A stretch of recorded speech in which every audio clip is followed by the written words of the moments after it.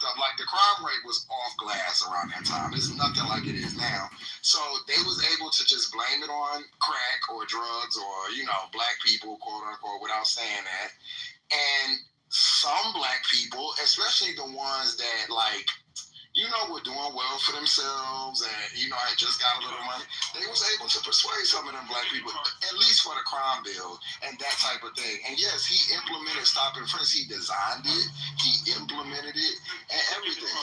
He's a terrible person. I hate Giuliani more than any person on this earth. Are you talking about the crime bill, the federal crime bill that Biden put in, or are you talking about something specifically to New York? No, it's something that's specific to New York.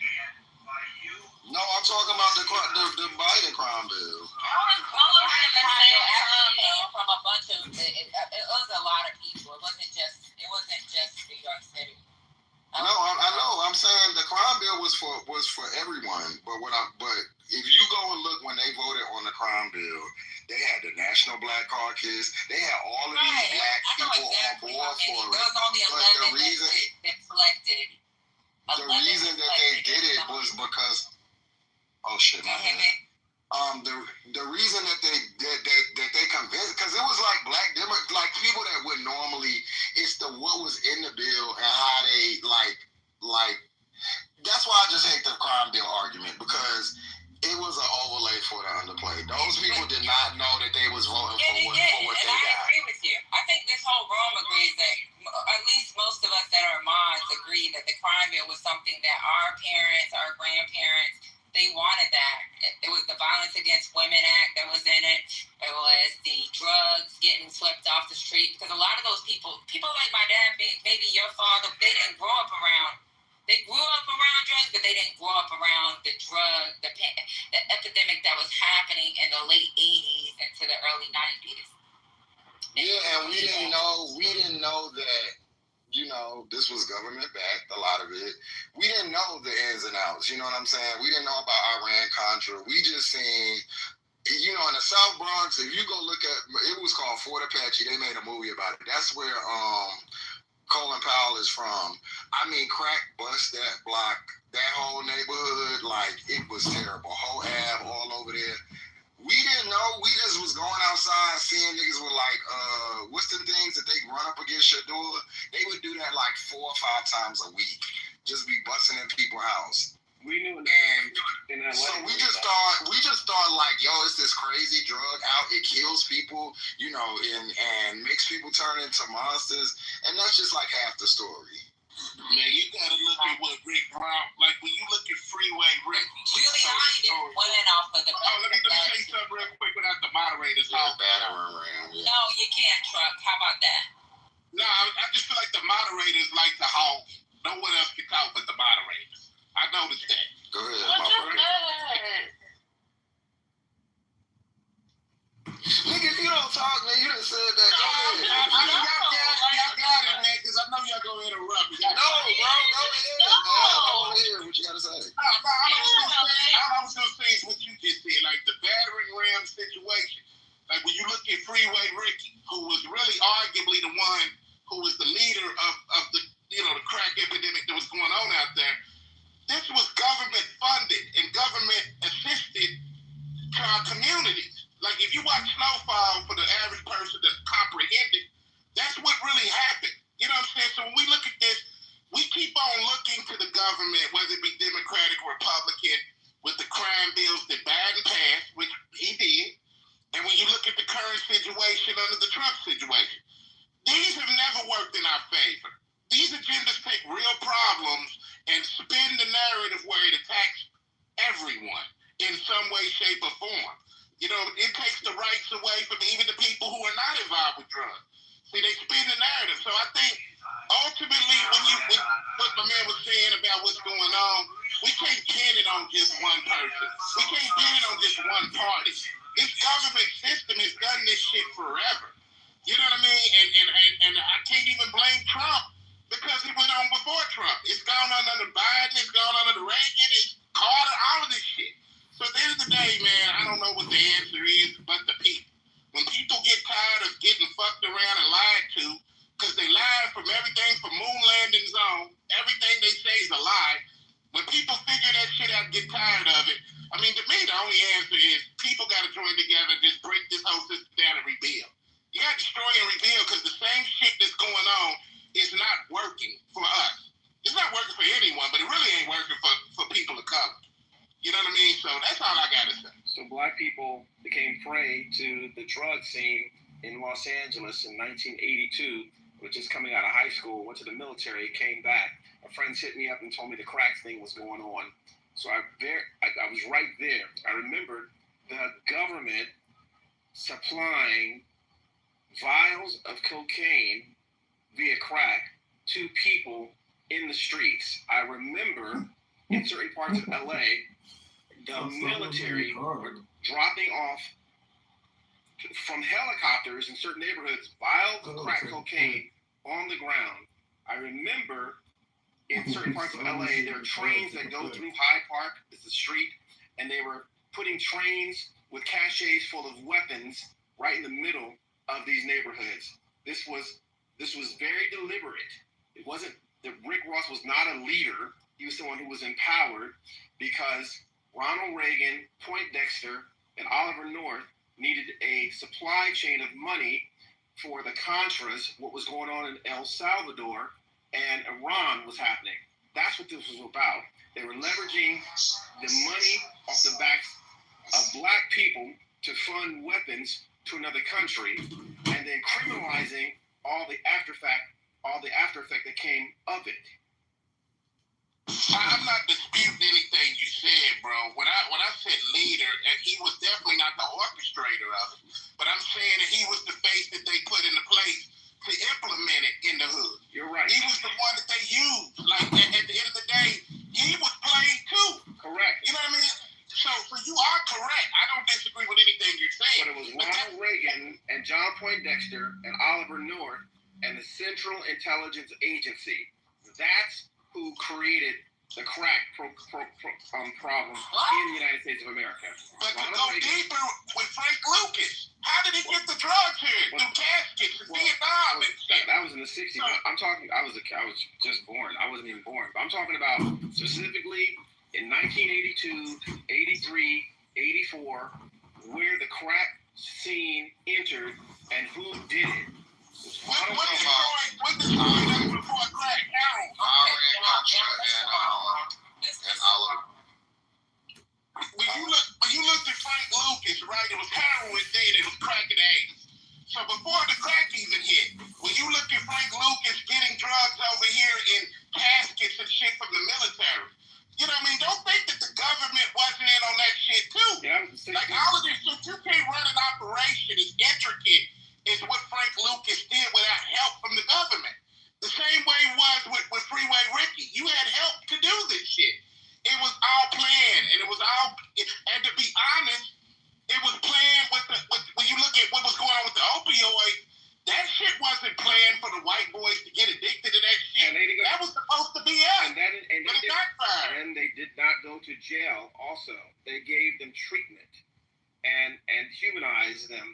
And the makers of the people who pushed opioids out, they didn't go to jail. The pharmaceutical companies didn't go to jail. Heck, even what's the white boy down in Florida who died? They gave him What's going on, y'all? Rush Limbaugh. Y'all doing a lot. Where'd y'all get this story from? It's just history, sister. I think he's talking about Oliver North. Just the story. I got it with Oliver North, but where'd y'all get this story? Like the story is like, oh, this is an exaggeration. You talking about Rush Limbaugh?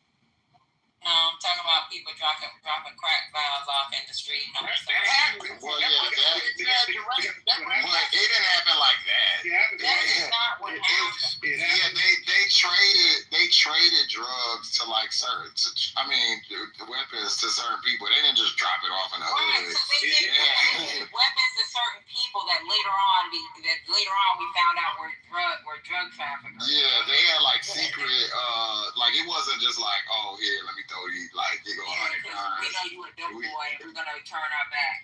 But they did, but I follow what you're saying because the Oliver North thing, but okay, cool, my bad. Okay, he was there. You got it. Yeah, I got breaking news. Go ahead, LaVon. I don't know if if you guys heard it, because I just jumped back in. They were talking about a newspaper working on a story outlining ties between Einstein and Trump. Did y'all talk about that? What did you say? Now they're naming it, outlining that a major newspaper is supposed to be working on a story outlining ties between Trump and Einstein. Epstein. Did you guys talk about that yet? They won't do shit to Trump. Nothing is ever going to go against them. It won't matter. Then now they're saying the name of the newspaper is the Wall Street Journal, and that the White House has been pressuring them to kill the story, and that Trump has called it himself. Part of the alleged story is that Trump sent Epstein a birthday card for his 50th birthday, and he wrote on it, what was it? Happy birthday, and may every day be another wonderful secret, with a picture, a drawing of a naked woman, and like his name, Donald. This man is a rapist. He's raped women. Why does anything Trump do surprise me? Like, I don't get it. Like, we all know he's a sleaze bag. He's a piece of shit. Wait, so nothing surprised me. Moderators interrupting you, and you just interrupted us. What's going on here, Trump? And you know what I hate, Patty? When people bring up the news like LaVon did, you got someone like Trump. Oh, y'all sound surprised. How she sound surprised? She's just telling you what just dropped. Like, you want that to be taken on? Like, who gives a fuck? Let her say, you don't give a fuck, then go ahead and plug your ears. Drudge Report is also so that was another story. Now, Drudge is reporting that Trump is calling the Wall Street himself to kill the story. Wall Street Journal is a right-leaning newspaper, so we'll see. This just dropped 15 minutes ago. And they definitely are a right-leaning newspaper, so, yeah. Nothing will happen to him. He's untouchable. Nothing's going to ever happen. All right, thanks for letting us know. Thank you. Thanks for letting us know. You're so pressed. Like, what are you so pressed to defend him? Just stay on you. I think he's a piece of shit. I'm not defending him. I told you he's a rapist. Why are you He's a fucking rapist and a felon. How am I defending a rapist and a felon? That's what he is. So at the end of the day, I don't know why anybody is shocked. All of these stories, he's in the Epstein files, been in the shit. We all know that. What are you talking about? Nobody is going to do shit to him because he got a court of motherfuckers protecting him. So it doesn't really matter what the Wall Street Journal You said that 4 times now. Do you have anything to say? And I'm going to stay inside, bitch, because I can. Fuck you. Oh, no. Don't be calling Patty up with that. If he messes with the money, if he messes with the money like Jerome Powell, they'll get at him. You mess with the money, they get rid of him. Just like they did Kennedy, he messed with the money. I put the link in there. And y'all know Trump likes to argue. Y'all need to let him argue with himself. Yeah, but he interrupted LaVon trying to give her breaking news. And he said he doesn't want the moderators interrupting him. Everybody stayed on mute for him. He could have stayed on mute for her. Yeah, he got problems. Look, anybody got a Wall Street Journal? I do, but I'm not home. I'm on the streets, babe. But I'll be on it. Let me see. I think that's a preview of the story. That's not the full story, but I put the link about their birthday card that he sent him in there.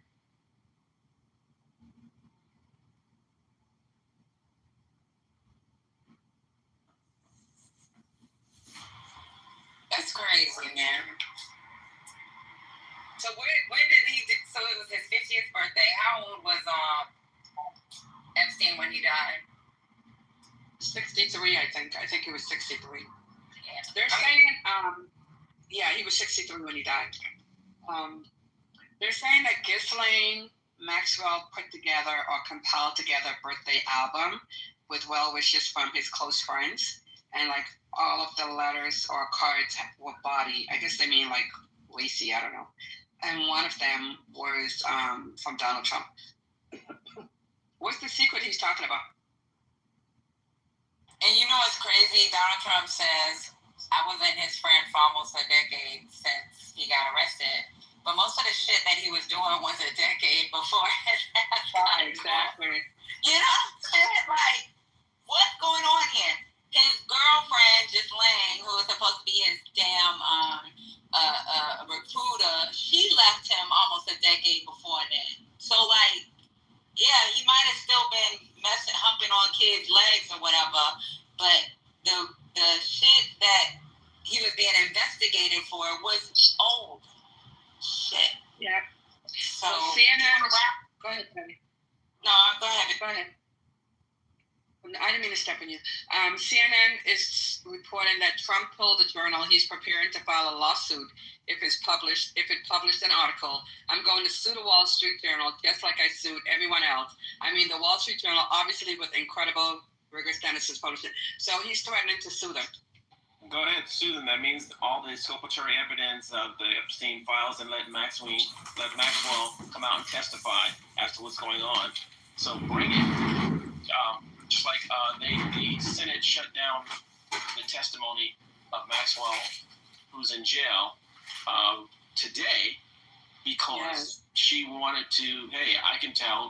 I got receipts, and they're like, no, leave her there. And then I don't know what you saw yesterday. They fired the prosecutor of Epstein, which was Comey's daughter. I saw that. Yeah, I saw that in the New York Times, and I'm like, well, we got to get the House back, and the Senate. but especially the House. Yeah, I mean, I guess both, but especially the House. Because all the power. We can get these congressional hearings, and then freaking these bills. You know they're trying to sneak in another bill to like reverse some of the stuff with the big beautiful bill. Yeah, I saw that. Did you see that the Dems walked out of the Senate hearing on Emil Beauvais this morning? Yeah. Oh, good. Trump's lawyer. Yeah, Trump's lawyer and Cory Booker, Senator Booker, kept talking of Schumer. I'm sorry, not Schumer, of Grassley.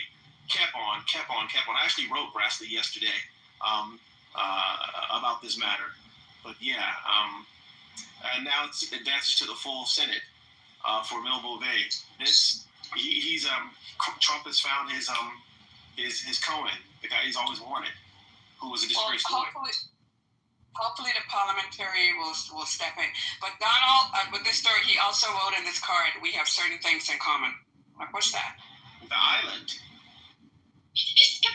Like The young girls and the crush on their own daughter. Yeah, exactly. Thank you, whoever said it.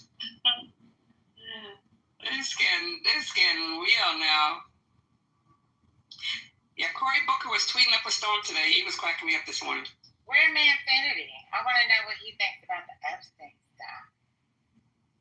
The same. I don't know. He got a girlfriend, and now he don't talk no more on that. It's crazy. Yo, no, if that lady released a doctor, she need papers. He's been in the cool. If he comes on stage, he just stays on mute. He does not speak. I have not heard his voice. Well, shout out What kind of girlfriend he got? They said he got a doctor. That's a man. Girl, that's That's what they said. You talking about Cory Booker? No, Manfinity. Talking about Manfinity. Ain't no way he pulling a doctor. I'm sorry. Ivan, calm down. He told us to Lisa. This is where I got the information from. Right, you know. No, it's If he can have Lisa, he's gonna want the doctor. oh my God! What did you just say? I'm not trying to talk to Manfinity. We know. That was your boo. But it's true. It's true. I don't know. First of all, let's do this. He he's met her. He's infatuated with her. I don't know. They met at a club, first of all. So she hasn't gotten to know him yet. Their first date is not until this weekend. So she's my first official date. You want to laugh? If Manfinity has a woman, then Ashton has a man. No, come on. I'm just reading the message behind the scenes. Well, I'm both of them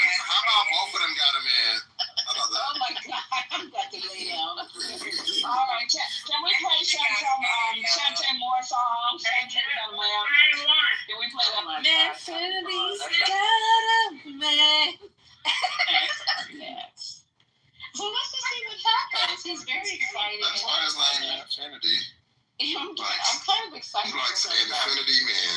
Oh, that's a White dude. Lisa. Infinity and Ultimate Man. That's a dude. Is she white, Lisa? No, he had showed. Okay, this is what he did. He showed me. He didn't want to show, and I understand that because it's really none of my business. But he was sharing, so he showed me a picture. But he showed me only like how you can see her. He showed me like he cropped it, so I could just see like half of her face. I could tell with her features, she's a pretty girl, and she has a nice body, and that's just the facts. I mean, she was at the club. They're at the club, so she had on a cute little tight dress. And the way he described what she was doing, I knew that somebody knew what they were talking about, just like he was describing her internship. So I knew that somebody knew what they were talking about, and he's really excited. I told him, I said, this ain't gonna last because you don't know how to regulate yourself. You playing the representative now, and she really doesn't know you. Don't talk. Don't say nothing. No, seriously, man. Finity just need to not even say nothing. Let her think whatever she's thinking that got her to give him her phone number. Man, Finity was talking. And just don't say nothing. Yeah, but you know what? The best women can change the worst men. So like, no, we cannot. No, they can't. Yeah, they can. Like. Nah, that's what these women be thinking until they get into some fuck shit. Yeah. Right, but there's dudes that make sacrifices once they have a kid. You know what I'm saying? If this woman is a doctor, if she's a doctor, then she wants a career. Infinity want a woman that's gonna stay home and have 5 children. First of all, he can't take care of 5 children and a wife. And second of all, she's not gonna want to be.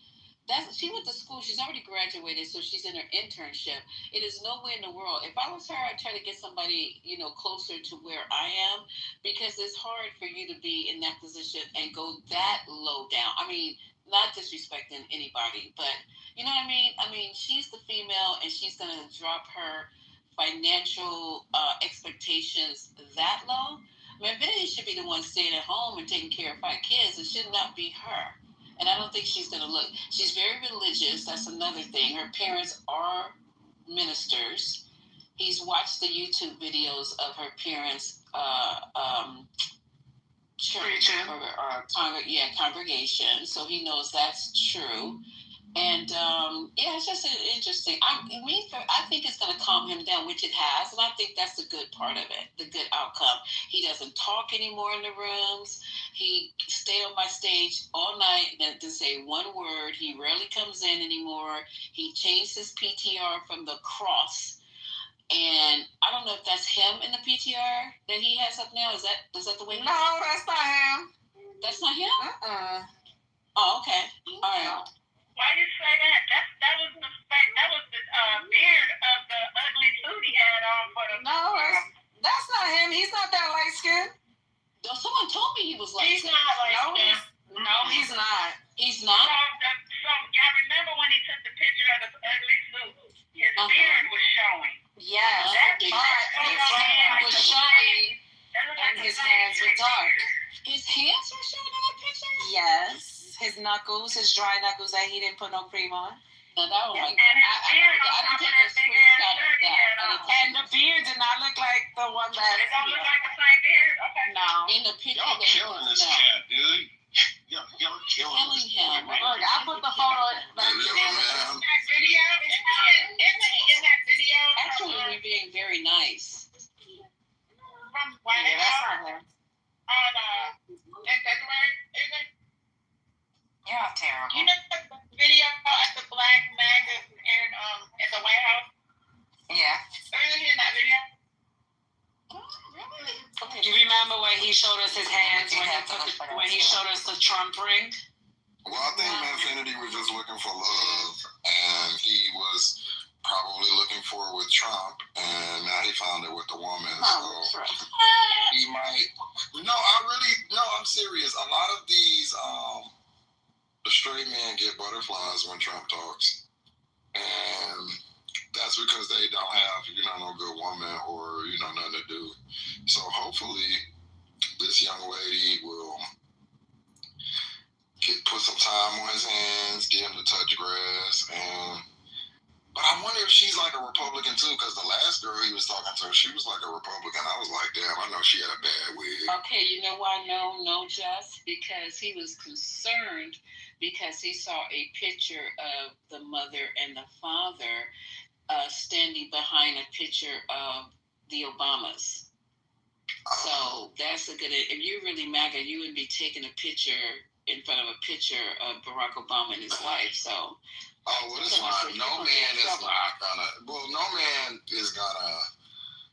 I don't think no man would pick Trump over no girl.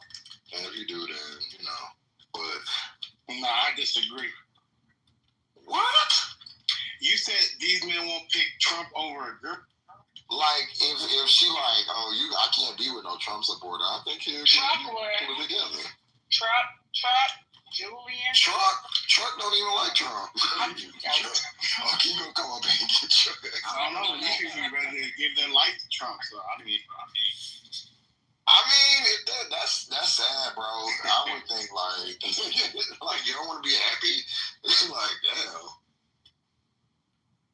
Well, I wish him good luck. I hope he's gonna try to persuade her. If she's not a Trumper, he's gonna do that. I agree with you on that. That's impossible. A black woman just like I just don't see that happening. I see him being persuaded before her, and I don't even know her. He'll have a Trump wedding. I think he's pretty crazy, but I don't know about him. If he tries to run that stuff on her, and she's a physician, so she should be fairly intelligent. He's gonna lose her. She's gonna be like, okay, yeah. Yeah, I was gonna say when you get like doctors, teachers and stuff, they're not able to really be swayed like that. Like it's too much. They see stuff. Well, good luck, man, Finity. Yeah, that's what I just said. Good luck. I wish him luck. I hope he finds love. You know what I'm saying? I want that for everybody. So I wish him luck. I agree. I hope so, because he's awfully fascinated by my titties. Whoa. About what again? I'm sorry, what? Talking about what? I quit. Yeah, he likes to. First lady not here to tell me about myself. He likes to. So when we're crashing, he likes to talk about my titties. Like, I guess he's going in my back page and he might want to be. But I just wanted one more chance with him so that I could tell him about my 38 Ds. And I don't know no man with my debt. Right? I bet ain't no woman looking for that limp dick he got. But my titties is on point. Damn. Period. I'm just saying. I think he's just calling you Big Titty Dad. Not Big Titty Dad now. Damn. Big Titty Dad. Big Titty. It's a lot of titties. Nah, it's Dad with the D. He said they're limp titties. Double D Dad. But what they are, big titties. They 38 double Ds. Just they did. I don't know nobody that would turn those down. Not no man. They call you Double Deborah. Just they just call it Deborah. Double D stands for Delta Diva. It stands for Delta Diva. But I think that's pretty hypocritical of him to take his cross down because he called himself trying to date. You remember like the Chia Pet? Instead of that, it's the Deborah.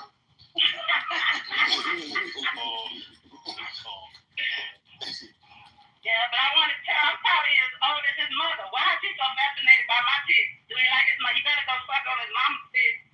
He probably was a breastfeeder. It's okay, then. He probably was breastfeeding. For too long. He likes that whole milk. She probably kept doing it into his teenage years. Because, that's how they turn out. Like he likes that whole milk. You know what I'm saying? He likes that whole milk. Oh, there's too much. Full. To the brim. Always giving. I'm sorry, y'all. It ain't even midnight. Y'all go ahead. That's all right. We're close enough. got some moist ones. We got some big ones. We got Shut some small ones. up. Bitties. Wow. What is wrong with you, Dad? Wrong. I guess we can. Oh, damn! I guess damn is a titty man. Well, Bam needs to be quiet. I'll be having my shower. I'm literally chilling, and everything's good. Damn, Love trust. it. Love it all. I love it all. I love women. Hey, I got no problem there. So, like, full. And we love you. Something to hold on to. Something to hold on to. That's all. I was at Walmart when that. Hold on to what? I don't like him Damn, skinny. better stop talking. I don't like him skinny. I was at Walmart when that Oh my last God. conversation went last. Hello? What? Can y'all hear me? Go ahead, babe. What'd you say? I was saying that I was. What? You guys won't believe who. You guys will not believe who was in the room bonding last night at 3:00 in the morning. You won't believe it. Just take a guess. Let's see who guessed. Dr. Responsible. Clint? Hell no. Clint? Nope. Infinity? Nope. You will not guess this. Dr. Adams? I was asleep, so I heard them like through my and then I woke up and I looked at the phone. Anthony? No. Well, It's somebody. It was water and somebody else, right? It was water and Yes, somebody it else. was water and Yeah. Scotty. Going for water. I could not Yeah. believe it. Bonding like a mofo. I think Scotty was at the casino. Yeah, And he's I on could the hear West Coast. That's why he was away. He was on the West Coast. right. I could hear him in the casino. You know, the casino noise. And it was him. Were they both? Oh, it was only three of them. Well, the room was open. I guess the audience was asleep because why was that interesting? But it was Scotty, it was Ashton, and it was Water. First of all, it was just Scotty and Water first. I was like, what is going on here? They having a real bonding moment. And then Ashton came in. I don't know why she was so hype. What is going on in her life? But God bless her, whatever it is. God bless her and keep her. That was interesting. So it's at the end of the room, if you guys want to go back and see. But it's at the end, very end. I think it was maybe 3 or 4 o'clock in the morning. She was defending Texas. That's what she was saying. Nobody was talking about Texas. They were talking about casinos. Before I left, they were defending Texas. They were bonding over Texas. That's wild. Lisa, have you guys talked about this alleged Dr. Did birthday card that Trump sent to Epstein? Dr. Who? A birthday card. Yeah, this is the big news. This is the breaking news of the moment. That they found a handwritten letter that supposedly, and I'm going to go back and look again for the receipt, that supposedly Trump sent Epstein on Epstein's 50th birthday. Has a picture of a woman's body, and he signs it saying, let me grab the story for you. Hold on a second. I want to get it exactly right. Yes, it sounds salacious. I just need to be truthful. I'm just waiting for Justine to come out and tell the truth, the real truth about what was going on. She is the book. She is the list. So I'm just waiting on my You girl. called her Jolene Yeah. yesterday. Her name's Justine today. What's her name going to be tomorrow, Lisa? Gasoline. God almighty. Her name up. I can't get. Look at the spelling of that. I can't pronounce that. What kind of name is that? I'm dead. I would love to be her bestie. I found it if you want it, Lisa. It's Aaron Parnas. So tell us what it is, a handwritten letter with a picture of a body. I'm going to let him tell you. I'm going to just play it for you. It's Aaron Parnas reporting on it, okay? Just That's come on. Patty. It's her room. Oh, sorry. No. Y'all play it. It's not my room. All right, I got it queued up. I'll play it for you.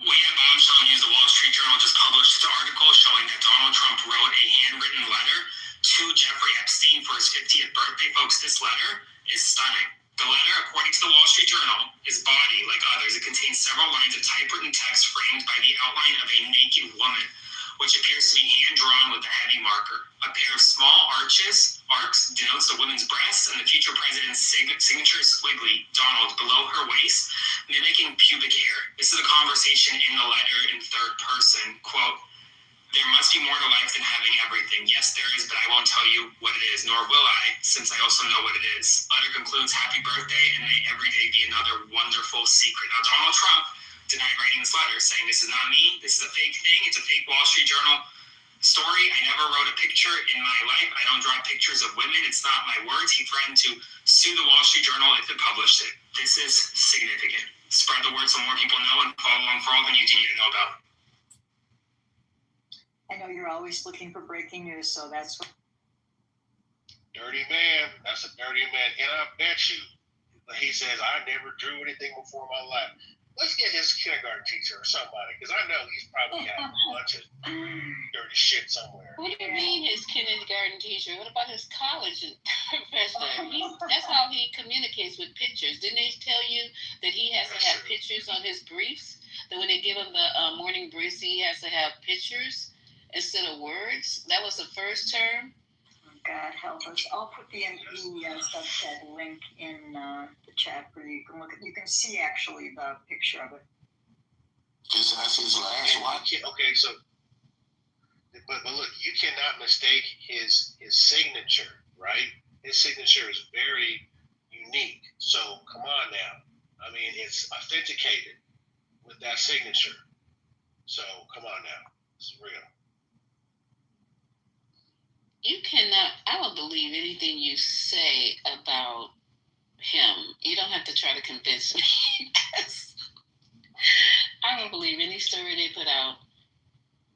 About him? You think it's just another made-up story? No, I said I believe everything because all the stuff that we know that he has done, why would this be a bridge too far? Oh, it's not a bridge too far at all. Especially if he forgets. And you know he did it. Because he be forgetting everything. And it's like, here it is. There it is. Right in your face. I don't know. Over 30 years ago. And this dude actually said, when was that, yesterday? He said that Obama wrote the Epstein list. I mean, this dude is so slow and so problematic. This dude got problems. It's that blood flow. That blood flow problem. You have lived your whole life lying, conniving, cheating, and stealing. And that's all he knew before we knew it. We just didn't know. But his family knew. He doesn't know anything else. He doesn't have a honest bone in his body. And he doesn't have a heart. His heart, he doesn't have one. So didn't multiple people come out against him? Yeah. Like multiple people about his family. Cousins, his niece, sister, a psychologist or something. She wrote a whole book on it and told the story. So I mean, it is what it is.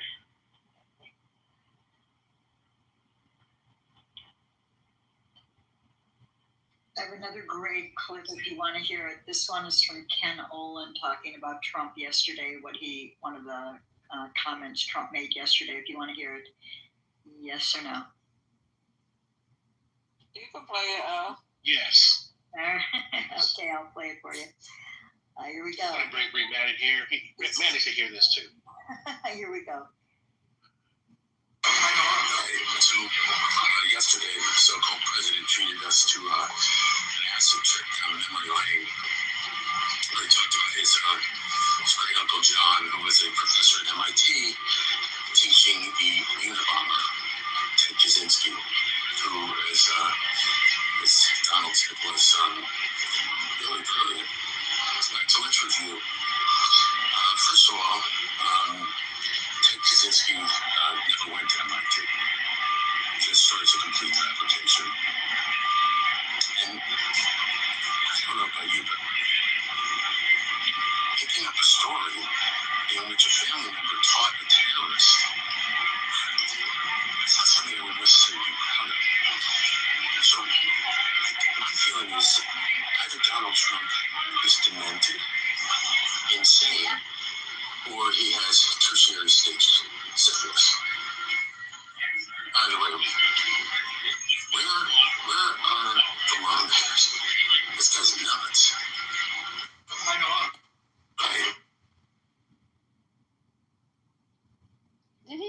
syphilis? That was his third guess. You know that makes people lose their mind. Tertiary stage. Right. Oh, okay. Tertiary syphilis. That's a good one. I have to. Well, I'm gonna use that.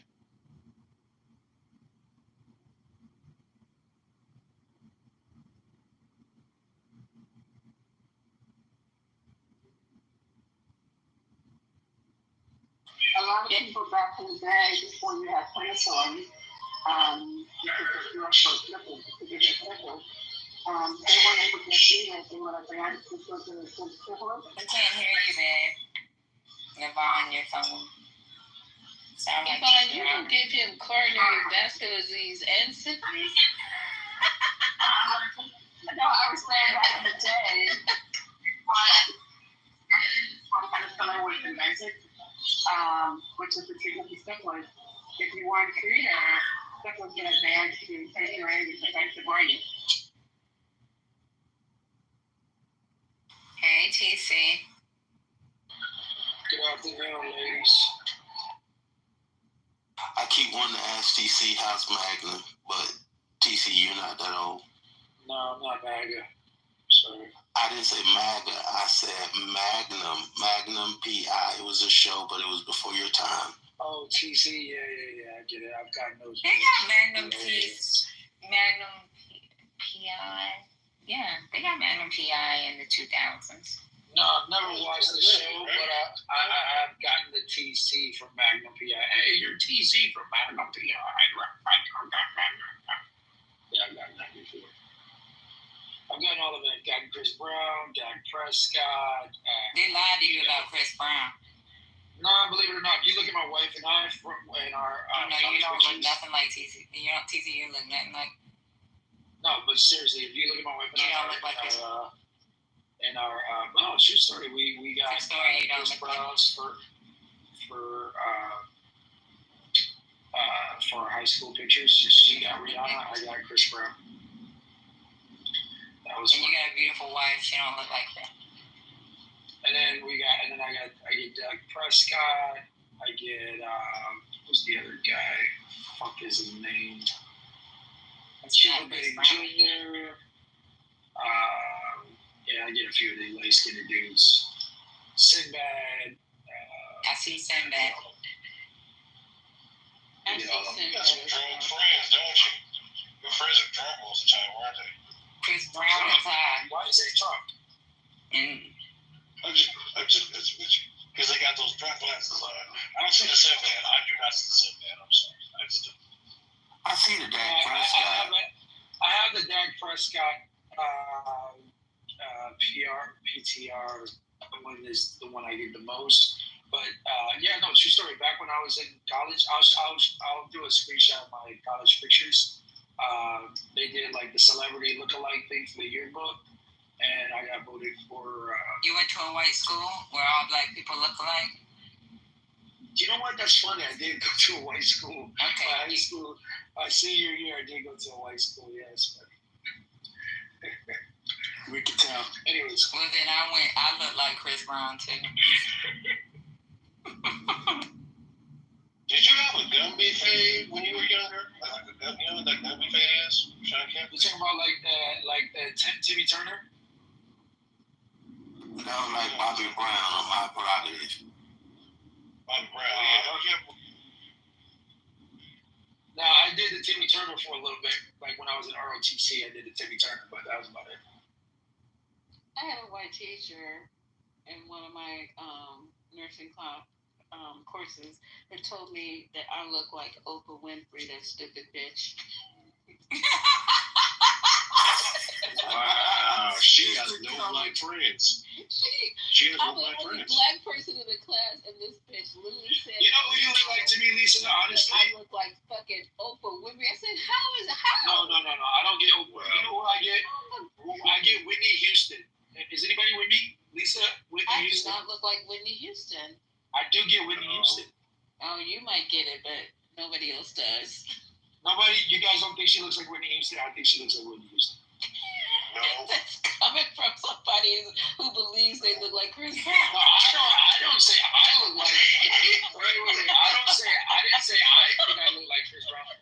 If you ask me who I think I look like, I would have to say. I would say I look more like Cuba Gooding Jr. I think I get Cuba Gooding Jr. a few times. No, I get it. What is wrong with these people in there? I get Cuba. No, I do. I get Cuba Gooding Jr. I get Dak Prescott the most. Those two guys I get the most. I get the Elephant Man. Who's the Elephant Man? I get that a lot. Elephant Man looks better than you. Oh, well played. Have you ever gotten to Major TC? I don't know who that is. If it's some sort of ugly white guy, I mean, yeah. It's a black guy. Very funny, Betty. You know who Sir Major is, right? Very funny. Again, I got all the jokes. My nigga. I wish I could tell Betty what she looks like, but she wears too much makeup, so that won't work. Y'all will love this one. When I was working at the WWE, the Big Show used to call me Bob Newhart. I see Bob Newhart. Yeah, I see that. All white people don't look alike, TC. Sandra looks like Man, you look like Captain Kangaroo. What's the name of that? Whatever it is, I forgot. Sandra looks like Yolanda Adams. That's what Sandra looks like. Sandra looks like Yolanda Adams. I don't know if you guys know who Yolanda Adams is. Why do we all look like singers? R&B. I'll take that. She's beautiful. She does. She looks like Yolanda Adams. But Sandra is beautiful, but why we always gotta be R&B singers? You know, you stereotypical nigga. I want to look like one of the. Somebody said Timmy from Christian singer. No, I said I want to look like one of the ladies on Hidden Figures. Why we gotta be entertainers and shit? You want to be a basketball player, and you want us to be R&B singers. I want to look like a fucking scientist up in here. I want to look like Jasmine Crockett. How about that? Goddamn, do you not want to look like Jasmine Crockett? I do. Are you laughing? She's beautiful. Oh my God. Did you check out her mom this week? She was looking so cute. Isn't? Have you seen her without her makeup on? See, y'all be doing this women shit, but like you gotta look at them without their makeup on. Have you seen her without her makeup? Yes. So what? It only the way she half these women out here with all this makeup on, you gotta look at them without their makeup because without the makeup, it's a totally different story. It is. But makeup has been around for centuries. Like Rihanna's beautiful, but Rihanna does not look anything like what she looks like with her makeup. Like that's a great example. Well, she has a makeup line. She's supposed to promote her product. That's fine. I'm not come out without promoting her line. I would not want so much makeup. I'm not stopping her from wearing makeup. I'm just saying they don't look. When we're talking about who people look like, you can't because the makeup just completely changes the face. When I look at Rihanna without makeup, she looked like I would not be able to recognize her in a lineup, and neither would none of you be able to identify Rihanna in a lineup without her makeup. Said, right? You know what he just said, ladies? We need to get a makeup line for men because some of these niggas need to be I was just getting ready to say, some of these niggas they already got it, Lisa. Transform you. I need to start my own Lisa, makeup. They already have it. They do? Foundation is the whole 9 yards. They already have it. It's horrible. What is it called? Not you, GA, because I know they do. I know You GA. look like a leprechaun in one of your pictures. Hey, listen, nobody's calling anybody ugly. I'm just saying. I didn't say leprechauns are ugly. They're cute. No, they look different in real life versus like when they have the makeup on. It's like a completely different person. Well, some of you niggas need that. It look different for real. A whole lot different. Lisa, has anybody said you might look like you're related to? I'm not saying you are related to Jennifer Hudson. Yeah, I get Jennifer Hudson. I said Whitney Houston. I said Whitney Houston. I'll take both. No one's ever told me. Jennifer No, not at all. Beautiful. Yeah. They're all beautiful. Yeah. All women are beautiful. Stop doing this stuff. Like you're not even able to Y'all Oprah Winfrey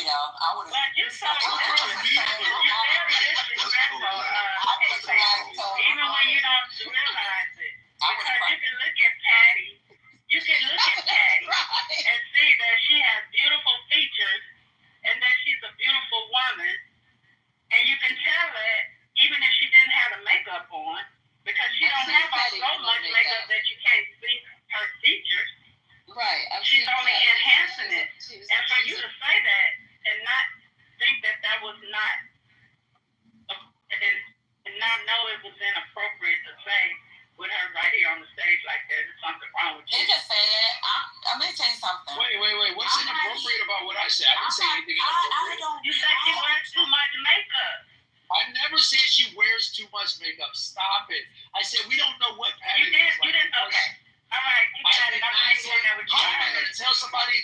How am I going to tell somebody they wear too much makeup? I don't wear makeup, so how am I going to tell somebody they wear too much makeup? I never said somebody wear too much makeup. I've been on Chatter Live. So what did you say?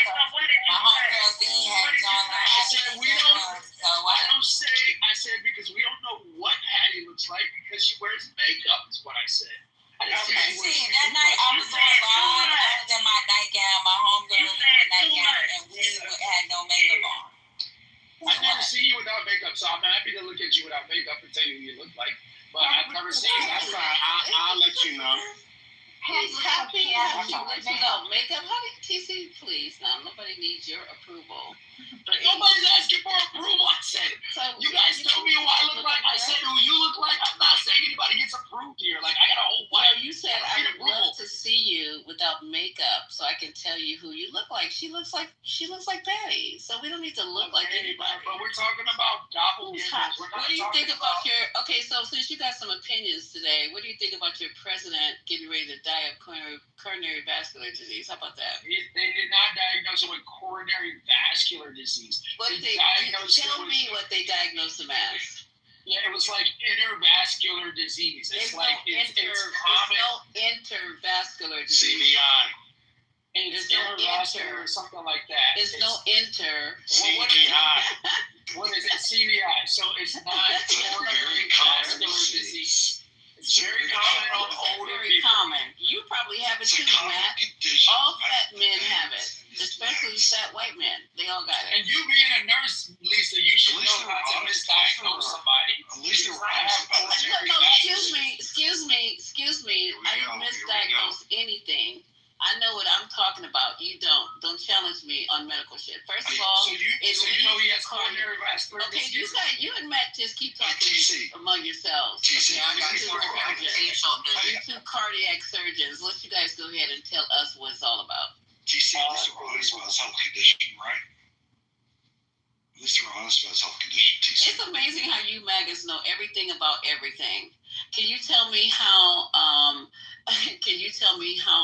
Cardiovascular surgeons go in and do a cardiac, ischemic heart? Can you describe to us how that procedure is performed? Yeah, they take a pincer, run it through the veins, through the left artery of the heart, and they knows nothing of what he sees. The ventricular artery. Yes, I know exactly what. No, you don't. Okay, so Matt said, then you blow. Do you know the difference between an artery and a vein? Do you know the difference between an artery and a vein? Do you know that? Oh God! I know what the ventricular artery is. Yes, I have. The ventricular artery versus what? The aortic artery. That's correct, Lisa. Good job. You get a brownie point. Good job.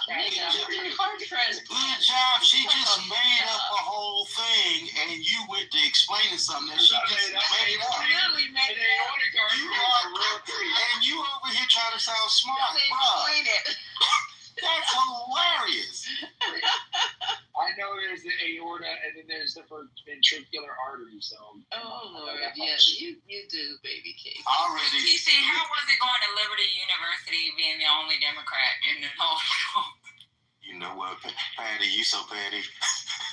No, I really want to know. TC, you always a Democrat or you were? I don't know. Maybe when you could tell me, Patty, what it was like being the only female military officer DEI hire. So you can tell me that. I wasn't a DEI hire, brother. TC, but for real, how was it? I wasn't a Democrat when I went to Liberty University. I was This man flip-flopping again. I'm telling you. Actually, what I did was I actually ran my own club. And so I started my own club at Liberty University. What was it called? Tell me more about this. It was called the Independent Club. Back and forth. It was called the Confused Club. Who was your the Dunkin' Donut Club? Guidance? Dunkin' Donuts. So So you remember his story about the donuts, right? This is the donut club. That's how I know you guys got long memory, because she remembers the donut story. Yes, I do. Yes, and that was actually the club that I had the donuts in my car for. So that's funny that you guys remember that story. That's how y'all know I wasn't lying about it, because I was actually I was raising. No, we raised money for my club by selling donuts. And he got pulled over with some donuts. With some crispy cream donuts. In my Chevy Aveo, hold on. In my Chevy Aveo, I got pulled over because please the don't tell officer this thought story I was again. doing evasive maneuvers. Please don't. And then he had a dog run around my car, pull me out, put me in handcuffs, put me in jail, Did you have that and crispy said that I had. And then said that I had. That he had cocaine on the donuts. That the dog hit on my donuts, and there was nothing to be found in the The donuts. dog hit on my donuts. Oh, wait a minute. I am liberal. I see what you just wrote. Not just wrote, but black people talking about health. That's a twist. And then you put a laughing face. Who's that? Well, you can show up on Sundays where we talk nothing but health. And if you're an African American man, which you got a man face in there, I don't know if you're a man, it's even geared towards you. So you might want to come. There's some good information. We talked about cardiovascular disease, and we talked about, limp discs. Hypertension. He's a white guy, Lisa. Oh, why Yeah, you're wasting your breath. He's a white guy. we talked about ED. We talked about ED, but I didn't like that comment, like black people don't get health care. We do get health care. We are in health care. I work with nothing but black doctors. I work with a world-renowned neurosurgeon, a world-renowned eye doctor who invented the phaco machine for cataract, black female out of UCLA. I worked around a very well-renowned heart surgeon. That goddamn, what's his name, who said he separated twins? Ben Carson was a quack. I will admit that. He was a piece of shit quack. And then, let's see, I work nothing but around excellence. Excellent, very good health care. So I don't know what you're talking about, sir. White man talking about Carter the quack.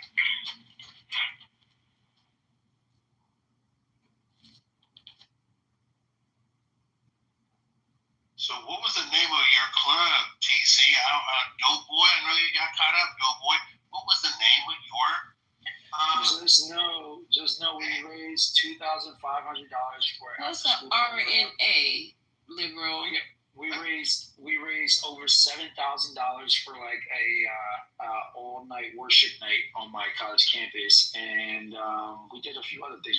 We did a documentary. A letter. We did so many events. Yeah, I think that's what he's trying to So say. you were a Christian? Okay, You're yes, Christian? CRNA. I think he's talking about the ribonucleic acid. That's maybe what he's talking about. Ribonucleic acid.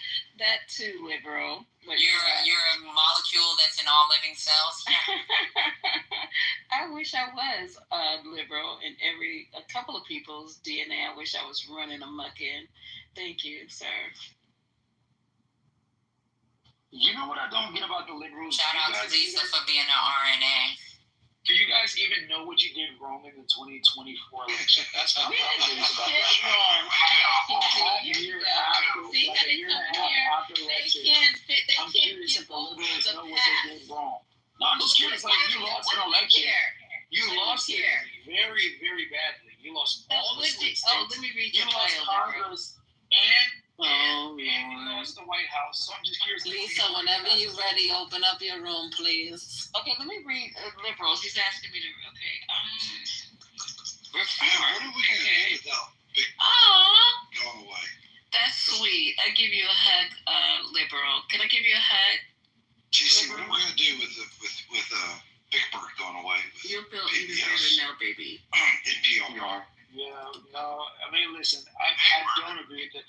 Listen, man, I do not agree with him defunding PBS. Really? PBS is a very PBS is a very. I understand this one. You're fucking crazy. Really? Why? You want your tax dollars? Man, go to sleep. PBS is important. I don't agree with everything. PBS is a part of my childhood. PBS is very important. I'm sorry, PBS is extremely important. I get that they What's it started to before slant 5, towards 6, 7, 8, 9? Sorry, goddamn. TC. They are the left. No, they're not, man. Oh, 1, 2, 3, 4, 5, 6, 7, 8, 9, 10, 11, 12. Bro, I used to watch Arthur. I used to watch. Yes. Like, come on, y'all gotta get it together. Magic School Bus. Finding Your Roots is on. Come on. Yes. Finding Your Roots. What's the Dragon It's a Tales? great show. Dragon Tales, Lamb Chop. Yeah, Lamb Chop. Finding Your Roots. Finding Your Roots. I don't know nothing about Finding Your Roots. That sounds like something. You don't watch that? They go to DNA. History of your particular people, and I grew up in the 90s. I don't know nothing about their the lineage 60s. all the way before coming to America. It's Stop great. it, see, you're going too far now. See, you try to Was it Reading Rainbow? then you want to go. Reading Rainbow, yes. What else? What other PBS shows I used to watch? What's the one with the they were like outer space, getting out outer space. What the fuck was that show? Oh my god, what's the name of it? And the science Schoolhouse Rock. Schoolhouse Rock. was it Sid and the Science Kid? No, not that one. Oh, do you guys remember the one with the dog and the detective? What's his name? Spot? What crime? The McGruff dog? What are you talking about? No, not the. Where did you go? No. Remember the detective dog? It was a detective dog. He was like a not a Doberman. He was like a. Oh, it was on PBS all the time. Cyber Chase. Cyber Chase. That's what I was thinking about earlier. Cyber Chase. Oh no, this one was like the detective dog. Oh, don't forget Caillou. Caillou, yes. Caillou. That was my son's favorite. That's who you look like, TC. My son loves Caillou. That's who you look like, TC. You look like Caillou. I was a Barney kid. I grew up with Barney. I grew up with Barney. I had a Barney dog and everything. Yeah, that was my show. What about the big comfy couch? Big comfy couch, yes. Did y'all used to watch Bill Nye? Bill Nye the Science Guy, yes. Yeah. Where y'all getting all these What's shows? that one with the blue dog? Because we used to watch when we was a kid. No, you're thinking Nickelodeon. You're thinking People love Where in the World is Tommy Santiago? Yo, all I used to watch was PBS Kids because I didn't have cable, so all I did was watch PBS Kids when I got home from school. That's it. Like the whole lineup, all the way through. And then on Saturdays, we would watch WB Kids. So Matt, why would you want to kill that after you see all of these memories that we have, all this teaching and learning? Matt? For my kids, dude. What was that one girl? She would fix animals, dolls. What was that little black shirt girl? You're talking about Comfy Couch. Talking about Comfy Couch. No. She would fix like toys, and she was a doctor. But she was a little girl, and she would fix toys. That was the character I actually gave my sons watch all the time. What was her name? I'm gonna look. Don Rick Stubbins? No. She was a little black girl, and she was like Dr. Miss she would Stubbins. fix animals. Not great. She would fix toys. That's too. That's current. Gracie's Corner. What year was it? Are we talking the 80s, 70s? What are we talking? This is more recently, and what was it? What's her name? Cartoon. I know she was. Was Reading Rainbow, was that guy weird to y'all when you was a kid? No, he was in Roots. Doc McStuffins. That's the one you just said. Oh well, yeah, correct. Yeah, that's what TC just said.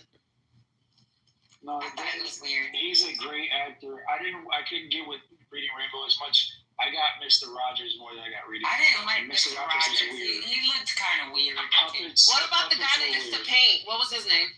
Oh. With the big afro? Big afro. Yeah. He was a creeper. I think he passed away. It's Bob, but he was a creeper too. Bob, yes. Bob Ross. Bob He was a creeper. But Bob Ross is like old school, right? And those old. I couldn't really watch that shit because he looked like he was from like the 60s or 70s. He looked like he was a creeper. He was high. I used to just like to watch what he was painting.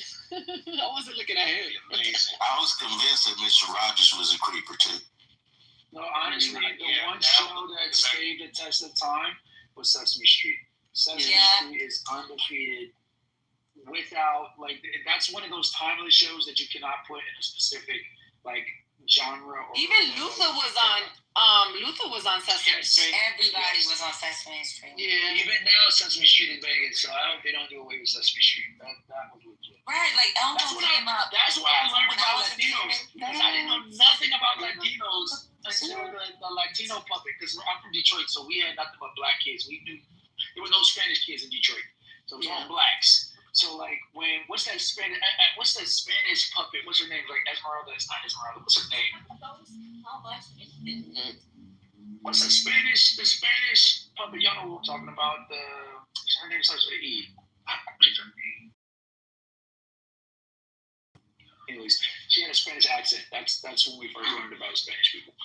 And I personally have never met a Spanish person until I got to like middle school. It's crazy. But yeah. I can't talk about Maria. It's crazy. Maria, yes. Yeah, that's from Maria. That was it, man. Anyways, that's PBS for you. So no, they should know, Matt. I am anti them cutting PBS. They need to cut the Tavis Smiley show. He should not be on PBS. A lot of those other left-leaning shows that are on PBS should not be on PBS. They're definitely left. Like Tavis Smiley has no business being on PBS. Frontline, should you watch those? It's ridiculous. You think about The kids programming was great. Frontline is not left-leaning. Frontline isn't left. Do you really watch Frontline? Of course. So where do you get the left-leaning from Frontline? Just opening my ears and listening. No, they talk about news stories. He's saying it's left-leaning because there's only brown and black people on the damn show. He's annoying. What's going on? Are you for real, man? Yeah, of course. Hey, Matt, Maybe you need to rewatch Frontline. I watch Frontline. Frontline is no way Wait, Patty. Have you watched Tavis Smiley though? So we all know Tavis Smiley is left leaning. I got 100% on that, but he said Frontline. Yeah, but Matt, don't you have one of those new German hearing aids? Like you just now starting to hear, right? Yes, that's correct. Just saying. Just now starting. Yeah, I know when Quinn comes you up. Can't hear us. He about to say something. No, PBS should be like C-SPAN. Honestly, PBS should be like C-SPAN. C-SPAN does a great job. I listen to C-SPAN on a regular basis. C-SPAN will have a call line for Republicans and a call line for Democrats, and they give both sides equal time to speak on issues. They cover the Congress. They are not slanted. C-SPAN, PBS should have operated more like C-SPAN. If you ask me, they were going to cover political issues. ATC, man, I got a question, man. How do you go from Detroit with no cable and PBS to Liberty University?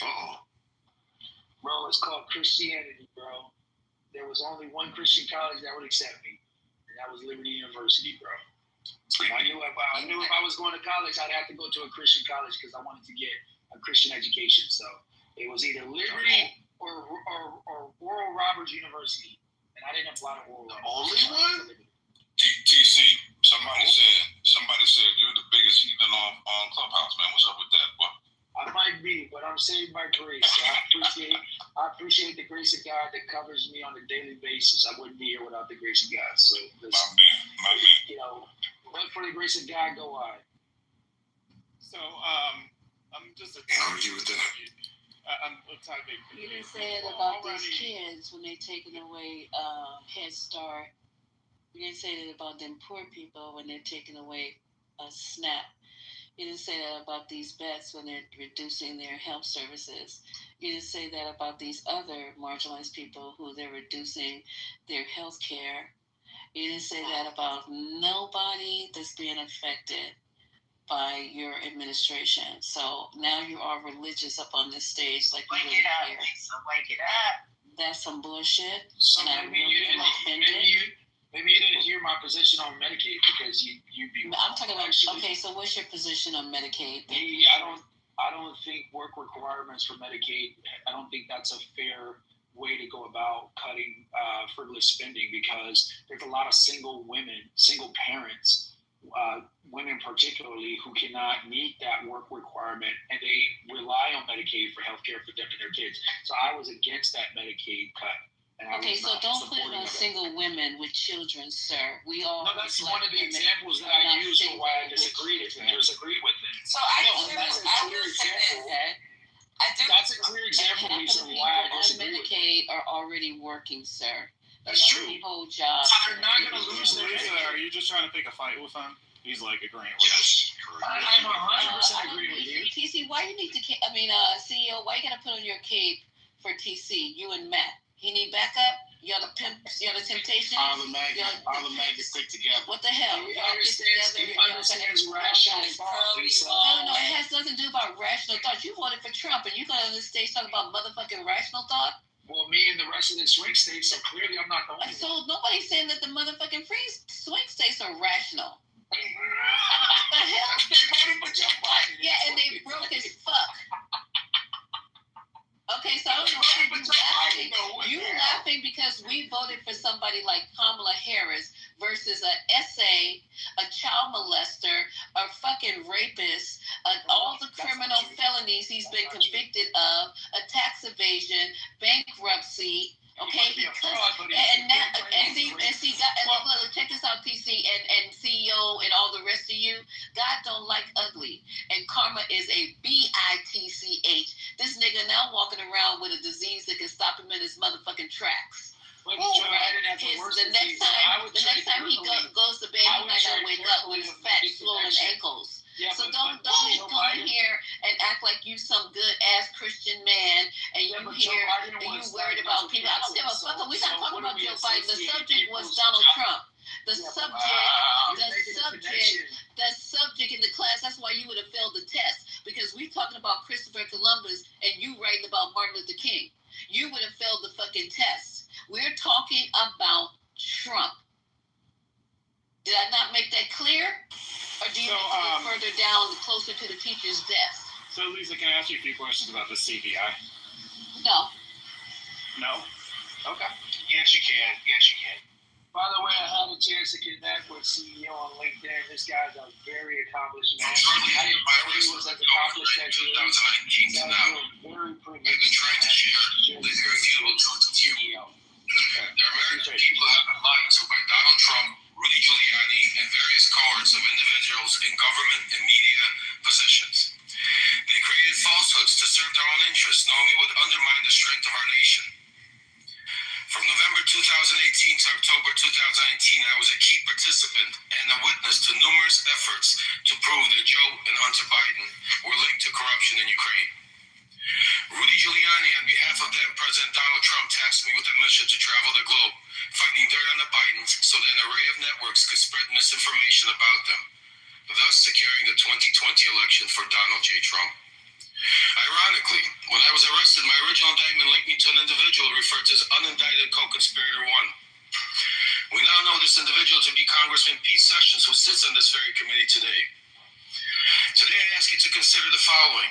In nearly a year traveling the world and interviewing officials in different countries, I found precisely zero evidence of the Biden's corruption in Ukraine. No credible source has ever provided proof of criminal activity, not the FBI, CIA, nor the NSA. No respectable Ukrainian official has ever said that the Bidens did anything illegal, including former President Poroshenko and former Prosecutor General Yuri Lutsenko. Even when CEO Burisma, Mykola Zlochevsky, was offered a deal by Rudy Giuliani in exchange for information on the Bidens, he provided none, because there is none. The only information ever pushed on the Bidens in Ukraine has come from one source, and one source only: Russia and Russian agents. The impeachment proceedings that bring us here now are predicated on false information spread by the Kremlin. Everyone involved knew they were sharing lies. From Trump and Giuliani's shadow diplomacy, through my missions to Ukraine and elsewhere, to members of a BLT team, a group convened for the sole purpose of investigating and damaging the Bidens.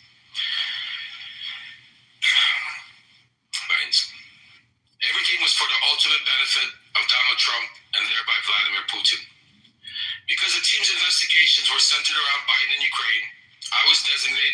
person in every matter they pursued. That is how I know with certainty that these Biden stories are untrue then and are untrue now. Congressman Pete Sessions, then Congressman Devin Nunes, Senator Ron Johnson, and many others understood they were pushing a false narrative. The same goes for John Solomon, Sean Hannity, and media personnel, particularly at Fox News, who use this narrative to manipulate the public ahead of the 2020 elections. Sadly, they are still doing this today as we approach the 2024 elections. We cannot separate this conspiracy from the Russian-Ukraine war because Trump has no intention to keep aiding Ukraine. Without the support of the United States and NATO, millions in Ukraine will suffer and die. Okay, that's enough. Who was that speaking? That was Lev Parnas when he was talking to Congress. I shared a stage with Lev Parnas a couple of days ago, and he's a doubly minded man, in my opinion. Oh, wow. He has lost any and all credibility. He seems to shadow the fence. I'm sorry, TC. You are just lost right now, dude. He's coming clean. He's telling the truth. He continues to shadow the fence on issues that he was found to be inconsistent and flat out lied about. He continues to straddle the fence. I mean, if I lied about something, he has receipts, yo. No. Yeah, all the receipts. You can't come out and say I lied about this, that, and the third, and now you need to trust me now. And then turn around and say, but then turn around and say, now I'm lying about this, so now you need to trust me on this. And you've been following Trump for 8 years, though? You've been following Trump for 8 years, and that's your statement? So, I'm sorry. DC, one second. I just asked a clarifying question. Did you all already go over the Epstein Wall Street Journal article? Did you already talk about it then? Yeah, we talked about that. Kinda earlier. A couple times. You're mistaken. I didn't vote for Trump because he's trustworthy. You guys think that we aspire for our presidents to be some, like... Well, then why are you talking about somebody's trustworthiness then? Because we're supposed to be adopting what Patty just played as somehow, like, truthful and legitimate. Now, I don't legitimize those words. He played the political side that he needed to play to get what he needed to get, and now he's trying to play the other political side because he was exposed for being a liar. And you didn't vote for him for his trustworthiness because otherwise you wouldn't have been up here every day defending the stuff he was doing. And you defended it, so then you trusted his. So then you believed you did. Well, he didn't do Let's set it. the record straight, Deborah. Hold on, let's set the record straight, Deborah. What I did was I predicted what he would do, and you guys called me crazy and silly and stupid. And then when you found out I was 110% correct, you went. I'm talking about the things that he did, not predictions into the future, clown. The stuff he already has done. Trump. I told you. Yes, you did. You with every other MAGA defended him. That's what y'all did. Okay, so you're the only MAGA that didn't defend him, right? I'm not MAGA. I don't. Yes, you are. No, I'm not. Yes, you are. I don't defend Trump. What I do is I support the things that I support, which I think he's done a good job on, and I criticize what I'm not talking about since he got into office. I'm talking about before that. Hey, TC, can you honestly say that you don't defend Trump? Can you say that with your whole chest? Because I've been in several rooms with you, and I've heard you give some voracious, long-ass defenses of everything Trump has done. Can you really say, I don't defend Trump with a straight face? No, CO, you've not been in rooms where I've defended everything that Trump has I done. didn't say everything. We're talking about predicting what he would do in the future. If anybody knows that I don't defend everything Trump does, is UCO, because we've Nobody defended said Trump you on defended multiple everything. You said I defended everything. I'll tell you, TC literally picks the side where he can get the most talking time. If you know TC from the past, he was literally caping for the Democrats so much because you know what? At the time, he was in a room, Debate the News, where it got him a lot of talking time. And then when it stopped, he had to change his side. So now he had to be, because, you know, he needed more talking time. I don't know if he thinks it's going to benefit him financially, because maybe there's some people on this app that He's like, oh shit, let me get on their side, and but clearly, wait, you know me so well, JD. Hey, bro, hey, you just laughed from your home set. You just laughed from your home set. He just called you out. Wait, more talking. This is what didn't you laughed because he told you because he called you out. No, I'm laughing because it's all the way in your gut laugh. Come on, TC, bro. You know I'm right. You gonna switch to get the most talking time, bro. Come on. Wait, TC, did you get chewed up and spit out by Malcolm Nance the other day? You got chewed up and spit out by a professional, by Malcolm Nance, and he knows what he's talking about, and you still came through. We litigated that the other day. I did not get chewed up and spit out by anybody. No. I did this before Candace Owens ever came out. Not the Candace. He said he shoot it up before her, Lisa. He shoot it up before her. I had a backbone before Candace had a backbone. I was the Candace Owens of Joe Biden, and then I switched. And this was long before Candace Owens ever switched on Trump. And she does it for monetary, and she did it for monetary gains too. Well, I don't do it for monetary. Well, you I did had it a for legitimate conviction, and I was right. I was 110% right, JD. And let me tell you something else. I took a lot of heat for it. Guess what? I did it because I had a conviction, and I still have the same conviction today. I do not defend everything Trump does. That is a lie. I criticize a lot of the shit that Trump does. On this very stage, I criticize his birthright citizenship policy. I said that shit is not constitutional. Oh, wait, hold on. So it was about a year ago today that you were in Lisa's room, and Lisa was giving you a hard time, and some of the other women were, and you were like, you know what? Y'all making me sick. I'm going to vote for Trump. Exactly. And that's what happened. He's right. It happened on the big stage. It happened. He's right. Lisa, you gave about a year ago today. And look at you now voting for a pedophile, TC. Look at you now voting for a pedophile. I gave him the itis.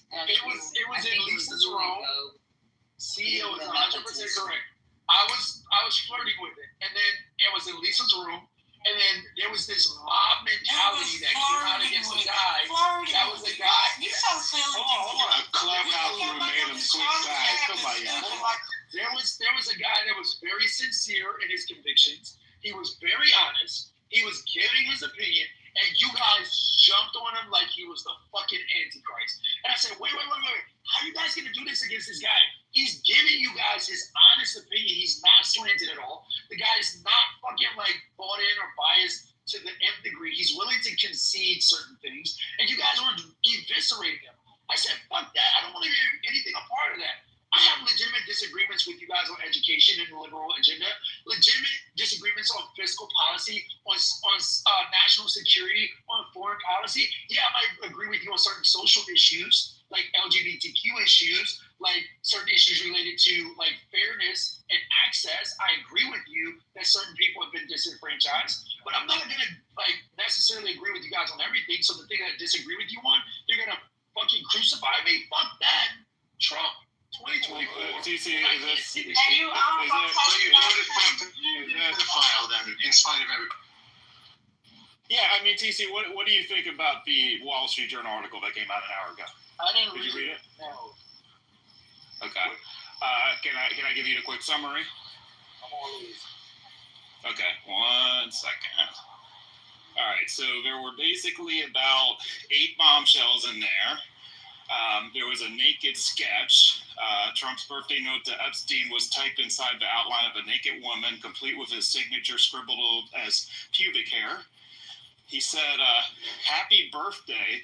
May every day be another wonderful secret. That's how the letter ended. Trump's own words. There was a conversation about secrets. The card includes a fictional dialogue between Trump and Epstein about having things in common, enigmas never aging, and secrets. Wall Street Journal reviewed the original pages. The DOJ already had it and didn't say a word. Bondi promised full Epstein disclosure, then folded. Trump's had a meltdown about this and now is saying he's suing. And lastly, he said to Epstein, we have a lot of things in common. What are your thoughts? What my thoughts? One of your feedback, yeah. That's some creepy shit. I mean, you won't catch me in a room sending pubic hair notes to a pedophile. I don't even walk in those same circles. I don't even operate with those type of people. Well, right, that's what you vote for them. You vote for. Hold on, yeah, that's my point. So, is it your position that all this doesn't matter? It doesn't matter about his personal life. You're just voting on policy. Is that your take on this? Somebody else can answer that question. Well, let's give TC a chance. TC, if this came out before the election, would you have still voted for Trump, or would you have just not voted? How are you going to ignore JD's question so you can just put your question out there? Because TC said he wasn't answering it, Patty. He said he wasn't going to answer it. TC running like a bitch. I'll be honest with you, right, CEO? Because I respect this guy. This guy's a very accomplished man. He's done a lot. I didn't even know how accomplished this man is. I don't even know why he's on fucking Clubhouse. Now I get oh my God! What? CEO, what's going on here? I have no idea. I have no idea. You said it. I appreciate it, but no idea. Is he your pants? This is crazy. No type of he race. said this like 3 times. Like we didn't hear him the first time. We know how accomplished CEO is. Like Donald Trump. That's what Donald Trump does. This is crazy talk, Kelly. I don't know why he's on Clubhouse. Same reason you are. I mean, people ask me why I'm on Clubhouse, and I'm like, I kind of enjoy the mansion, but like. Well, then here you go. Well, you see, he still ain't answered the question. Come on, y'all. They've never answered the questions. I think this moment deserves suppression. He was trying to vote for him, whether or not you read that or not, CEO. That's the answer. Because if he had a different answer, he would have said it. Let me ask you a question, CEO. What is your criteria in a president, agnostic to morals? Being able to unify the country, having this leadership characteristics that I teach my son. Oh, wow. Right. And do you think that the past 3 administrations? Well, hold on. Let me respond to Lisa. So, interestingly enough, Lisa, my son hates Trump because he doesn't align with what I taught him. So that's. Yeah. So excluding Trump, do you think the past 3 administrations line up with that conviction? The last 3 administrations. Okay, so it goes about. So the first year of Obama and his last year, I think did, and I think Obama was getting. I mean, every president's last year. Well, no, let me just finish. I don't know if the last time you've gone back and listened to Obama's farewell speech in January 2017, but it was pretty epic. And it really showed he has a complete mastery of what this country is, can be, and where it could go. So, I wish he could have had a 3rd term at that point. Well, I voted for Obama in spirit. But I'm particularly okay. Fine, I'll give you. What the fuck is that? What does that mean, y'all? He said he's scared. Joe Biden, particularly his last year. He may not have been old enough. Why don't we look at Joe Biden's expansion by preemptively pardoning his entire family and his son for crimes committed going back years, even a decade possibly.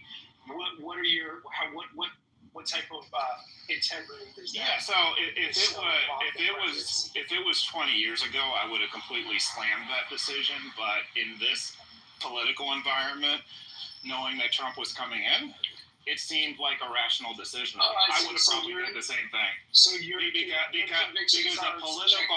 the political climate has changed, right? So you have to adjust it. No. You just have to be a realist as well. You can be optimistic. You can lean on optimism, but you also have to have realism. Otherwise, you're living in a fairy tale. So subjective. Let's just be honest. What's considered integrity today is not what's considered integrity tomorrow to you. It's not so much that. Integrity is integrity, but the matter of how you respond to certain situations do have to adjust on the time. Sometimes you're going to be grayer than you otherwise would be. I'll give you another example. I think GA talks about this all the time.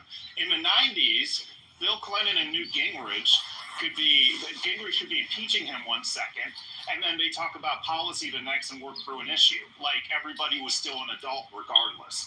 We don't have that today. That doesn't happen today. But that doesn't happen today. Yeah, that does not happen anymore. So now politics is I'm just saying it because now politically you have to treat things differently.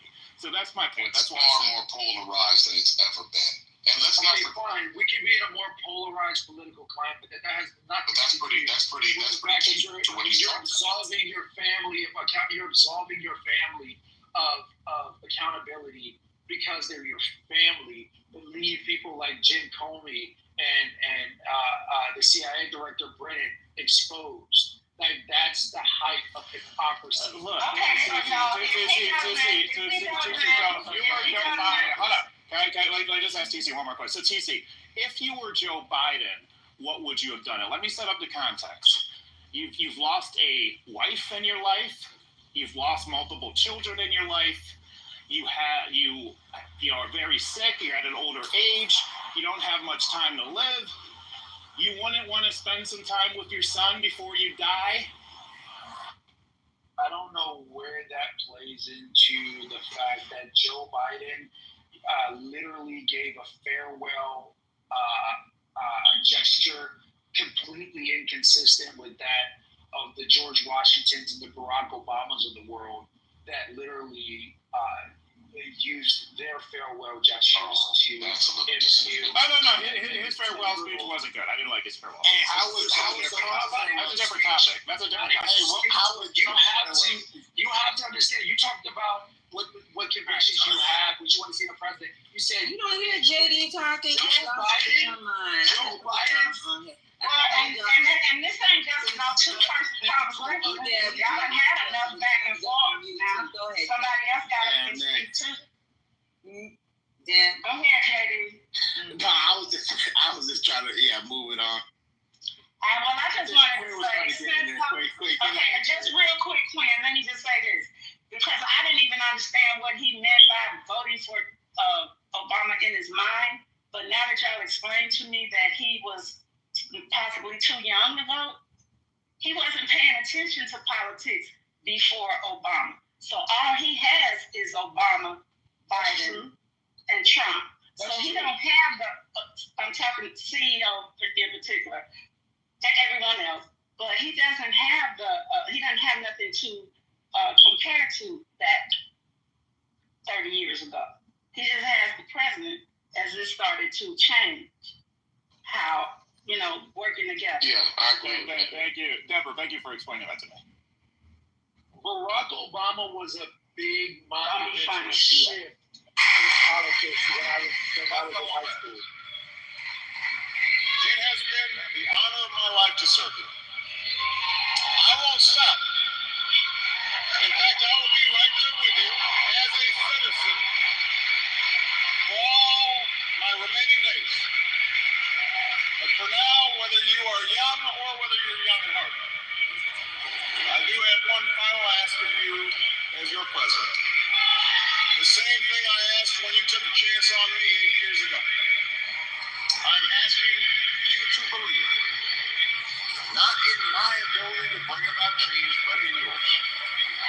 I'm asking you to hold fast to that faith written into our founding documents, that ideal whisper of slaves and abolitionists, that spirit sung by immigrants and homesteaders and those who marched for justice, that creed reaffirmed by those who planted flags from foreign battlefields to the surface of the moon, a creed at the core of every American whose story is not yet written. Yes, we can.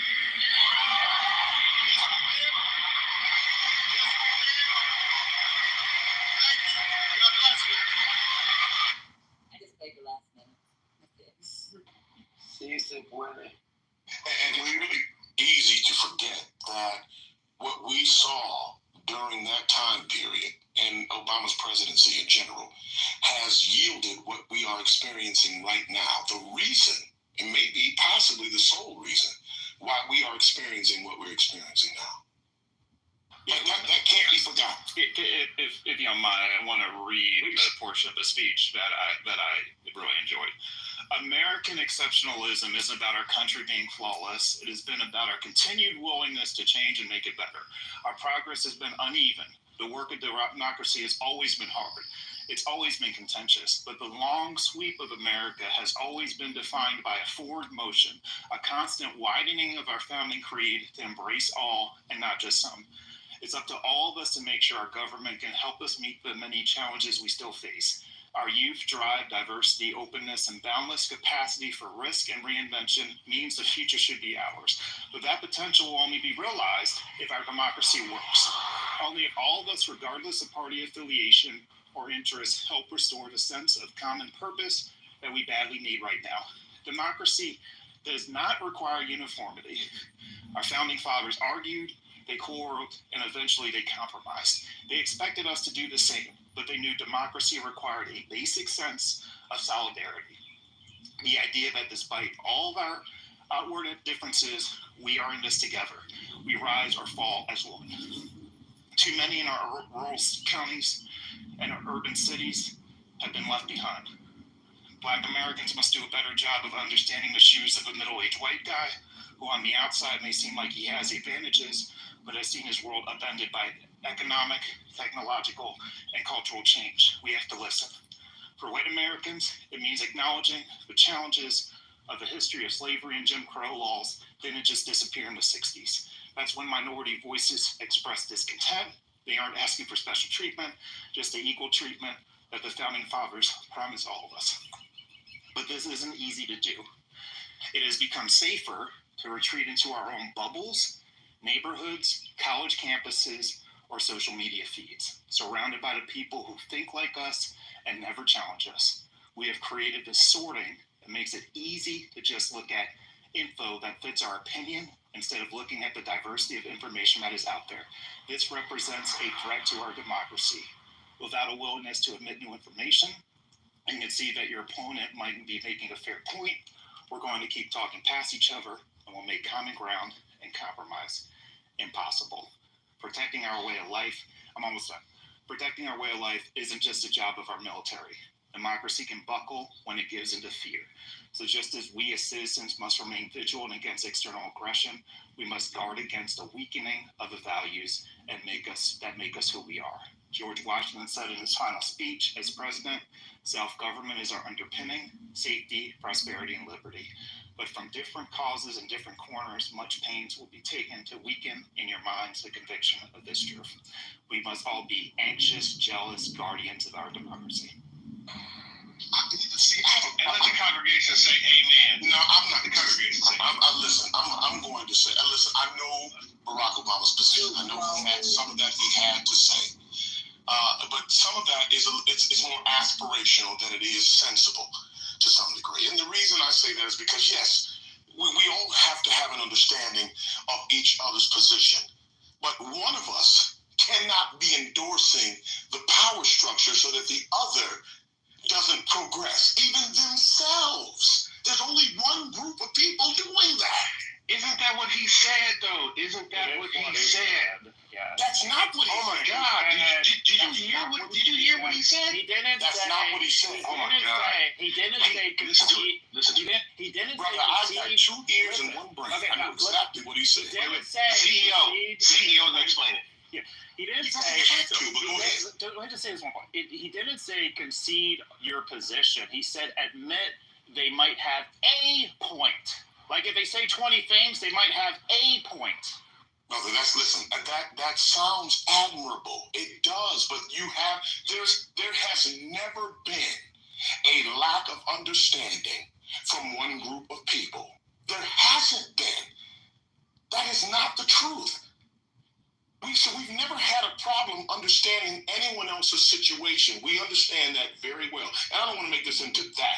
I'm just because we're isolating parts of the speech, because most of it I agree with. I'm just saying that in general, what it makes, it's of the mind that when there's 2 people arguing and there's one person that started it, that you're going to address both people so that you don't have to address one. That doesn't get you where you're going. But I also agree that two people should dialogue with each other and not talk past. Listen, but here's the problem: you have to address. Correct. That's a way of safely addressing a problem without having to point out the issue. I don't agree with that. So the reality is that there's been no problem from people who have been systemically oppressed in that position to ever understand what the other is experiencing. We recognize that there are poor whites. What we also recognize is that those people endorse a power structure because they are trying to protect whiteness. And that is exactly what is happening right now. So there's never been a misunderstanding from the other side of that equation. There hasn't been, nor do we have the power to do anything about that, at least not from a systemic aspect. You are endorsing the power structure. So if you have to address those, and again, I have to say this, I'm not saying that because I expect Barack Obama to say that from the platform that he has to address that the way that he did. But that is more aspirational than it is sensible. It's a job of a leader to do that. Exactly. It's a job of a leader to be aspirational. That is what a leader's supposed to do, to create a vision for what we're walking towards. Well, CEO Quinn admitted that at the end. I thought he wasn't going to get to it, but he did get to it. And he admitted that he has to do that. He has to walk that line. Now, I know he has to do that, but it's not a sensible argument. It's just not. It's a very sensible aspiration. It's aspirational. That's what it's supposed to be. That's what it's supposed to be. It's supposed to be aspirational. Well, listen, aspirational don't get us across the line. Aspirational. It did for Dr. King. It did for Dr. No, it did not. I was trying to look up something. It does not get us across the line. It starts It moves us forward. The idea is to move forward. I have one microphone. So I was looking up something. So like we do LPD, right? And I had this black general. His name's General Hamilton, and something I wrote down in my notes, and I like keep this in my notes. It's even in my phone, and it's understanding power perception helps navigate real power. And he was talking about white people and deradicalization and how it requires insight. So like when we have these conversations and we try to understand, like, this all happened during the BLM with Charles, right? He actually talked to us about like why other people may feel some type of way.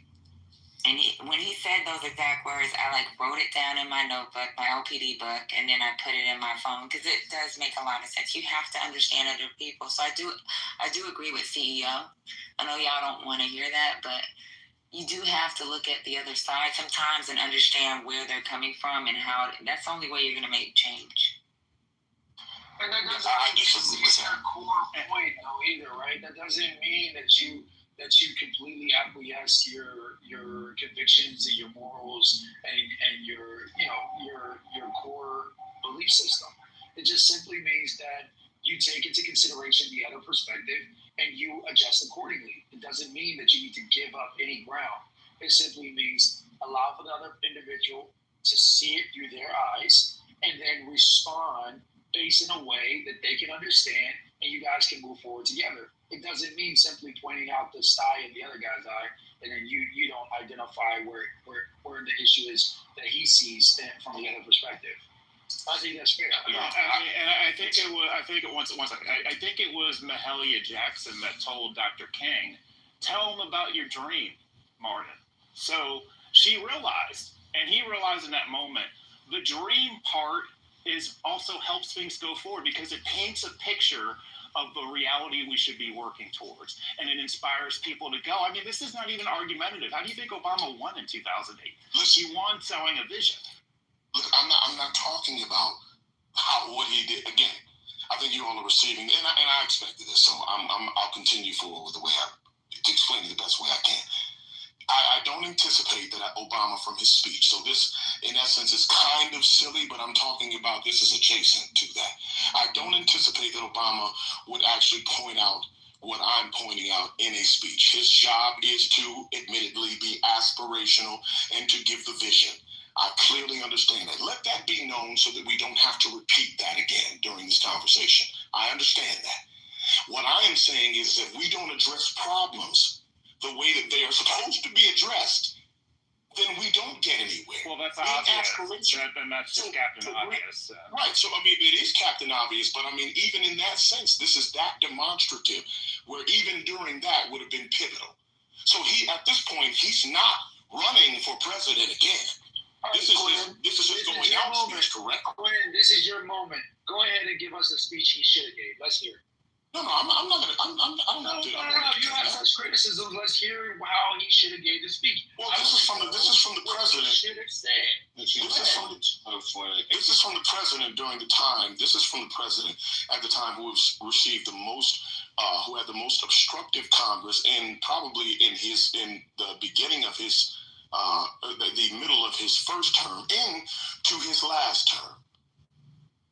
For no other reason than the fact that who he is and what he represents. And then Quinn, this was an opportunity to be able to speak to that. This was an opportunity to, in my estimation. And if you're talking about getting reelected, that's one thing.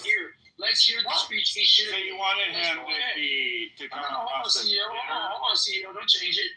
Let's let him say what he. No. I'm not. What he should have said, what he should have done, was addressed exactly what happened to him. He could have tied that in to being aspirational, but still addressing what happened to him during the time. This is what Donald Trump does. This is a problem with Donald Trump. He focuses on grievances. Trump focuses on grievances. Trump doesn't give us vision and inspiration when he should. Obama did what we need out of a president. This is what we need. How did we get Trump, CEO? How did we get Trump? I voted for him. So Hillary Clinton. No. I'm not. That's not what I'm asking you. I'm saying, how did we get Trump? How did we get the ground fertile? Legacy politics. Hillary Clinton. There was a concern about legacy politics, if you remember this at the time, because we had 12 years of Bush either being VP or president. Then we had 8 years of Clinton with Hillary in the White House. Then we had 8 years of the younger Bush in the White House. Then we had 4 years as Hillary Clinton as Secretary of State. So there was a sickening of dynasty politics. If Joe Biden had run in 2016, Trump wouldn't have won. Oh, come on. Yeah, you know that. You know Trump wouldn't have beaten Biden in 2016. First of all, I agree. First of all, what you just explained is way more complicated than the average person would be able to answer. People sick of dynasty politics. They absolutely but that's not how we got Trump, though, CEO. You're not being honest. How did we get Trump? He was a response to the Obama administration. It had nothing to do with just Hillary Clinton. So you think he would have beat any Democrat that year? That's your testimony? He beat someone that almost beat the last president. I'm sorry. What are you talking about? So the people that voted for Trump voted for Trump in 2016. So you forget those people are the problems. The people that voted for Trump in 2024. They're the solutions. I mean, the people that voted for Trump in 2016, they had no business voting for Trump that year. I'm sorry, it was abysmal. But in 2024, there was a lot more reasons to vote for Trump than to vote against him. Well, I would love to hear that logic. How you parcel that out? How do you think it was okay the first time? Let's see the economy, the wars, and how do you think it got that way? Go on mute for a second. My sister, Dr. AG, do you have something to say, babe? Because she's not coming on stage unless she has something to say. We're not going to answer her. Hey. Yeah, I was just going to say, thanks, Teddy. How you doing? Hey, baby. I miss you. I was just going to say to the thing about the aspiration. I think the final speech that Obama gave, it was aspirational on purpose in the way that he understood the divide that the country was experiencing.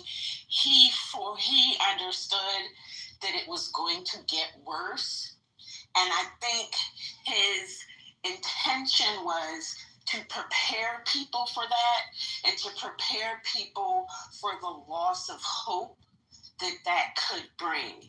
And it was a reminder to say, it's, it's going to get bad, but we can't forget we're on a path to being, a far better country. And it's you who have to keep the government on that path. I think that was the thing. So it wasn't a moment to drop people into further despair, because at the time of Trump's first election, people were pretty despairing. I mean, people were in a bad way. And so I think the speech was aimed at sort of redirecting that and keeping people focused on the potential of the electorate to make change, the citizens to make change. I can agree 100% with that. I don't disagree with that at all. And again, it is not my intention to say that he should have scorched the earth, because that's not sensible. And not only that, but that's not who Barack Obama is. He's a sensible person. He's going to be aspirational. He's always going to look at the glass half full. So my anticipation, again, was not that he should scorch the earth, but it was an opportunity to directly speak to what was happening. But I agree with you, Dr. AG, that he's not a stupid man. He understood what was coming based on what happened during the course of his presidency, and he knew exactly where we were going based on the fact that he was president, and the response that was coming, the response that was coming in lieu of that. The reason why we got Trump was actually because of the first past the post voting system. Folks like to forget that there were, I think, 16 Republicans that were running in 2016, 14 to 16. I don't remember. It was a ridiculous clown car amount of people. Many of whom had nothing to do with Dynasty out there. So the idea that Trump winning ultimately for Jeb Bush didn't have to do with Dynasty merely because I said many, not all. Was Marco Rubio part of the dynasty? I didn't say that. Jeb Bush and Hillary Clinton were. Jeb Bush and Hillary Clinton were. I know. I understand CEO. I said many of them were not. Many of them were not. I didn't say all of them were not. I said many of them were not. Right? The reason why we got Trump was because of the first past the post voting system. Right?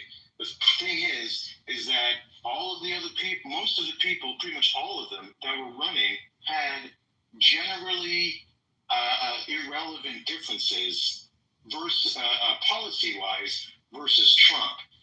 All of the middle folks in the Republican Party, right, got split up amongst those people. And the person who was the most polarizing was the person who actually won. That is why we actually ended up with Trump. The people that now, maybe after that, okay, because people forget, at the beginning of of Clinton's run, she actually had a decently high approval rate. It was because of her campaign and how shitty they were that people like myself were able to forecast that she was going to lose early, right? And I actually spent 3 months of financial and social capital, but their hubris was so fucking huge they couldn't see past their down to their toes. That was why they. Yeah, she was. Can I add something real quick? Trump was a I just want to add something. I have a second point. Can I add something real quick? No, if I could continue after that, please. Oh, I'm sorry. Well, no, my second your first point was a lot, Aaron. Your first point was a lot. So, let me I'll just. continue after Doctor. Okay, great. So, if the question is, how did we get Donald Trump the first time? I think it's hard. I think it would be unfair to ignore that Hillary Clinton won the popular vote. Donald Trump won in the Electoral College. The Electoral College is how we got Donald Trump. Second, The Electoral College is how we get all of our presidents. What are you talking about? excuse me. Let them finish. Excuse me. Thank you. The second thing is we cannot ignore. CEO may have a point, but I think the popular vote sort of undermines that point a little bit, but we can't ignore the fervor in this country against female leadership, which was very strong, and Hillary Clinton was a lightning rod for that. And then the third thing, which goes to the point that Quinn was making earlier, is that the election of Barack Obama actualized the potential of the American idea that people fantasized about. And when it became a reality, right, people struggled with that. And it threw the conscience of this country into a frenzy. And so that compounded with the other things, right, is how we got Donald Trump. And Aaron, Aaron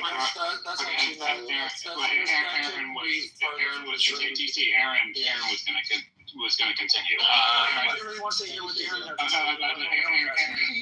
Shut the fuck up. Aaron cares what Aaron has to say, though. Let him go. And Aaron, if you could praise and shut the dick. And Aaron, we tolerate you. So let tolerate Aaron. And Aaron, real quick, I just also wanted to ask you as you're continuing, do you count how much Chris Cuomo and Joe Scarborough kind of pushed Trump's candidacy early on as well? Stop it!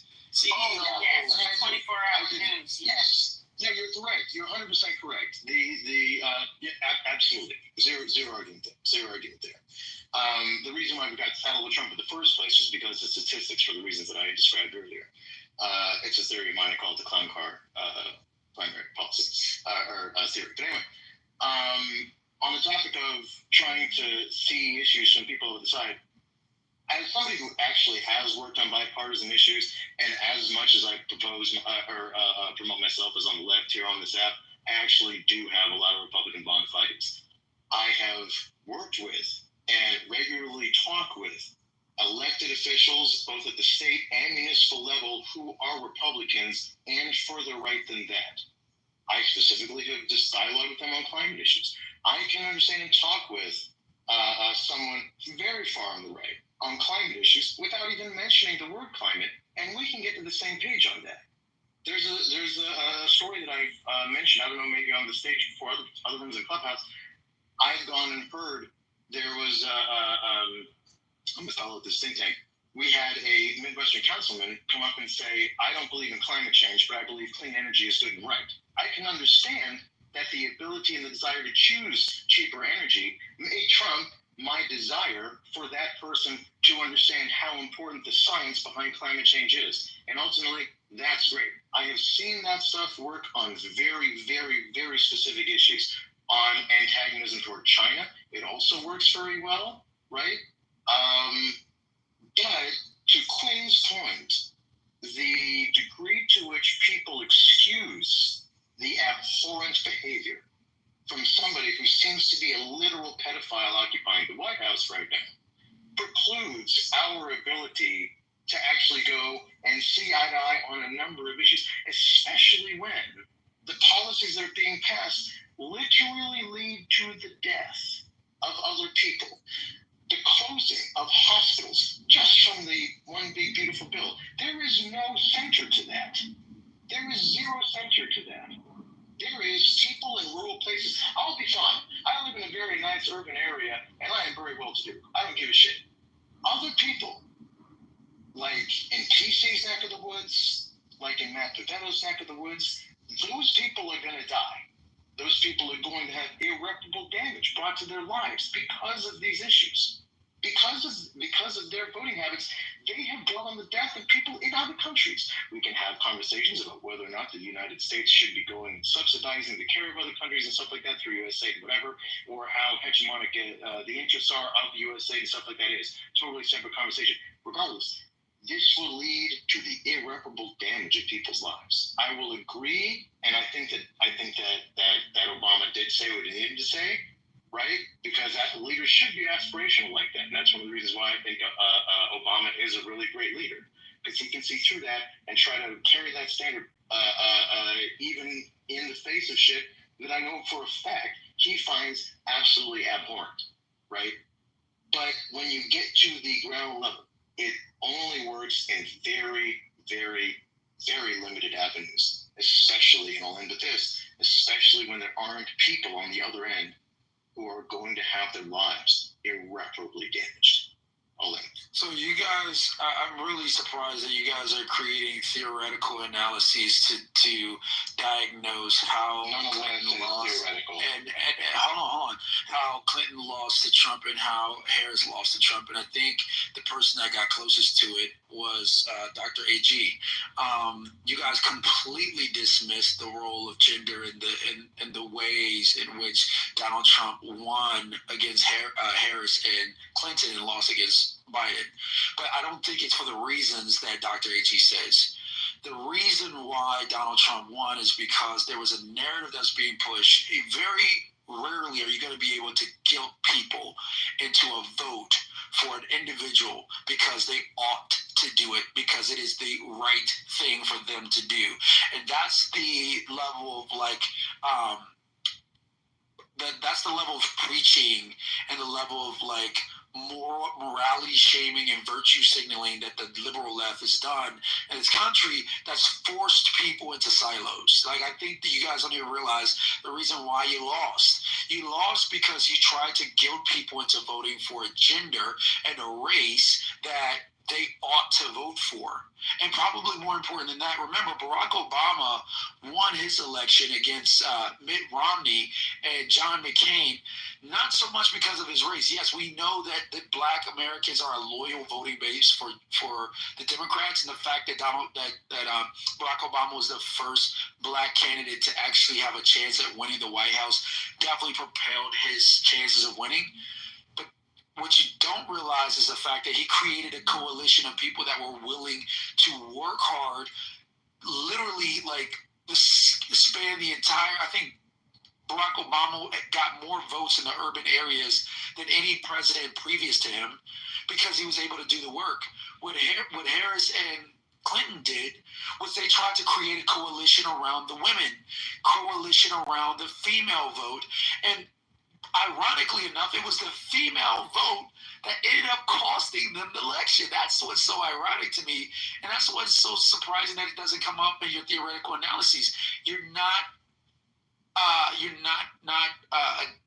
accounting for the reality that identity politics played in the election, how that played right into Donald Trump's narrative that the political system is anti-American because it forces you and it guilts you into a position that makes you feel bad about yourself. No, America is exceptional. America is great. We're going to make America great again. And the reason why that message resonated is because the Democrats were saying about how bad America was and how bad and how deplorable. Remember that? Deplorable. You remember why that resonated so well in the media? Because it created a beautiful contrast to Trump's message. I think you guys are discounting that at your own peril because you don't realize that you're preaching to people is what pushed people away from your candidate. That's not true, TC. Yeah, and listen, that may be your take, but all of what you just described. I don't know. I got it right. So maybe I don't know. Part of what he said is right. It just happened to be. Part of what he said was right. Part of what he said is definitely right. Well, I mean, but listen, I'm not saying it's wrong. What I'm saying is it's not the reason, and it's not.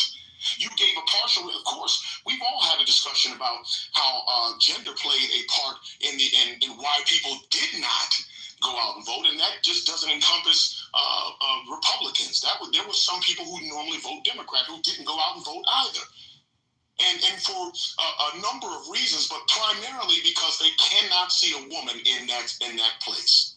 So, and there were a number of different reasons, but let's go back because this is not what we were talking about. We were not speaking about how did why he wanted to get selected. What I'm saying is, my question initially was, how did we forget about Nikki Haley? Well, listen, I'm not talking. The Republicans aren't going to vote for a woman at all, so we can forget that. A hell of a lot of them did. But they didn't. So, I mean, the bottom line is we were talking about how we got Trump in the first place. I wasn't talking about how he was able to strategically win an election. We can talk about that. We can have that discussion too. I'm saying how the ground was fertile, how the ground was soiled to be able to get someone even to vote for such a buffoon. That was my question. And the reason for that is exactly what Dr. A.G. said. I'm sorry, what you saying? No, go ahead. Oh, I'm sorry. So Trump's, and it can be summed up in one simple term. Trump's was a response to the Obama administration. That's all he was. It's as simple as that. It triggered anxiety about the shifting cultural and demographic. Man, like again, it's not. It is Biden would have did much better than Hillary would have. Because he's a what? What do you mean? He would have done much, but we know that. I'm saying that there's no guarantee. But it wasn't purely a response to the Obama administration. If it was purely a response to Obama, then how did it wouldn't matter who would have ran? It wouldn't have mattered who. Obama wasn't on the ballot in 2024. Listen, it was. Who would have won if Obama ran against Trump? Who would have won in 2024? More than I'm not sure at this point. Obama would have won. Then how was he a response to the Obama administration? That doesn't make any damn sense. It does make sense. It's part of it. It's one of 10 reasons. It's the main reason. No, it ain't. It is. It shifted, dude. It's exactly the reason. I don't know why people talk about that, but it is. It's exactly the reason why. The reason why he was able to get past the absolutely was a backlash to the first black president. But that's not why Democrats voted for Trump. It completely triggered anxieties in America about race relations. It triggered the anxiety about the shifting cultural and demographic power. There are white people who are afraid because you started seeing that there's a shift in the way that those things are happening. Also, what you are talking about, yes, Hillary Clinton had something to do with that. A man probably would have fared better in that position. You're absolutely right.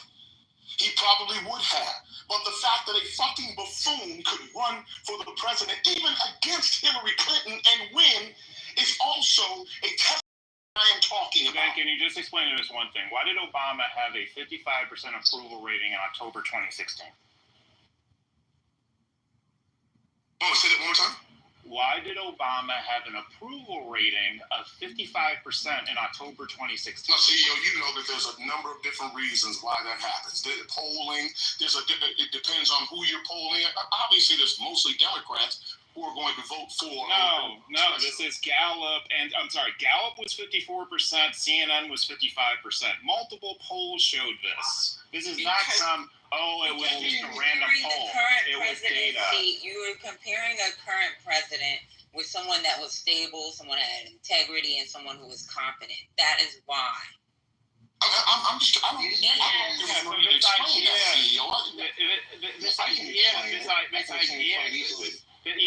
You can say that there was a part of Trump's base that was excited to rail against Obama.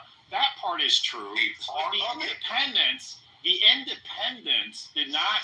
Independents are Republican, CEO. But you're talking about what swung the election. Correct. Right?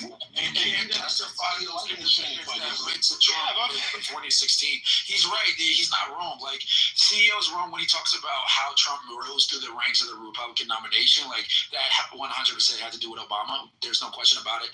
Trump got the attention he got because of birth certificate gate, Obama gate, all of that shit. Right? We know that's how he got he was able to create the type of, suck the air out of the room when it comes to that big stage that he was on. But when you get to the general election, CEO is 110% correct.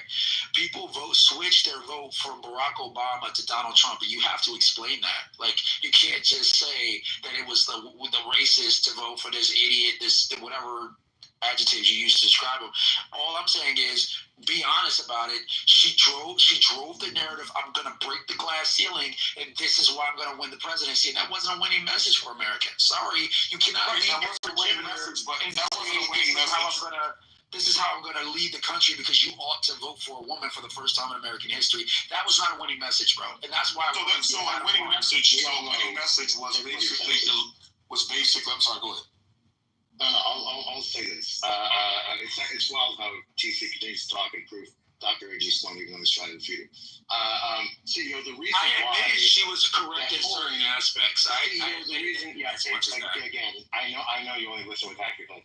CEO, the reason why the polling was the way that it is because polling is almost irrelevant since the advent of social media. we have had a far more fractured information atmosphere, which has, before the advent of social media, it was much easier to have, several thousand people go and reflect large swaths of the country because we only had a much more restricted information funnel. People were getting the news from the same 5 or so whatever channels. They were getting the news from the same limited number of periodicals, right? Radio shows, etc. So you could go and do that, right? With the advent of social media, our information funnel ballooned astronomically.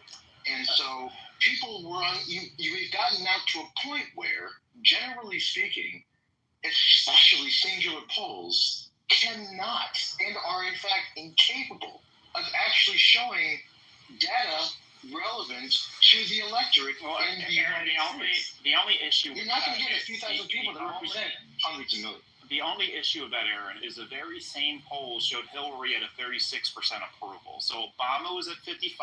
Same poll showed Hillary at 36. 19% gap. You don't think that was accurate? No, I don't. You don't think that accurately reflected the electorate at the time? Okay, CEO, listen, if you can find me 5,000 people that properly represent the ideas of 500,000 people, I'll sit down. You model this out in statistics all the time. I'm confused. You know this. Listen, I'm not even. The market research is done on this all the time. Yes, but singular polling like that is impossible to be indicative of a larger trend. People take meta-analyses of many different kinds of polls, and then you can try and extrapolate some kind of error. And they have a margin of error in them. I agree. And it's very rare that you never find results outside that margin of error. Show me when you do. But what I think that you're honestly making my point. The erratic nature of these polls, especially when you look at them from an individual or limited number of them to try and extrapolate a understanding of where the country is at, is impossible. Yeah, but because our information funnel has ballooned. People have so many more diverse degrees of opinions about that. I hear you, but you still can say this. The margin of error is 4%. So Obama was probably between 51% and 59%. Hillary was probably between 32% and 40%. So the margin of error covers for the skewed nature that you're talking about. Tell me some polling you found where, you look at the majority of the polls, the analysis of it, and you find it outside the margin of error of a popular vote. Yeah, but I'm making an argument against polling. I'm not going to find polling. I'm not going to find polling because I'm making an argument against the accuracy of polling. But I'm saying you can't show me where the popular vote went outside the margin of error if you do the meta average of the polls. You won't find that. I'm trying to figure out how that correlates to last several elections. No, that's not true. They were not outside the margin of error. That is not true. But again, how does that correlate to the analyses of polls? I said the average of polls. If you go to the polls, if you take all of them, which is where I said, if you take many polls, then you can begin to have an understanding. Okay. Throwing out Gallup is not going to get it.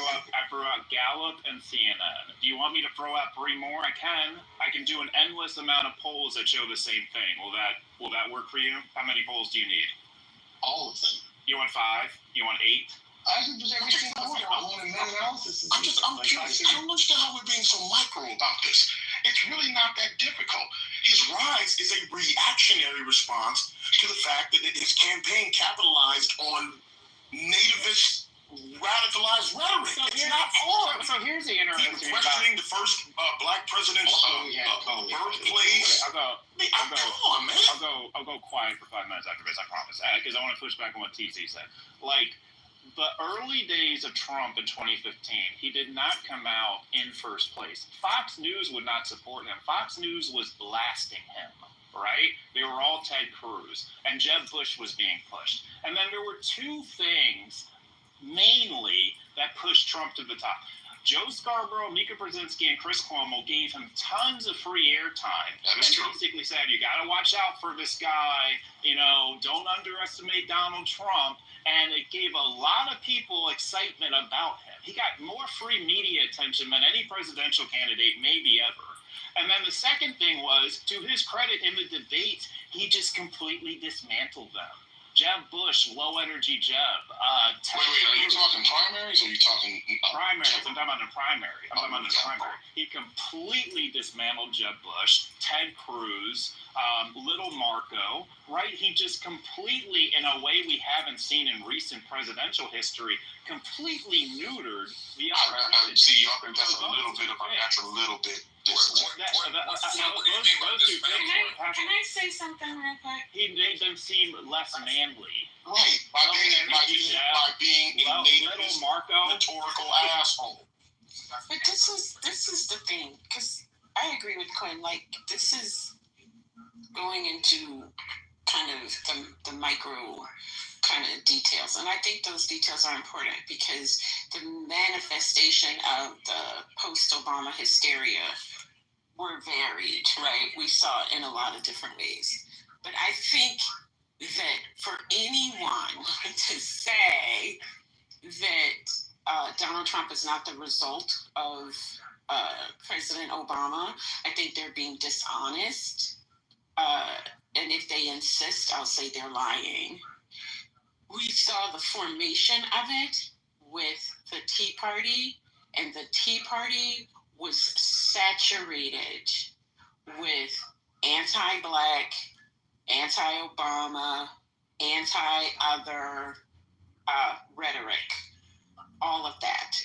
And that tainted the political environment for the remaining 5 years of Obama, even after he was reelected, right? So to say that was not heavily present, I think is to be dishonest in this conversation.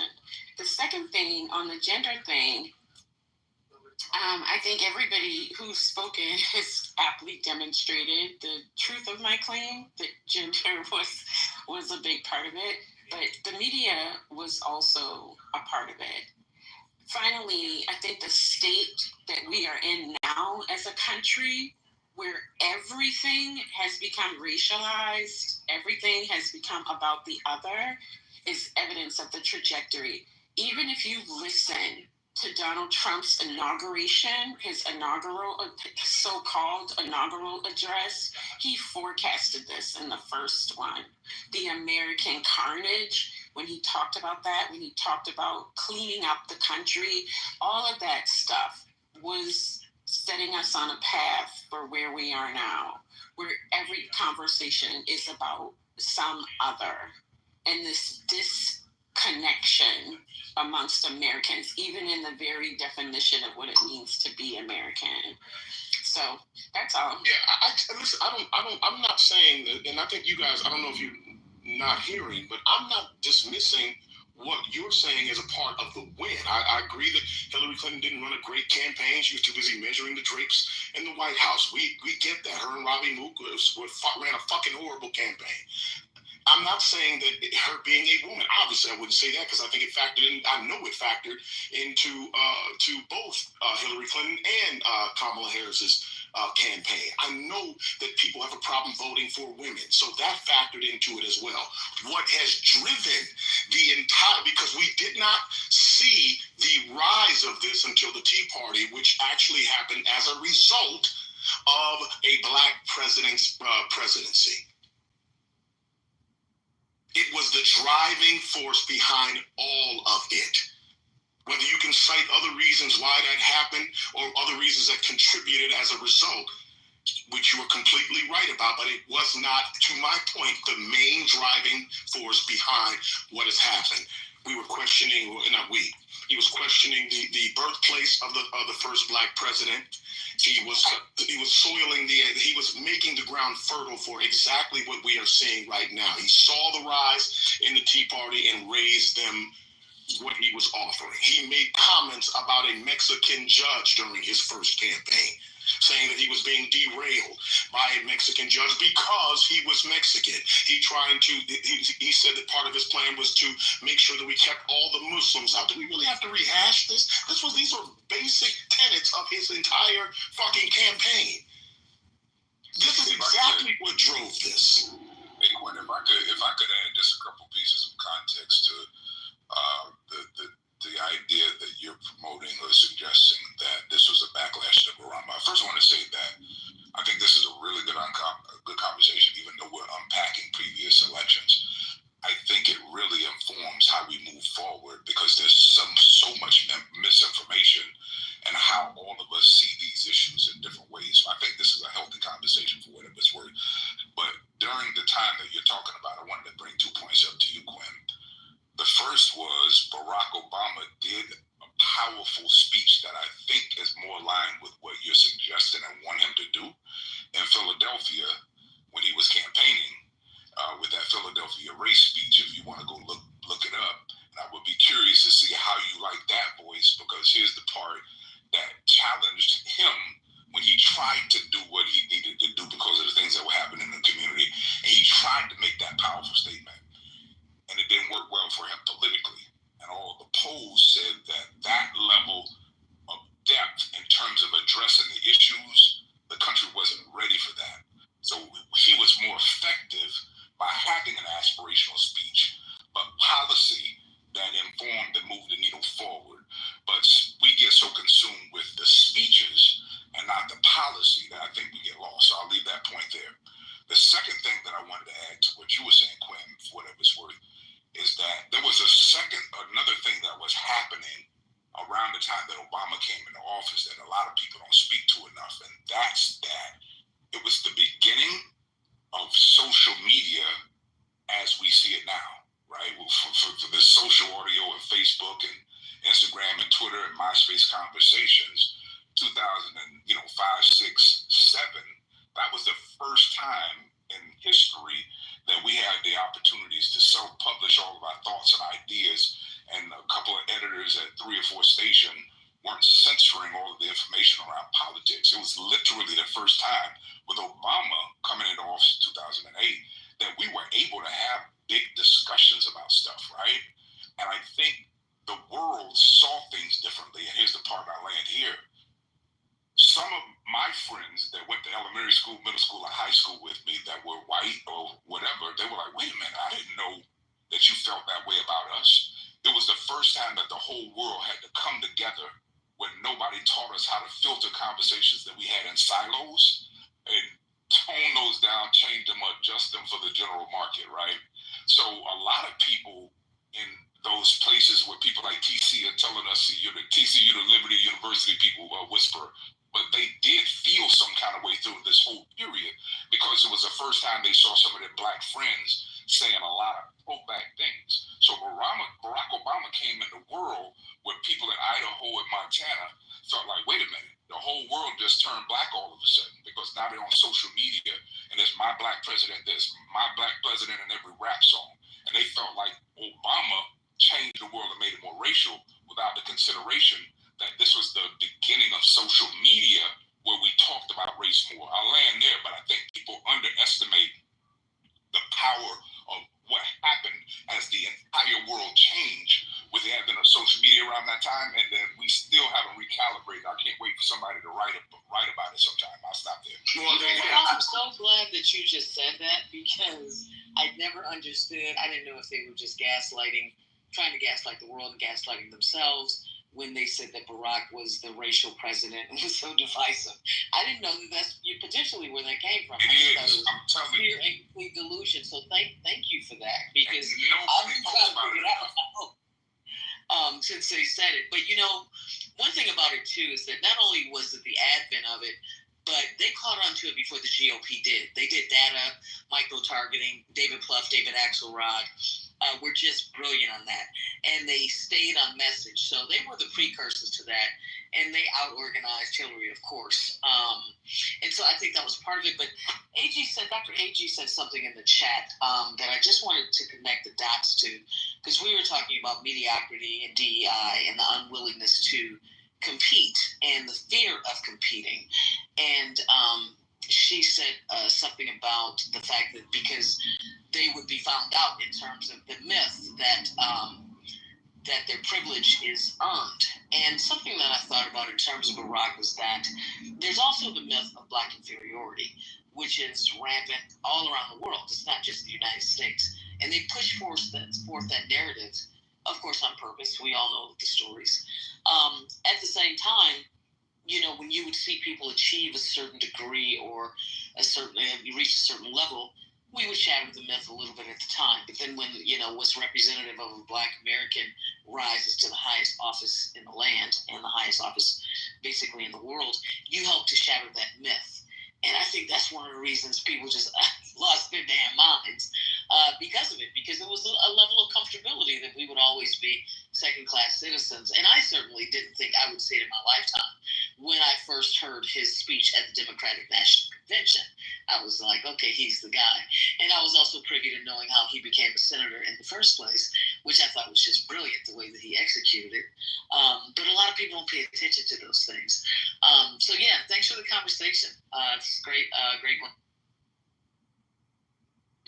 Yeah, I mean, I think the other thing about saying it was just purely a reaction is that, like, if Ted Cruz had tried to do the same talking points and the burqa thing the same way Trump did, it would have never worked for him. He would have been called a clown. Trump had, like, a special permission slip to be able to do that because of how many years he had in history and the range of relationships he had, but it allowed his followers to justify the behavior as not being racist. So Trump had some things that were unique to him that no other candidate could have had. So that's why I say it's not purely a thing with backlash. See, both of those things are true. It is the backlash, and because of who Donald Trump is, he could execute it without much consequence, right? So no, yeah, you're correct. It is who he is, who he was, who people knew him to be, that allowed him to leverage that in a way that no other candidate could, because they had been so in line with traditional political practice, traditional political convention, and just political tradition. The whole idea of the gentleman's agreement went out the window with Donald Trump. And part of that was the gentleman's agreement to just common decency, right? There are things you just don't say. There are things you just don't do, right? And so you're correct. So he could package all of that animus, all of that anxiety, and he could deliver it because of who he was and who people understood him to be. It's also historically accurate, too, that whenever any marginalized groups make steps forward, there's always a huge backlash. And I think that was a huge part of it as well.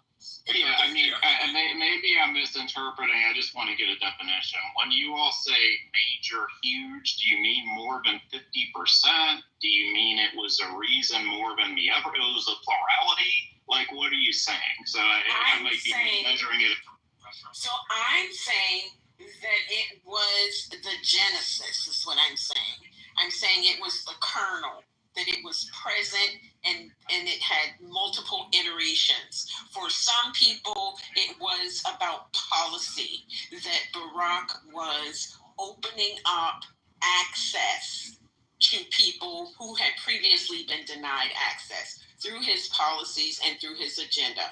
For some people, it was about the demographic shift and power. Right. For some people, it was about the social culture. So I'm saying that it was the kernel thing, but it manifested in all of these different ways. Some obviously identifiable as being attached to anti-post-Obama, some of it a little more subtle and muted. That's what I'm saying. Yeah, you said it in a palatable way. I'll yield. Hey, CEO, the thing I would like to ask, man, why do brilliant people like yourself discuss Donald Trump's election campaign with words like he was smart, or he did it, or he dismantled the competition, and so forth and so on, and then you use words like he said little Marco and this, that, and the third? It's just amazing to me, and how in terms of the words that we use as either academics or intelligent people to discuss Trump's campaign as if they're intelligent. Most of his campaigns, he's not brilliant on policy, and he never has been, right? There's a cult of personality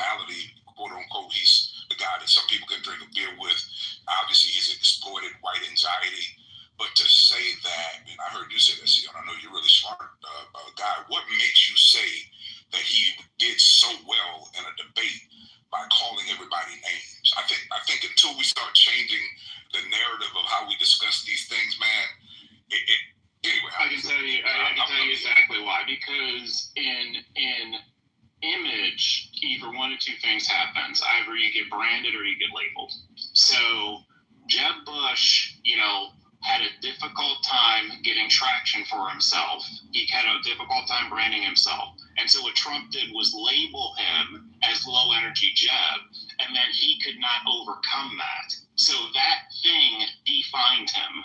Marco Rubio, same thing. So what Trump did was define the other candidates instead of them defining themselves. And in the context of politics, that is the most genius thing you can do. If you define your opponent for them, as opposed to them defining themselves, you will win. So that is, in terms of just classic political theory, that is genius.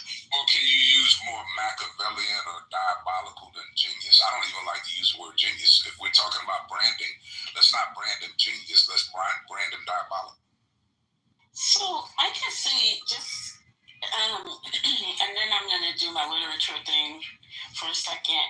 But there's a wonderful book by the writer Colson Whitehead. People should read it if they're interested in branding and marketing. And it's called Apex Hides the Hurt.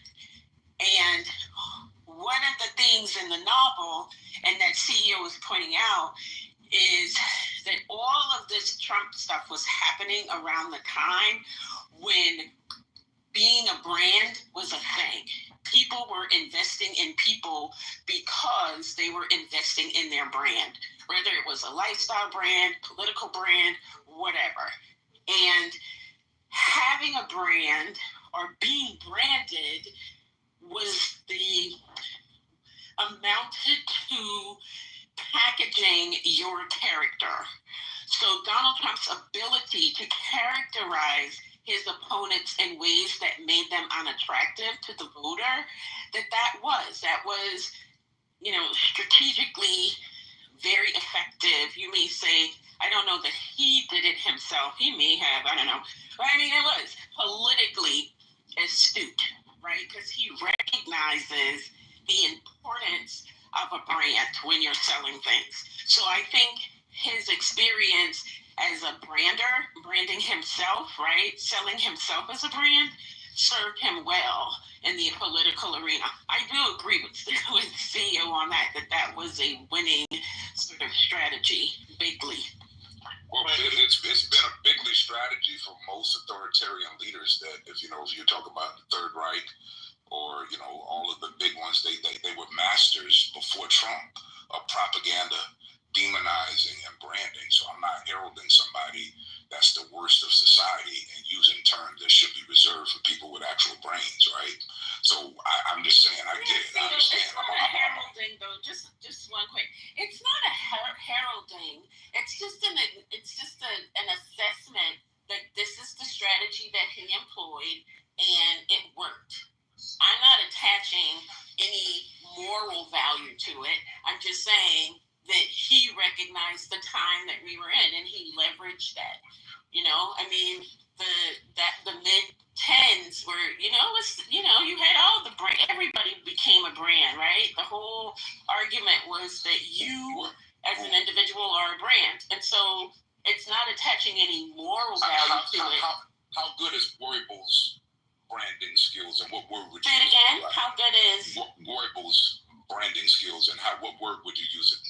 You're talking about I don't know what that is. What is it? What's the word? I can't. Joseph Goebbels of the Nazis is what he's saying. I mean, he's looking at the chat. I can't understand the word that you're using. It's a person. Oh, Goebbels. Yeah. See now.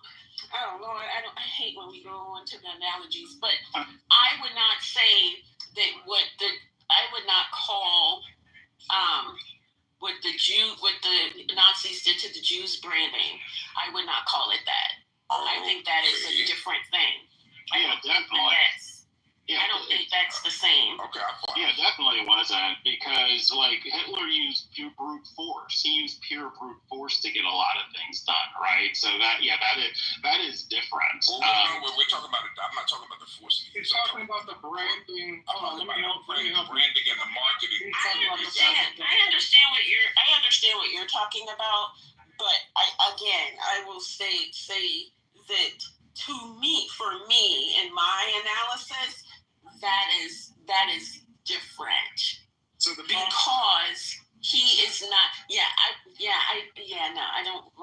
analogy, but I just think it's different. I mean, was there something with his campaign that you picked up on or something? He's reading. He's reading the chat. We know he's reading the chat. We got it. And it would be accurate to say that the propaganda of Goebbels, Joseph Goebbels, and the Third Reich does have some similarities. In fact, Stephen Miller and Bo Steve Bannon have pulled some of Joseph Goebbels' own tactics. That's not marketing, though, Trent. It's not. It's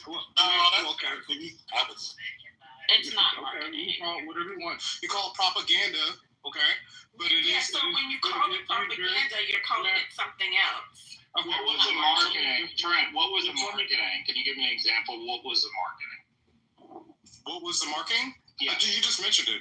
The marketing was branding people Little Marco and Little. No, I'm talking about Goebbels. I'm talking about for Goebbels. Oh my God! Yeah, what was the marketing? That's what. The branding of the Jews as the problem, as the scourge that had to be returned, and the reason for the loss of the war and the economics of brand. Okay, CEO is the branding expert, so I'll let him handle it. Yeah, I know a little bit about branding too, ma'am. So, but what Goebbels did, what Goebbels and the Third Reich were able to do, is to brand the Jews as the problem, and gain the sympathy of the public of Germany and Austria. So it was actually an excellent campaign. So you're only giving one side. You're giving the labeling. You gave the labeling side, Trent. What was the marketing side? You gave the labeling side. What was the marketing side? If I can submit, he also branded Hitler himself. One people, one empire, one leader. Yep. That was a whole was that the campaign? Was that the campaign? And they also dominated the media as well. Madison, that's a brand. What Trent is talking about, it's not a brand. A brand requires something iconographical. It has to be. Well, I mean, CEO can talk about it, but there's no tagline. That's not a brand. Hold on. See, I'll get. You can take it because I'm not gonna talk. No, go ahead. All the way from the iconic red and black symbols. The imagery that you've seen, the parades, the way the parades were organized, those were all choreographed. Was this during the campaign, though, or when you were in power? Well, this was all throughout the 1920s and 30s, and his lead up to power, even to the burning of the Reichstag, and as it comes about. So anyway, if you study history and how Goebbels was able to use the media to play on the fears of the nation, a lot of similarities to what you see happening today. I don't disagree with the similarities. I'm just disagreeing that that's a brand. Because if it were a brand, people would know who he was. The brand is inseparable from the product. So that's not a brand. The brand was the Nazis, and that is still used today. And the leader. The Nazis that's not a brand. Okay, whatever. What are you talking about? But the leader was Adolf Hitler, who still pervades to this day as the leader of a symbolism. Whether you agree with it or not, every president is a brand. Every brand, yeah.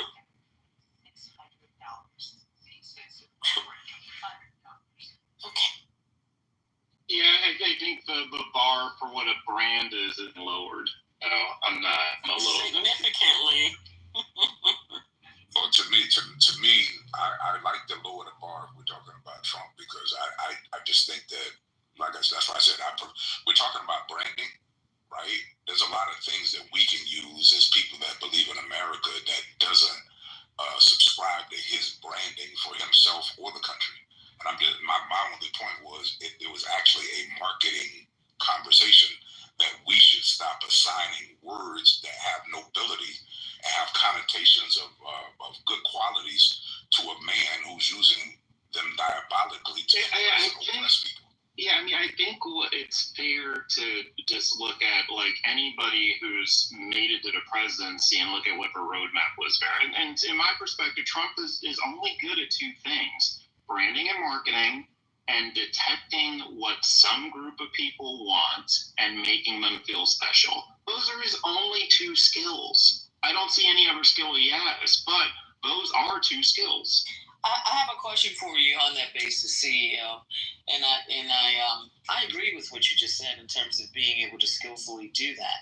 But he's only able to do that with the lowest common denominator. So when you say that he's a marketing or branding genius, then wouldn't that, cross over to every other demographic? If that's truly what you do, you're in the field, obviously. So I'm sure that you don't just cater to one group of people. That's the only people that you can appeal to, is the lowest of the low in terms of mindset. So would you call that a genius in marketing across the board? Well, yeah, I mean, so typically marketing and branding, you're going to appeal to a core audience. You typically are not trying to appeal to everybody. You're trying to appeal to a core audience to support you, and so you laser in on them. It's very rare that you're trying to appeal to everybody. I mean, Coca-Cola wants to do that. They want to appeal to everybody, right? But typically most brands are not trying to do that. They're trying to focus on a niche audience.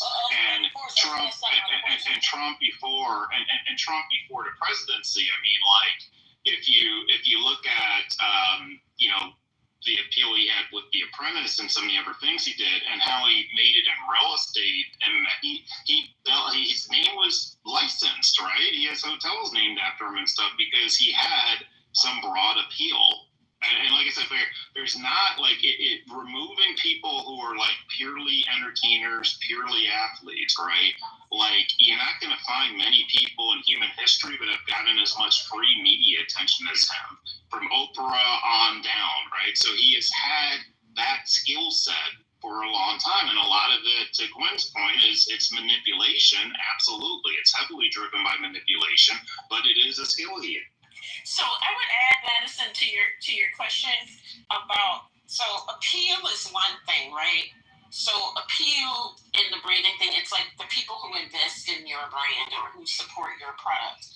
And I would think that Donald Trump's appeal or the effectiveness of his branding, I think it extends beyond his base, because in any given moment, you have people who are having conversations about him, about the person, about the attributes that he extols of himself, as well as his supporters extol. So there are all these conversations that are happening about Donald Trump, the image of him, right, which is very much about his brand and what he is selling.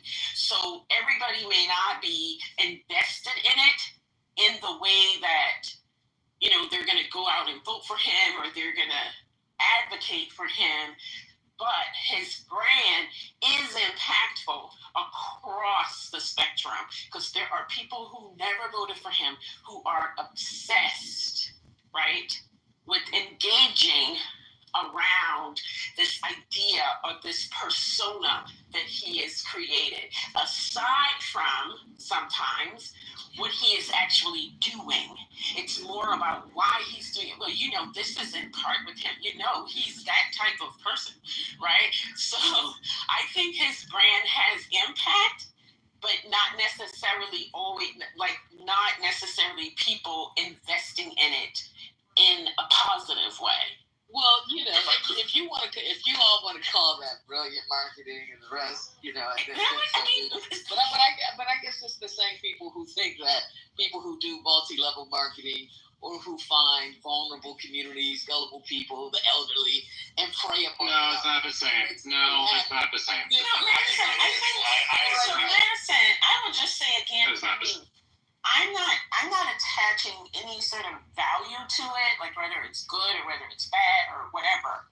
I mean, that's a conversation I'm willing to have, but I'm basically just talking about it on just the sort of abstract, functional level, like that he has managed to do this thing.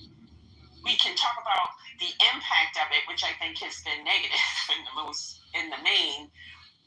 Okay, well, I'll just say that he's a brilliant con man. He took conning to to a There you whole go. new level. There you That's go. pretty much it. Now we talk. Oh, And that's fair. Sure. Yeah, that's fair. That's a good point. That's fair. Yeah, that's a great comment. That's a great comment. He's brilliant at that.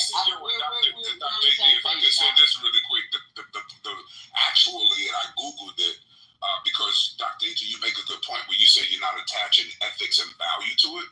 Coincidentally, that is the major point that the Google search describes between propaganda and branding. And if I could, I'll just read. Hold on a second. No, but I want to make sure you get me right. I'm saying you said it a few times. I promise. No, but I'm saying in this conversation, I'm not attaching. I'm not saying that there's no moral attachment to it. I did not miss it. We're just talking about branding. All right, I just want to be. Sure. Let me just read this briefly, please. It says branding. I asked the difference between propaganda and branding. And it said branding and propaganda both involve communication with a target audience, as CEO has said as an expert, to influence their perceptions and behaviors, but they differ significantly in their goals and ethics. It says branding aims to build a positive and lasting relationship with customers by fostering trust and loyalty through consistent messaging and a strong identity. Propaganda, on the other hand, is a more manipulative form of communication, often used to promote a specific agenda, which may involve selectively presenting information or even distorting facts to achieve a desired outcome. So in this context, I disagree with that. Yeah, let me address that for a second. So that's an interesting point. It's an interesting point. It's an interesting point.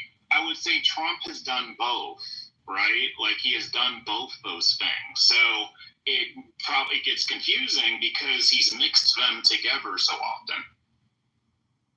Were you saying that sometimes he doesn't move in a manipulative way? Is that what your point is? I'm talking about the arc of his 40-year life. Okay, I'm talking about sometimes like when you read that first definition of branding, that was his intention, and then other times it was just propaganda. So he goes back and forth all the time, right? So like, so here, let me give you an example.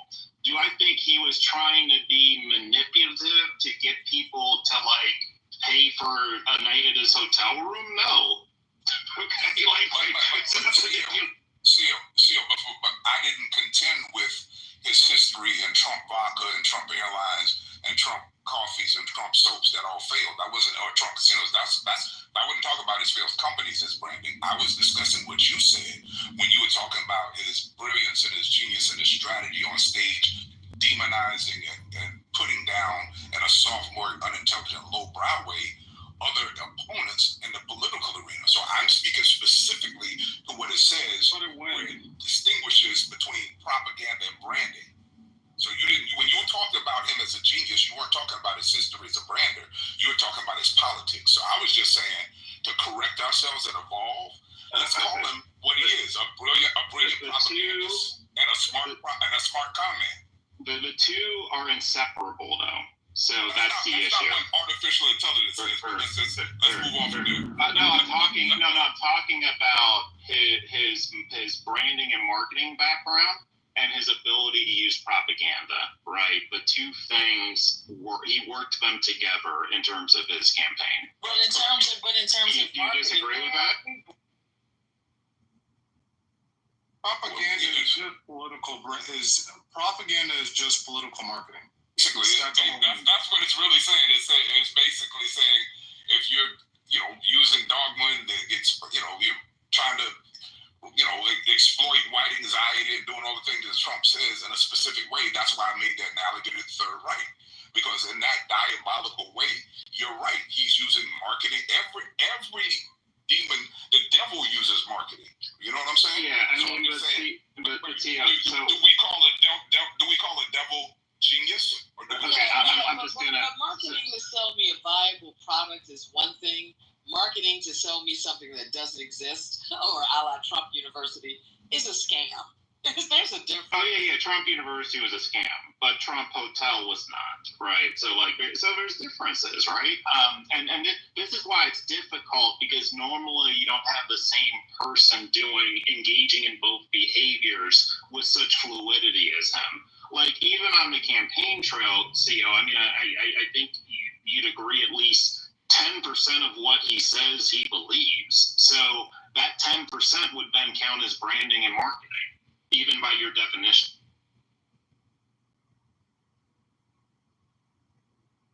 And I think if we're let's leave it here because I don't want to bore the room, and I think they were talking about migrating to another one, but let's just leave it here, man. At the end of the day, yes, you probably can put a branding he's smart tab on any demonic person that manipulates the people, but for me personally, I'm going to continue to not use words that should be reserved to people with good ethics when I use those cool words that you guys use. And I think that's a great line of demarcation. It reminds me of when I went to my entertainment financing class at UCLA. And he drew a whole bunch of stuff up on the board. And then on the right board, he just drew a pigeon. And he didn't focus on the numbers at all. He said, okay, this is your pigeon. And you need to go out and find it. And the pigeon was the investor. And that was and do whatever it is that you have to do to get the pigeon. And that was the class. And I was just like, you have got to be kidding me. But I guess it depends on what an individual ascribes to. Yeah, I mean, there's another person we could just reference quickly who I knew personally, Eddie Long, right? Terrible person in my opinion. Who is that? He was good at branding. Who is that? Eddie Long, Bishop Eddie Long. Right. In Atlanta, do you remember him? Yeah. So I knew him. Terrible person in my opinion, but he was good at branding and marketing for many years, right? Do you disagree with that? He's a pastor, so yeah. I'm trying to figure what. I'm trying to see the correlation. Yeah, I guess I don't know. He was a highly manipulative person, right? So, like we're talking about, there was some propaganda elements there, but he also was good at branding and marketing. So it wasn't always negative, right? So that's my point. That's another example, like Donald Trump. That is my point. But pimps are good at branding and marketing. Do we really want to call it that? Christians use branding and marketing or propaganda. Christians used propaganda to justify your ancestors being slaves and women being subservient. There's a tweet to this that you are conflating something. Okay, so like when you say the pimp aspect to it, right? You're starting from a place of legality, right? So if you're starting from a place of illegality, then you don't use the terminology typically. So that's the difference. That's what Trump said. We want to talk about Trump. Is Trump Hotel illegal? Is Trump Hotel illegal? Well, is that illegal? Well, it was a scam. I'm not talking about Trump Hotel. I was talking about Trump University. So he has done some illegal things. Of course he has. Okay, so should we not be using those terms then, maybe? You can use them. Of course you can use them. But then you can use it when it comes to pimps too. I said you can use them. No, but with a pimp, it's illegality that's the entire premise. That is the entire premise. Pimps don't do illegal stuff all the time. Just saying. The pimp, the part that involves them being a pimp is it's for an illegal activity. Like, I mean, do we really have to? Do we really? Really? Are you being serious about this? Yeah, this is going somewhere. I don't know. Yeah, I was being absolutely serious. And as ridiculous as I sound to you, it sounds ridiculous to me to say those things about Trump in such a glowing way. There's 50% of the population that thinks that Obama was a diabolical person. Now, I don't agree with that, but where you get 50% from? It's not 50%. It's not 50%. Okay, 30%. Okay, 30%. Fine. 30%. 30%. If there's 30% of the population. Where's the facts? There are none in this comment. Okay. All right. There's 30% of the population. when you let Little Mexico come in. In your brain, just like no. Let me. Okay. So let me. Yeah, there are 30% of the population that thinks that Obama. Now it's 30%. Yeah, it's 30%. 30% is probably more accurate. The Trump brain is 30%. Okay, listen, I'm just saying. Just make your point without false facts. Just say there are people who believe. Just make your point. Okay, thanks, doctor. You're Yeah, so welcome. there are people that think that Clinton and Obama are just as successful as you think that Trumpers come that, here that wanting Trump to is. say anything. It wasn't that long ago that a lot of people on this stage probably thought that President George W. Bush was as diabolical and detestable as Trump is today. No, there's no comparison. Get the hell out of here. I agree. No, People don't think that. Yeah, people don't think that. They think that of Dick Cheney. They don't think that of George W. Bush. They think that of Dick Cheney. Who was at the helm of the Iraq War? I think it was Bush. It was Dick Cheney. Stop. No, that was Dick Cheney. Cheney. Okay, never mind. That was Rumsfeld and Wolf. Yeah, so Trump wants to. Does anyone have information? Trump is supposedly releasing these files. I don't know if it's tomorrow or whatever. He ain't gonna release everything. Tell him release that album. He's gonna release the part that benefits him. So this is.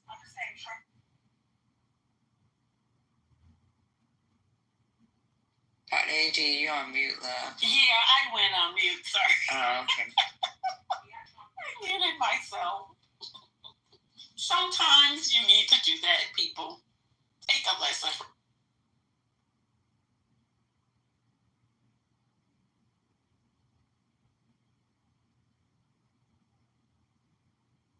Yeah, and the reason why, like, one of the talking points coming out is why didn't Biden release Epstein files on Trump? What happens tomorrow is going to be the reason why, because now there's basically an arms race, and Trump's going to release a bunch of stuff to Dems. When Dems take power in Congress, they're going to try to release all stuff on Republicans, and so now all of it is going to come out and be weaponized. So Biden was attempting to avoid that.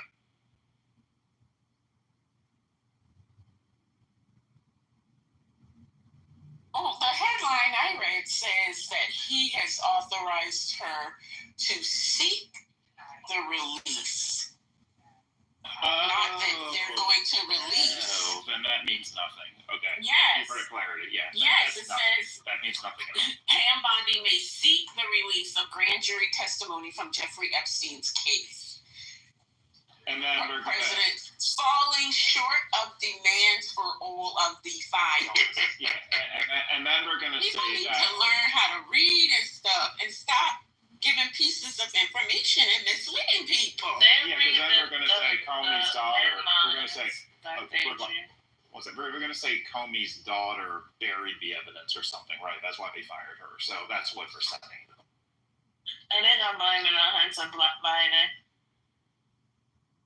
The Epstein files are in Hunter Biden's laptop, right? In his bathroom.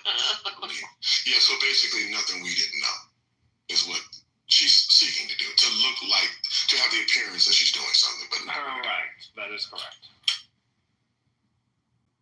I just came in here today. I think you're probably about 8 or 9 months CEO and some others is probably here. Yeah, I see Lisa. You're probably about 8 or 9 months from them starting to talk about the 25th Amendment. I think Trump is much sicker than they are letting on, and I think it's becoming physically apparent. But for me, it was when he forgot that he appointed. When he forgot that get your notepads, guys, and your pen. Jerome Powell.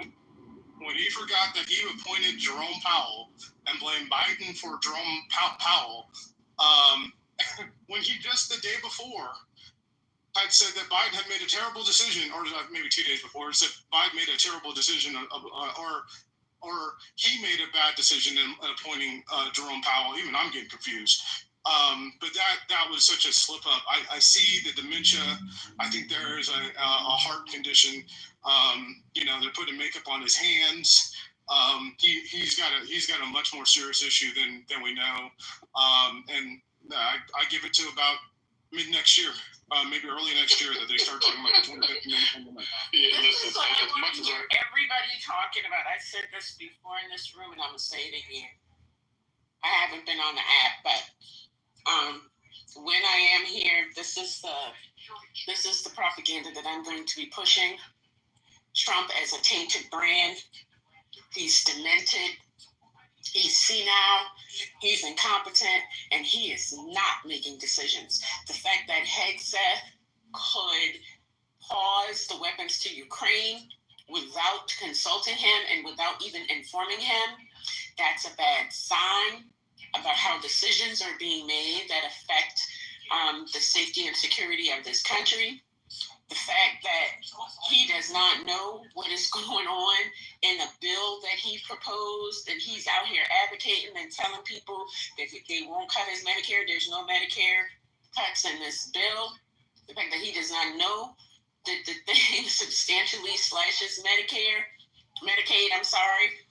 The fact that he doesn't know who he hired, he doesn't know the years when he was president, that he was president when the Epstein investigation began. It began with him. Like, these are things that should be concerning.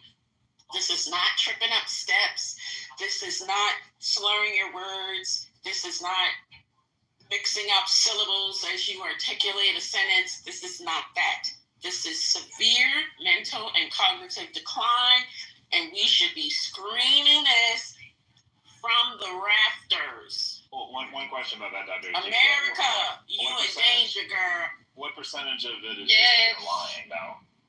What percentage of it is just pure lying? Like, I agree very definitely. Oh, now it's just lying. Well, no. I said I agree. Hold on a second. I agree there are a lot of memory issues there, but I'm just asking what percentage of it is just typical lying? I don't believe that it's lying because being 76 years old, I remember when Ronald Reagan was president, people tried to make all kinds of excuses for him when he testified before Congress about all the things he could not recall. They made all kinds of excuses. He's covering up. He's just making it up. And it turns out that he was demented, right? And that Nancy Reagan, his dutiful and faithful wife, was making a lot of decisions on his behalf. So, having very strong recollection of that history, I know it when I see it. Wait a minute. Yes, he's a liar. He has a history of lying. All of that is true. But this isn't lying. Something different. Dr. AG, who's 76? I am. Girl, you lying to me. Oh, I thought you were talking about Reagan. Damn, Dr. AG. You an OG, triple OG for real. And Dr. AG. Hold up, see, because he said the other day that he regretted appointing Powell. And then 2 days later said that Biden appointed Powell. This isn't lying. This is somebody that is forgetting. Okay. I'm with Dr. AG. I believe he's forgetting some things on the Epstein case as well. He's forgetting that the part that it was his department that was investigating. He's literally forgetting and doesn't recall. Well, this isn't his typical line. It's only recall. That's on me. Listen, CEO, don't be judging. I only question it because his go-to has always been to blame Biden and Obama for stuff anyway. When he doesn't like something, he blames them. So, but in those past instances, right, we knew he was lying, but it's reasonable. This isn't my war. This is Biden's war, right? I mean, that's a little different. And what I would also reiterate is that people around him are responding in ways that are indicative of a serious problem, that they are not consulting him and not providing him with information. When he goes in front of the media and says, well, I have no idea, why don't you tell me? Like, what? What is going on? Why do you not know the measures that are happening in your very executive? And lastly, Dr. AG, before I run, so you have a very impressive aptitude of branding. So if you're going to attempt to try to brand Trump, what I need you to do is create a one-liner. I know, I'm working on it. Tell me what your one-liner is. I'm working on it, CEO. I'm working on it.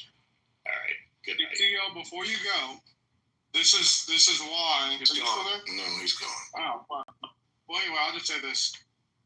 I think what the Democrats should do, and it's going to sound weird, but they should allow this Biden investigation to continue, because what it will do is open up the conversation about Trump. And I think they should allow it to continue. Go ahead and cooperate, set up the committees, because it's only going to highlight how incapacitated Trump is. Me and Dr. AG don't agree on a lot. We're 100% in agreement on this. We're starting to see dementia. Who's going to do the investigation? They're investigating whether they fell for the auto pin thing, and now they're investigating Biden. Is that what y'all saying? I mean, can you assess dementia? Probably are investigating. It's not going to be a real investigation. I swear we lived in the twilight zone, y'all. What the fuck is going on? Lisa, can you assess dementia from looking at someone from afar in clips? You can assess it by listening to them. No. Okay. No. I think we're overusing the diagnosis of dementia. I was going to say the same thing. You can hear it when somebody talks, Lisa. You're not a physician. You don't know his I'm not a physician. Don't interrupt me when you ask me a question. Thank you. I don't know his baseline, and he is of age. So when you get of age, you call me and talk to me for a little while. Yeah, well, we saw. I'm saying, I didn't say you, Dr. AG. No, Lisa, I understand. I'm responding to what Trent is.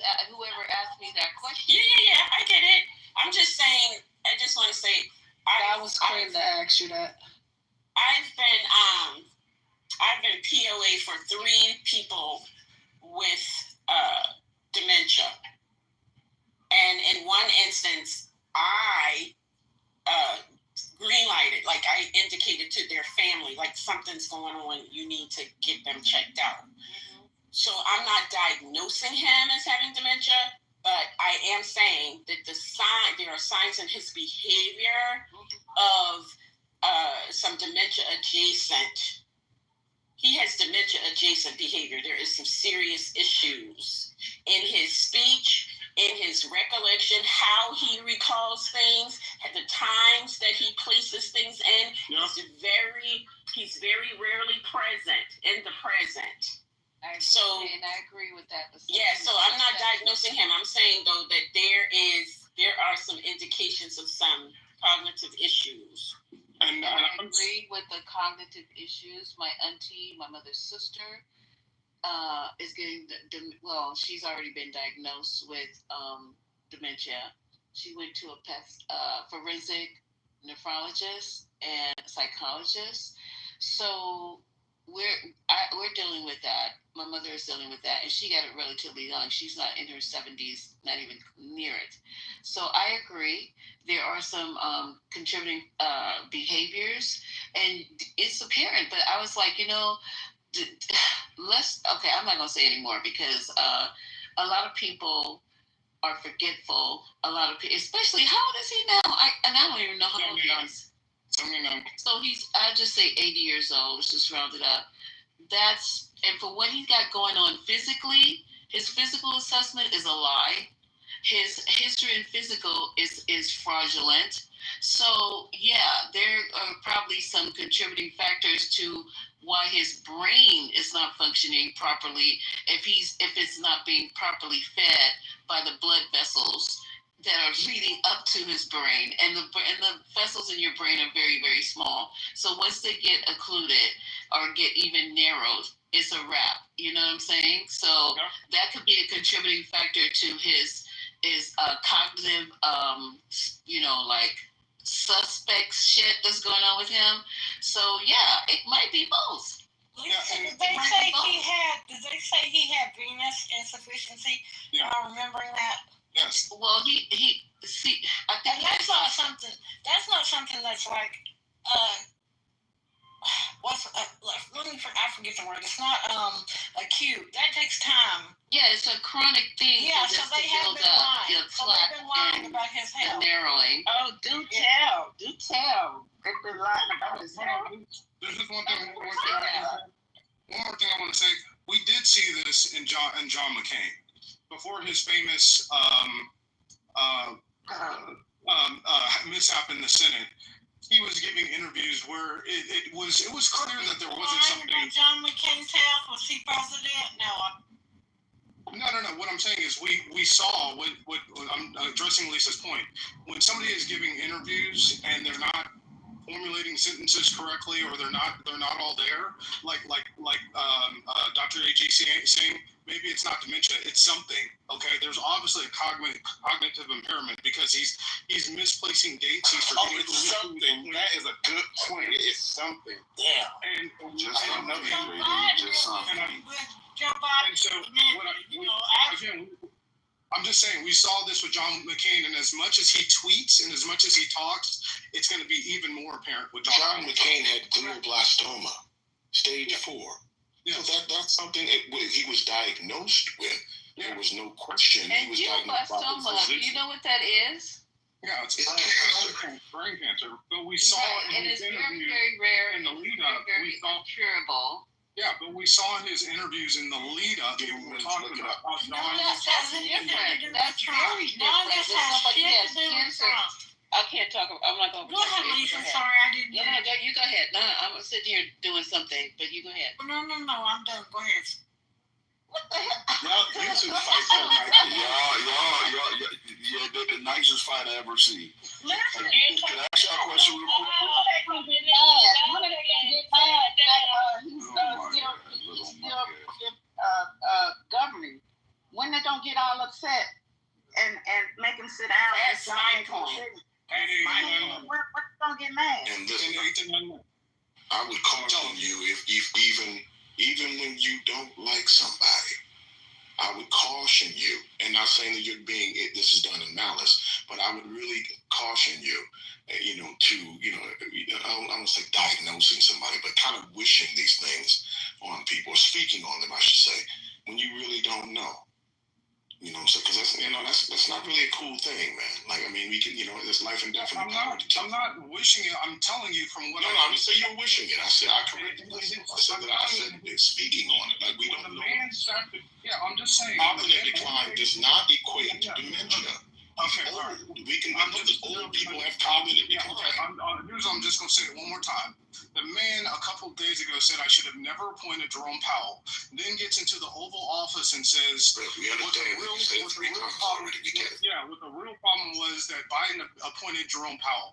This is not somebody and what has come out today, because they're putting makeup on the hands. It's a lot worse than I think. When you're speaking, you don't listen. Let me just say this. Let me just say this real quick. Let me know when I can get in there real quick. Generally speaking, when people say, so I can say for me, when I talk about dementia, I'm using it in a general sense. It's generally like I don't know if catch-all is the right word, but it's a phrase that describes cognitive decline, various symptoms of mental impairment and the impairing of cognitive functioning. So it's more like saying, okay, 1, 2, 3. Oh my God, these are 3 symptoms of dementia, right? So it's not like giving them a disease, because people get demented as they get older. And not everybody, it doesn't happen to everyone. I mean, my aunt is like 99, and she's not cognitively impaired, right? So his age is a factor. Age is a factor. People experience cognitive decline. That's different to me than saying somebody has Alzheimer's, or somebody has some sort of neurological disease or something, right? To me, that's different, because dementia can be just a naturally occurring thing. My point is this. We spent 8 months of Joe Biden's presidency attributing to him cognitive decline, when to my mind, it wasn't cognitive decline, right? He was just old, fumbling. He was a very effective person. There was no indication that he did not know what was going on in his executive branch. And here we have a person who is demonstratively uninformed about what is going on in his executive branch and decisions that he himself has made. That is an issue. That is an issue for the country. And I think that it is irresponsible for the media to not cover it. It is irresponsible for people in the popular conversation who were so much on Joe Biden. I think it's hypocritical that they are not discussing these obvious signs of poor performance on the part of this president. So my argument is a neo-political argument about his performance as a representative of this country and his ability to make sound decisions for us based on how he is appearing in public. I totally. Where's Jake Tapper? That's what I want to know. Jake should be handling this shit. I have a question. Did you guys discuss the letter that was released? Yeah. The Wall Street Journal? Oh, gosh, yes. Oh. Yeah, I agree with that, Dr. AJ. I think it's just amazing. I think it's just amazing that when you look at the history of these past, 8-10 years of watching Trump in the media in the political context, that we're talking about him forgetting power, which is significant in and of itself. Yeah. But forgetting all of his debates and how he wanted to put flashlights in here in the pandemic and pour bleach there in the pandemic, and how he had concepts of a plan, and how he literally was on stage in these debates looking like a complete, utter moron. Exactly. That couldn't even run a PTA. So we're talking about, if we want to make a cognitive evaluation as laymen, let's look at the whole 10 years and watch how now is not much different than before. I don't disagree with that at all. Like, it's hard. I don't even know how you assess that when he's clearly he ain't been the brightest star in the sky ever. So, but we can obviously see that there are places where he has some cognitive issues. We don't know exactly what it is, but we know, he's clearly had cognitive issues, but it's very clear now. Like in displays, like he can't even be sharp. We're talking about Maxine Waters should have retired 2 years ago. No, Maxine Waters is still sharp, homie. I don't know what you're talking about. I just want an explanation for that, Trent, if you don't mind. I think you should have retired 2 years ago. Wow. Feinstein. Trent, did you? She's not Feinstein. Because everybody, Dianne Feinstein should have retired. Let him tell us why, please. Why? Well, Dianne Feinstein. I listened to Maxine in an interview. Her mind is still sharp. I just think holding on to power until you're near death is not the way that everybody should go. I think. But there's plenty of people like that. Why do you mention? You don't know for you. You guys will crack me up. Did you say near death? This is wild. This is wild. You really don't think about the things you say. Can I finish this conversation? You don't know who's going to meet glory. I know.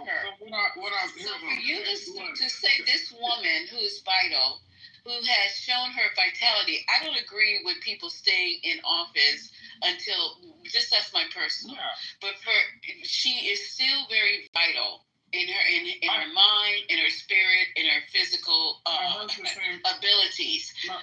Okay, you weren't finished. I want you to get finished because I'm trying to have a conversation with you. Yeah, it's all good. Same thing with Ginsburg. These are people.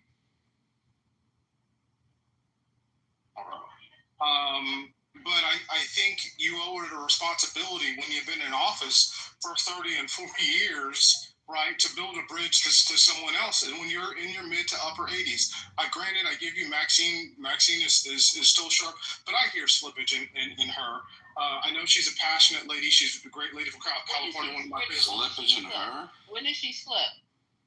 I was listening to an interview of her during, I guess it was during some of the ICE stuff, and she doesn't sound. Okay, so can you? She obviously doesn't sound the same as she was by far. It was, so I can play it. Wait, hold up, you guys.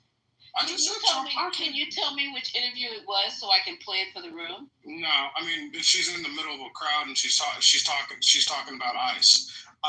She's in the middle of the crowd and she's talking about ICE, so I should have no problems finding that, right? Yeah, you should be able to find it. And she's still passionate. She can still speak. I just think You know, when you're getting up there in age and you can pass the baton, you should pass it. And Okay. a congressperson like her, a little different. Ginsburg, who refused to retire, was obviously excuse me, sir. Excuse me, sir. Excuse me, sir. Point of order. We're talking about Maxine Waters. Don't start bringing anybody else in. That's why I came up. I'm talking about a couple of them. I'm talking about.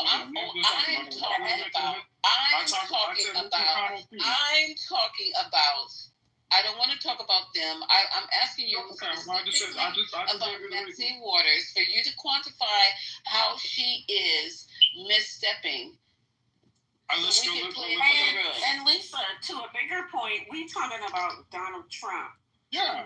Exactly. But that's why you keep piling on, which, you know what I'm saying? He went straight to Maxine Waters. Yeah, we're not talking about Democrats. Somebody else said they're on the track. And I just stay on Donald Trump. In the chat. Dr. AG, I have a question. Have y'all discussed Jerome Powell and him forgetting to even appointed him? Yeah. Trent has said that 3 times over. 7 times. So, go ahead, Dr. AG. No, that was my only point. Dana 2.0 mentioned Maxine. When we talking about Donald Trump, we got to stop letting people pivot and start talking about the Democrats. We're not talking about the Democrats. Especially when it's somebody who has to be corrected earlier. He went from 50% had to be corrected to 30% of people who didn't like Obama. So Trump just talked. Yeah, if he's not corrected, talking about Mitch McConnell. Fact checked. Mitch McConnell. He just rambles. I just said Mitch McConnell. Talk about Mitch McConnell. Yeah, he did mention Mitch McConnell. And Trent, I don't just. Yeah, I mean, back to Donald Trump. I'm just telling y'all, 8-9 months, because it's not just this disease. There's something else. Bannon said it a couple years ago. To your point, Quinn, he said that Trump is starting to show signs of dementia. His words. So he's repeating stories. He's saying the same things over and over again. And I think it was Dr. AG that said it. I didn't think about it when Hegseth stopped the Ukrainian weapons. I didn't really think what that meant. But you're right. They are making decisions, crucial decisions, without him, and there's a reason for that. Well, I'm really cautious about saying things about people that aren't true, even if I don't agree with them or I don't particularly like them. So I'm not going to say that he's showing signs of anything. I know that the only thing that we can be sure, relatively sure that he's showing signs of is getting older. So that's as much as we know. I'm sorry, Quinn. I have the clip of Maxine Waters talking about the troops there in LA, if you want to hear it at some point. There's lots of yelling and horns honking and stuff, so you kind of have to listen. Yeah, but we don't want to pivot to the Democrats. We okay, Dr. AG, I just wanted to offer it. She wasn't sounded completely coherent. She wasn't saying anything crazy, and she didn't sound like a nut like Trump at all. Yeah, we just not going to let them do that. We staying right here, because then it becomes a whole conversation about the Democrats, what they not doing, why they bad. No. The Republicans are in control of 3 houses. Let's talk about what they doing and how they, sliding us down a razor blade into an alcohol river. Let's talk about that. Absolutely. But no. Yeah, okay, I got you. Now, Trent, in the back said there's no need to talk about Maxine. And you just got through doing it, and you just got I just was responding to somebody else. One problem, look, you don't want to talk about Democrats, but one problem Democrats do is No. You don't want to talk about Trump. That's the problem. No. Y'all do this all the time. Y'all just do this and won't stop.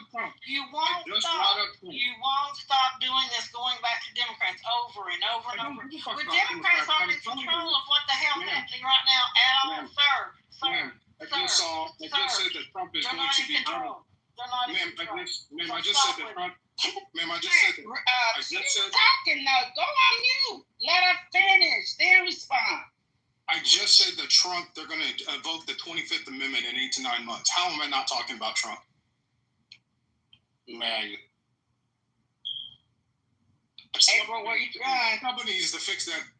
April, where you done? You know what's going on, Deborah. You know what time it is. Right.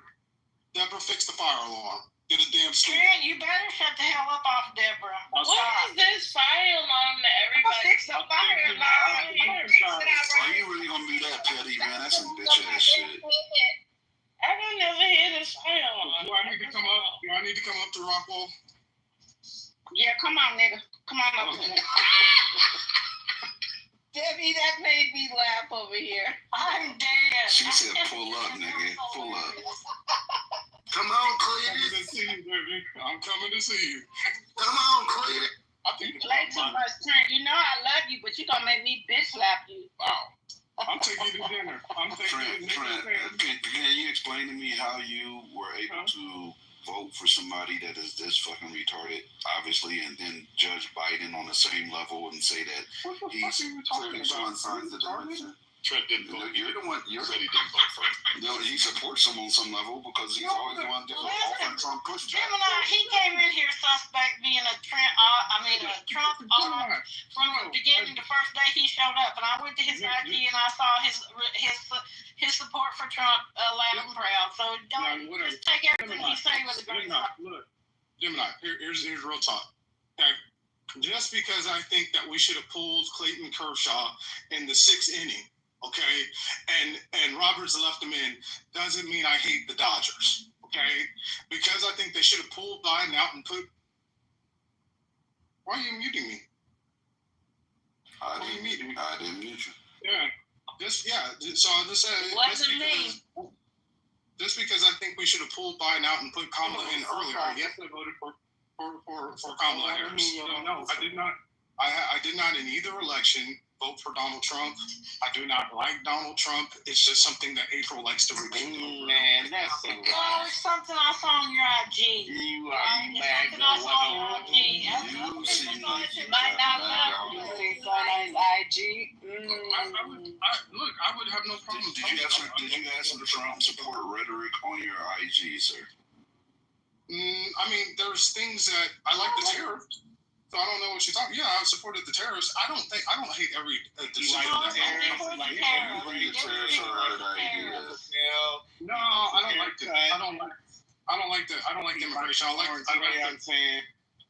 do like I hope he wasn't dancing to the song with his wife. I will vote for Donald Trump. No, I like the one crayon channel. I'll tell you about that now, baby. Now, that's a little different. You gotta do that video. I think that's the song you should dance to. No, I support a controlled border, but I do not like, deporting farmers and the people I work with. I just was talking about Taco Olay, which is a restaurant I go to down here, and they deported 10 of the ladies that work there. Nice ladies. I mean, Jim and I, when I tell you these ladies were as nice to me, because I can't speak Spanish and didn't know what was hot and what wasn't. Well, are you in cognitive decline? Because we've heard this story from you. You were Pastor said your Instagram was suspect. I am Trump. You in cognitive decline. I voted for the Republican Congresswoman down here. I'm telling you that. I met her a couple of times. I liked her better than the Democratic, to be honest. But no, I mostly voted probably Democrat on most, and I'll vote for Al Red or Beto against Cornyn or Cruz. So, I go back and forth. I'm bisexual like that. Not going the other one. You bisexual. Bisexual like that is crazy. Yeah, according to your photos, I believe that. Because you be having a whole lot of men photos. You do have a lot of men on men, not a man on male pictures. Yeah. Come on. I'm pitching and I'm catching. I got one black friend that you pitching and catching. Hey, if you say it, I believe it. That's it. Listen, Gemini, you would never say such a thing, would you, Gemini? No. JD, no. Pastor, no. Next, you're going to tell us that you be talking. No, that's weird. That's actually one thing I would never say. To me, that's he already said if his wife needed another man, he make sure she was taken care of. He did say that. Well, that's not what I said. I said I had a friend that was paralyzed, and that I had an understanding, after talking to him of why he allowed it, and that was a really personal thing. That's something I would never do, but I do have an understanding for somebody who goes through something and can't satisfy their wife, but still loves them and wants to stay together. Why he did that? That's a different story. You want to make sure your wife's needs are met. The chat going crazy. I guess he killed death through his car. Better worse, rich or poor, like wasn't said at your wedding, but okay. I hope his wife didn't hear him that he was bisexual. Are y'all going to push back at Obama's getting right now for one portion of his interview where he said a father is not enough for a male, that sometimes he might need a gay man in his life to help him with his emotional intelligence, and that's what his professor provided for him. The father can't be every man in his son's life, and that could be a good thing and should be part of the friend group. What speech is that? I can play it. Please do. And what's the pushback on it? The pushback is a lot of people. I was in another room listening, and a lot of the response was they don't want their children being influenced by homosexuals at such a young age. Lord.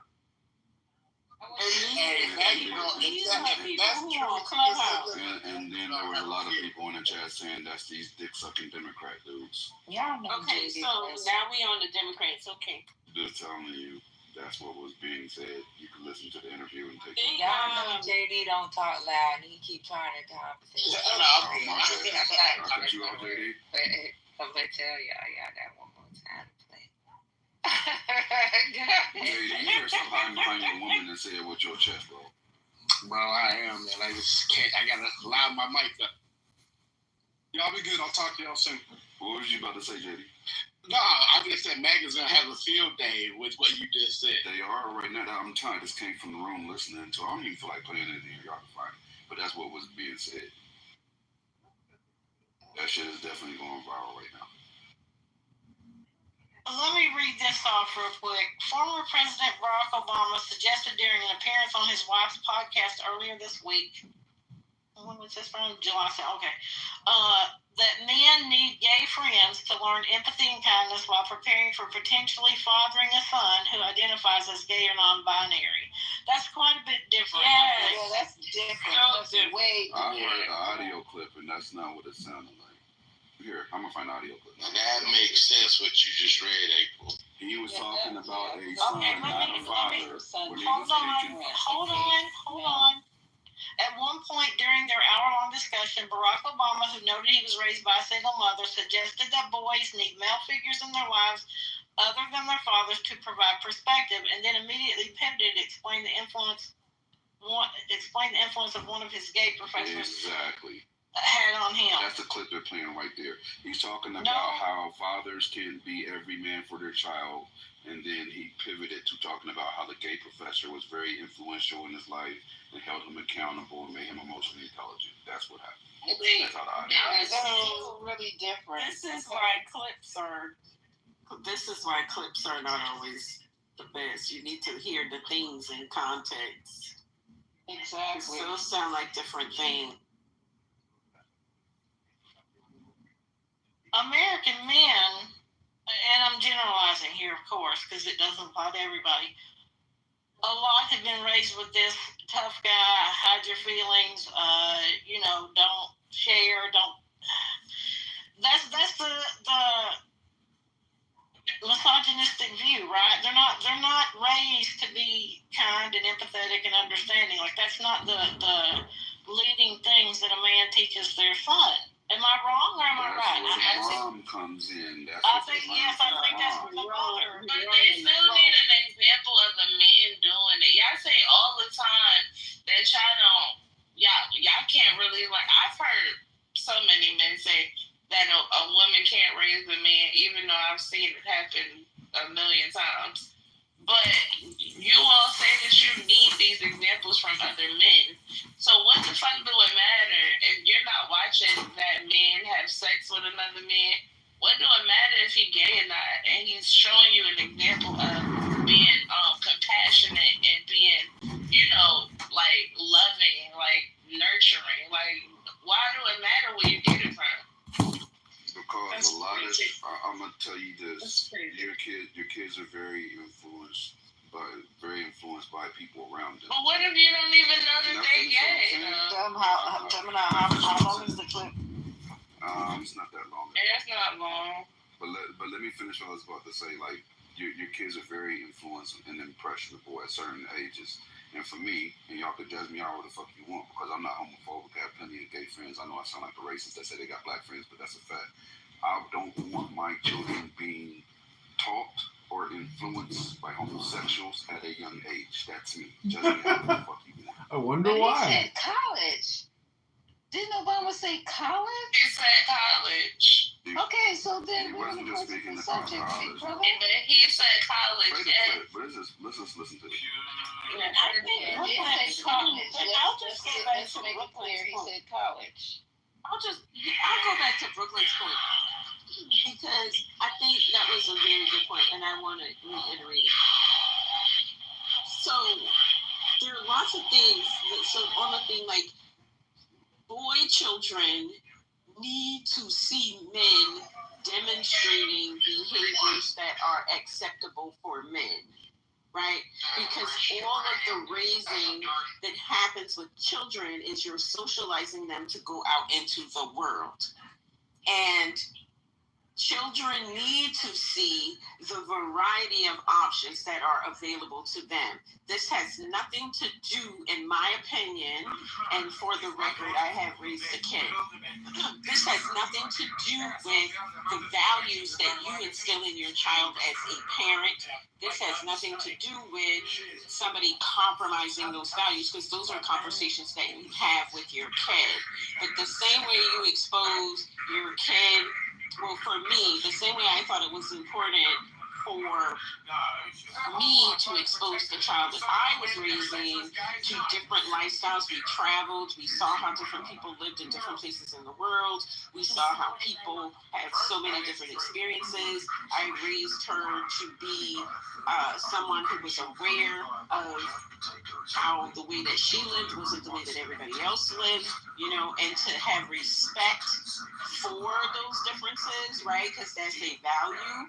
I think exposing your children to people who live differently, who love differently, who, even if they pray differently, right, doesn't mean that your child is going to be converted because fundamentally you're responsible for those values. So I think Brooklyn's point about a man demonstrating that kind of compassion, I disagree with him that you can only get that from a gay man, but that's a whole other conversation. I know where he was going, but I might, diverge a little bit on that. But I think that having a man demonstrate a certain level of nurture, a certain level of compassion, a certain level of race. It was just a majority white men that were doing it and talking about Barge, disassemble, and take it away. So it's never what it seems. It's never what it seems.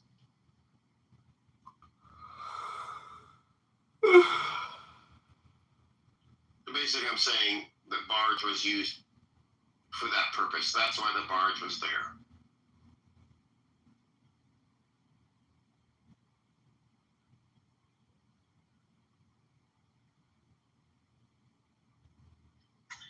Right. But Naj, how you been? You going to the protests and stuff, or are you starting to see new people? No, I don't go to any protests. I'm with them in spirit. But yeah, Edward, you're right. I think that there was no. I'm going to talk about the black community. I don't care what's going on. I want to talk about the black community because he had his baby girl. And he said, I don't want her to be one of these ratchet ass motherfuckers out here. And oh my God, it went straight left. Tommy is. Oh, go ahead. I'm sorry. He said, I don't want my baby girl to be a fucking whore or degenerate. And black women just come on. Good word. That's when they came up with it. I think Tommy Davis. Tommy Sotomayor. Jesus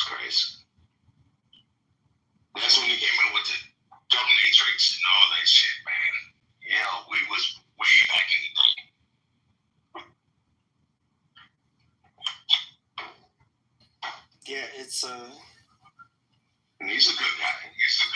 He would give his shirt off his back. Well, Tommy, the weird thing is Tommy Sotomayor, like, I don't even think he's, like, people, like, give him shit, say that he's a coon, but, like, he's realistic.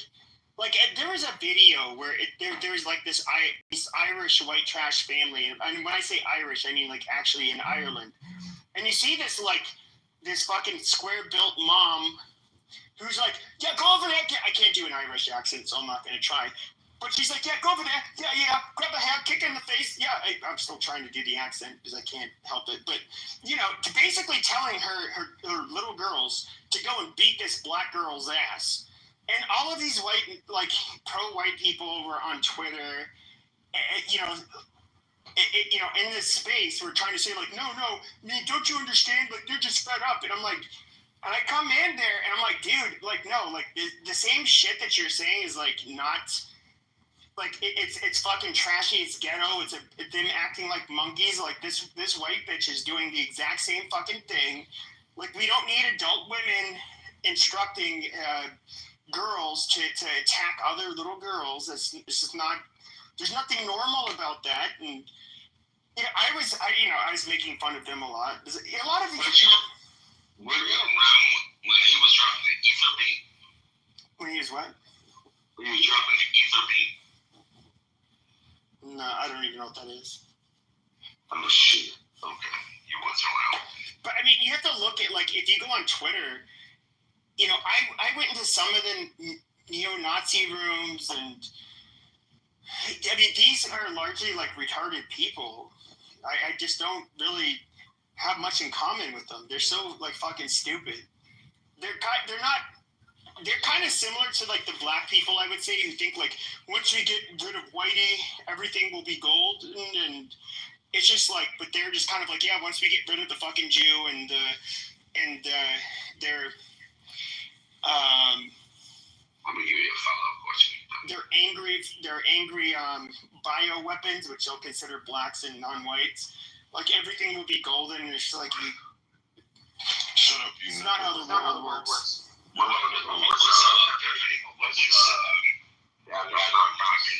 that's back in the day. Who? This white guy used to be out here talking shit down the clown. The truck driver. Oh, Cardano. Yo. I tried to tell him to drop that Nazi shit. Like, he was like a full.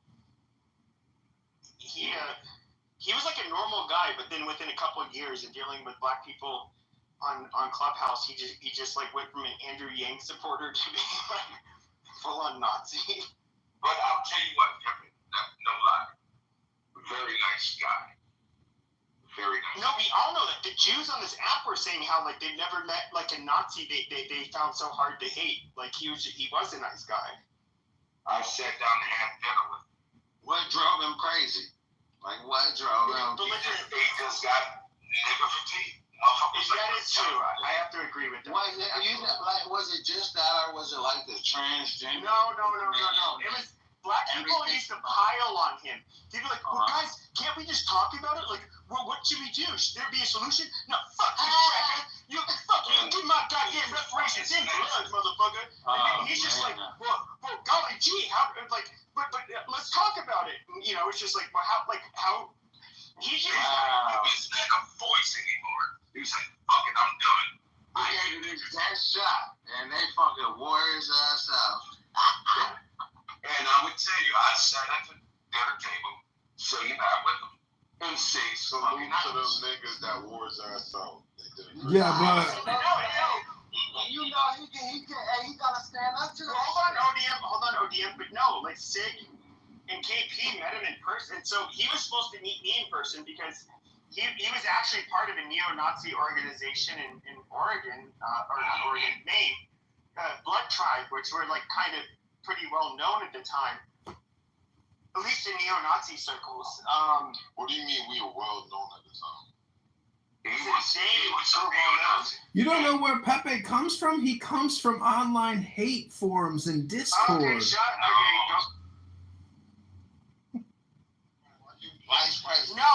This guy we're talking about, the guy we're talking about was a Nazi. Yeah, Antifa doesn't fly swastikas. Like, Blood Tribe wears swastikas, and they just look up Blood Tribe. Just Google it. Jews will not replace us with nothing. Sir. After our dinner we had together, he said, "You know what? I'm changing my mind," and dropped everything. He said, "Fuck this shit." That's good. We shook hands and gave each other a good hug. Yo, brother, you my brother. I'm your brother. And he walked away. He was like, "Man, this is some stupid shit I was taught." That's a good thing. And he, for whatever reason, he didn't follow up. He said he's moving back to Arizona. He wanted to meet up with me, and I was like, sure. And he didn't reach back out to me. But okay, as racist as I am on this app, like, I would always push back against them. Mm-hmm. So I'll use, like, a lot of it is like trolling and humor, but then I'll often say, like, things, I'm not. I guess you say I'm, like, somewhat reactionary. I don't have the best filter, but it's just like, and to be fair, I don't say anything about, like, black people, for example, that I don't hear black people on this app say in a much harsher tone. You can't fix broken brain. Insulting way than I do. And I guess that's kind of. Well, that's part of, like, minding your business. You know what I'm saying? We can tell each other. Sometimes coming from, like, a white person. Like, no, I get it. Y'all need to have a little more understanding because y'all applying that pressure, right? No, I get it, but we have to look at it. But, like, when white people look at it, I have to say, like, even, like, I am against, like, mistreating black people or taking advantage of them, anything like that. And even for, like, helping people, help them have an equal opportunity to be their best. Like, I'm one of those white people. You're doing the best you can, man. But if you are going to just, like, attack, say, fuck you, give me this, fuck you, give me that, fuck you, you're evil, you suck, you blah, blah, blah, blah. And it's just like, what you guys also don't understand is we do have, like, an element of belligerent white trash we also have to speak with in our own fucking communities. But quite frankly, we generally don't have conversations with them in public. Why would we have them? Correct. And, like, they're not up. They realize that what they do is like not acceptable by other white people. They're not even going to bother debating it. It's a dead issue. Back in the day, remember you had your own room that you had Andrew that we spoke on. Y'all motherfuckers was like oil and water. Oh my God. There was some hot topics. This is old school clubhouse. Yeah, I knew you sounded like an incel. What are you talking about? Are you black? Who? You, sir. No, I'm American. Love in your heart, bro. You gotta learn how to, like, throw people some compliment. I might need to throw you a line. Let me tell you something. You know what black means? You know what black means? Zero. I'm American. I'm something. What you should learn about to be something. Bro, I'm not gonna lie to you, bro. Shout out to you becoming a house nigga. Amazing. Oh, okay then. I will say this, KP. This is one. What's up? I remember this, like, over 10 years ago, and so in, like, I think it was, like, Waco, Texas. It was like was it Twin Peaks? One of those, knockoff Hooters. You had two motorcycle clubs.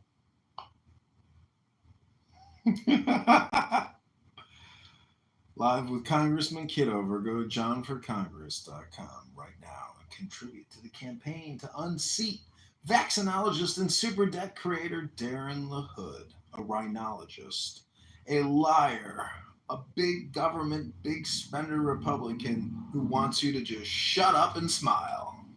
Congressman. It's great to see you. Congressman, tell us, what motivates you? What makes you think, Congressman? You Well, I sent you that passage about the Bible. I mean, if you want to be first amongst all men, I mean, give up everything. If you want to inherit everything, give up everything. And most of these people who are just spending trillions and trillions of dollars that we do not have, they're getting paid off in the back end. And so they're such horrible hypocrites. Everybody knows that the system is essentially fraudulent in design, and we have nobody who has any morals, ethics, or virtues other than a few select congresspeople and senators that are actually, voicing concern about all the fraud. I mean, when Stacey Abrams gets $2 billion to fight climate change from the Biden administration, isn't that a payoff for what she did to Trump? $2 billion to her nonprofit that had $100 in it prior to getting the $2 billion. Like, this is fraud, and there's no arrests, there's no criminal charges.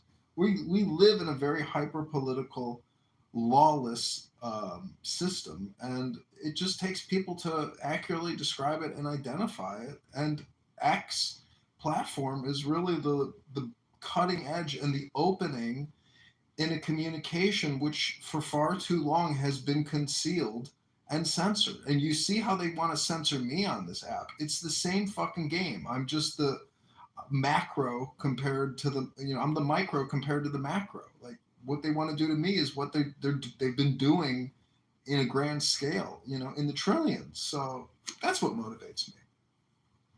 Congressman, do you think you can win Al Stern's vote?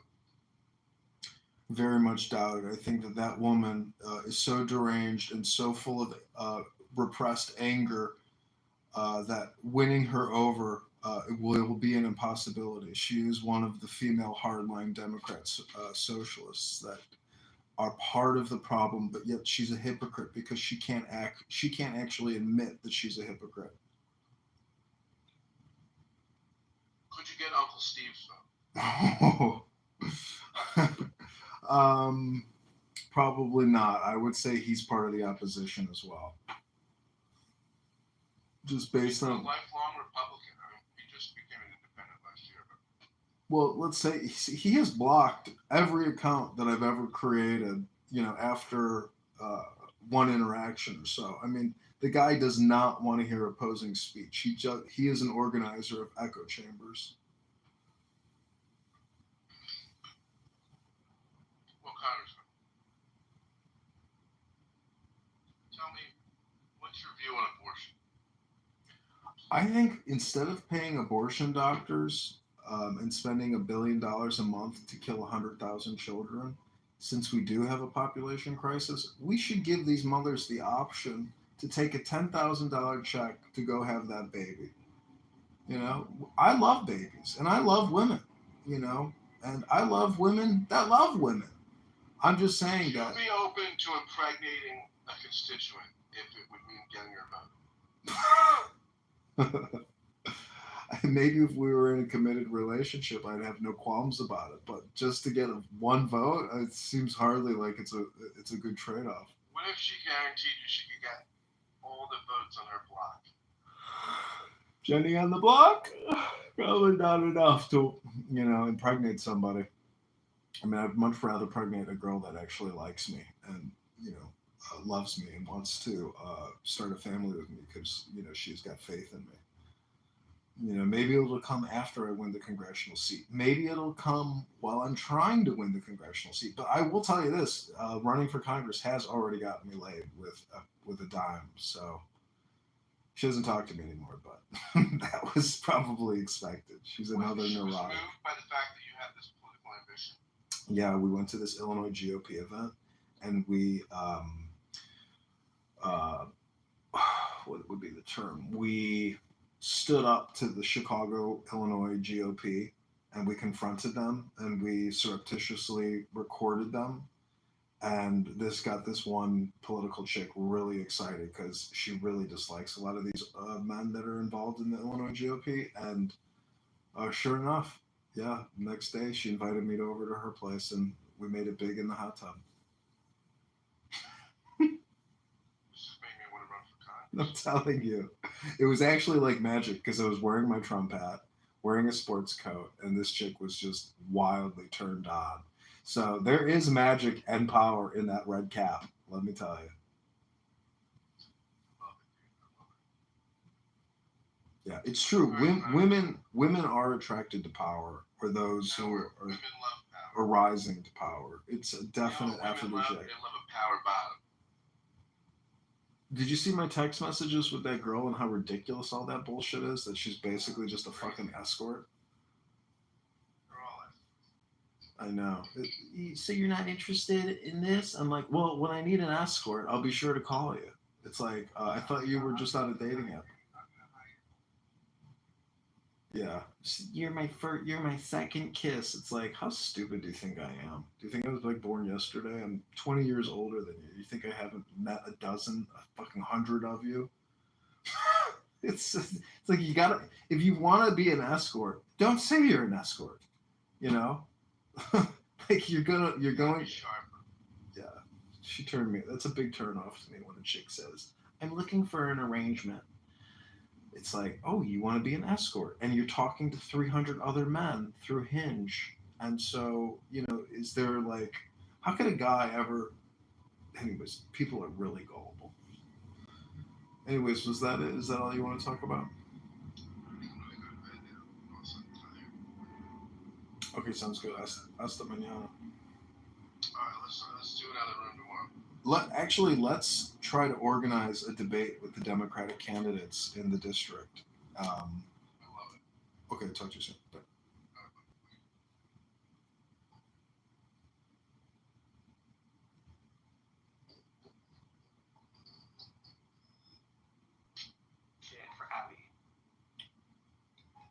I just feel like my mother's throwing it away because she doesn't like it. Rabbi. Congressman, Rabbi told me to be depressed and not work out, so I went with his advice. Yeah, that's much better. Listen, first of all, Randy is probably lazy as all hell, and he doesn't even work out, so don't take advice from him. Congressman, I think like my best body was probably my early 30s. Well, your ass, aren't you in your 30s now? No, I just turned 40. Oh, so you're accepting it now? No, I was 39 before. I just turned 40. Your ass is fire. Your ass is on fire? That's called STD. No. Your ass is fire. Yeah, thank you. Not yours, Ryan. Or maybe because I didn't take a lot of pictures in my 20s, so I don't really know. That's an understatement. Did you hear that song? This Boy's a Bottom? This Boy's a Bottom, yeah. This boy is a bottom. You all made me learn these terms that I didn't know before. Girl, the terms have always been there. We just opened your eyes. We made you woke. Again, Noura, the only advice I can give you is go to the gym and read a book. If you don't do that, your life will stay fucked and it will get worse. I know, Congressman. Should I go work out right now to let this off? No, I think you should eat a sandwich. Yeah, you should actually just hit the leave quietly button and go to the gym right now and break a sweat and break your fucking lack of sweating and exercising for many days now. Do it right now. And I wear booty shorts to the grocery store. No, girl, can you stop wearing that? Listen, you're going to take advice from these faggots? We're not faggots. We're waiting for the right woman. Just take a look at this thing, guy. Trust me, Princessia, there's no better advice than going to the gym and reading a good book. But I'm looking at old pictures and seeing how beautiful my skin used to be. You can't. Girl, you make it seem like you're the fucking elephant man. You're not fucking elephant. Yeah, you can't. And No, I messed up my skin. Yeah, listen, nobody's skin is messed up. It regenerates. Go get in the sun. Do a facial peel. Use a microdermabrasion. Congressman, that's the thing that's different. I told you I can't go in the sun. You can't go in the sun. Are you a vampire or a parasite? Which No, one I is can't it? go in the sun because I did laser and it will hyperpigment my skin, so I can't even like. Okay, so wait a couple days, wait a week before you go back out into the sun. Wear a burqa. Like I'm looking at all these pictures in the sun with like. You really are stuck in the past. Like you really want your youth again. No, I just want my skin back. I have my youth. You're getting your skin back. Just don't overthink it. If you saw how it was, you'd make fun of me forever. Oh my god, you make it sound like you're like you're a burn victim, like you really got like bad skin. I know that's what ChatGPT said to me. It's like I was like, be harsh. So like, okay, you weren't burnt in a fire. Like, stop. Nora, you have to stop communicating with ChatGPT. Go to the gym and read a book, fatty. Yeah, they really said they did a research about how people using ChatGPT as therapy. Yeah, it's causing psychotic breaks because people aren't using their brain anymore. Congressman, you know what's so sad is right before New York, I was using ChatGPT and it was telling me, It was telling me that there's nothing wrong with you and that the systems have abused you. And I'm like, fuck this in my head, making me think I was okay. I use Grok and Gemini. Really? Mm-hmm. So ChatGPT is making me crazier, is what we're ChatGPT is more crazier. Gemini is more sympathetic and empathy. They give you more advice. What? You didn't know that? What did you say? I said Gemini is more empathetic and gives you more good advice than ChatGPT. Oh, I don't have some advice from them. Well, sometimes I do. I actually have parents.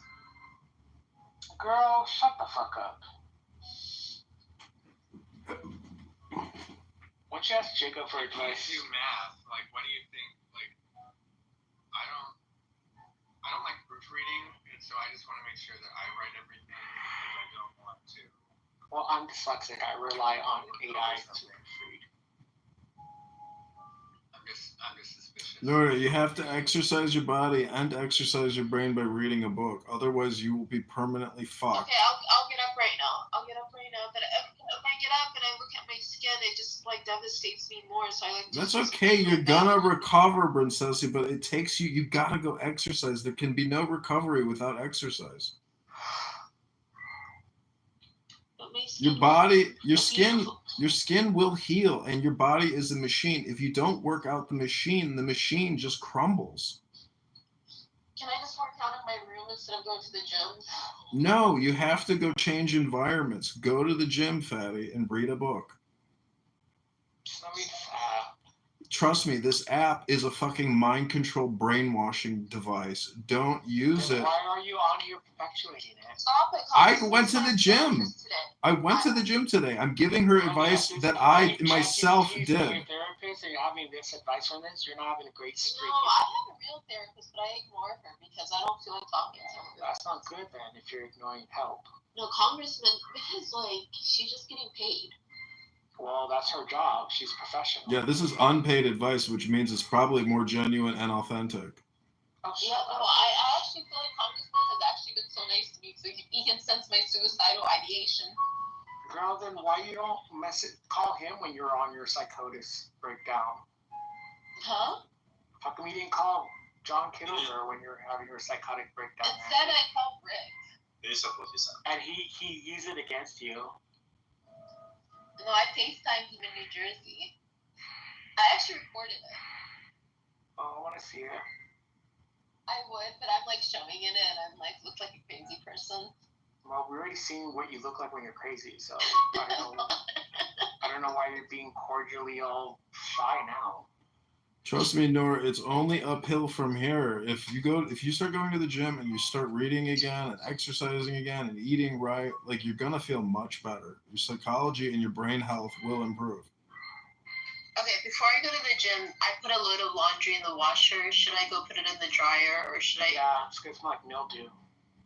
Well, you got time. You can let it sit in there for a couple hours before you got to turn it. Ew, no, it's gonna smell like mildew. No, if you let it sit in there for more than 3 hours, yeah, it's gonna smell. Nora's gonna forget about it, so tell her to do it now. Well, then do it now and go to the gym, fat ass, and then read a book tonight and get off this stupid piece of shit app. I can ask you to sit. But if it wasn't for the app, I wouldn't like go to the gym. Yeah, well then use this as the springboard. Like right now, I came home after working all day and being around all day, and I wasn't on the app all day. Yes, you were. I mean, I was on the app intermittently on breaks, but like I'm not sitting on here laying on the couch. But the truth is, if I'm not on Clubhouse, it's because I'm super depressed. So when I'm not on here, it's because I feel no benefit from being on here. Listen, that means that the app is using you instead of you using the app. You're consuming instead of selling. No, I barely got out of today's. Randy's room is the only room I went in. Hello. Jasmine's very mean to me. No. She's generally a very angry and mean person, but sometimes she can be funny and pleasant. Jazzy doesn't care. You guys think cares, but Jazzy was. I thought Jasmine cared about me before, but then she's like, Yeah, Nora, I hate to break the news to you, but you're a 40-year-old woman. That means you can't act like a 16-year-old anymore. You got to grow the fuck up. Take your fat ass to the gym and read a book. But I want to go back to my skin when it was 16. Yeah, there's no such thing as a time machine. Sorry, but you're in the present moment and you got a future ahead of you. You can't go back in time. You know that, right? I'm putting clothes in the dryer right now, just so you know. well, we were talking about clothes. If that's an option. Why? My skin looks disgusting. Princessia, if you go to the gym and you break a sweat, your skin condition will start to improve. If you lay at home and talk on Clown House all day or lay in bed all day for days on end, your skin condition will not improve and it will just continue to be fucked up. But you don't even know what caused it. It was from laser hair removal. This nigga has shoulder pain. You don't even have to listen to that. He's projecting his own shoulder pain. Listen, everybody gets a skin condition. What does that mean? It means that a rabbi here has some anxiety that's causing him physical pain. Oh, is that why my shoulder hurts? Yeah, it's called tennis elbow. It's a psychosomatic disorder. It's called mind-body disorder. I have a serious question for you. I've been trying to reset my vagus nerve. You know how they tried to medicate me and I'm very anti-medicine? Mm-hmm. Do you have like a mental diagnosis where you take medication willingly?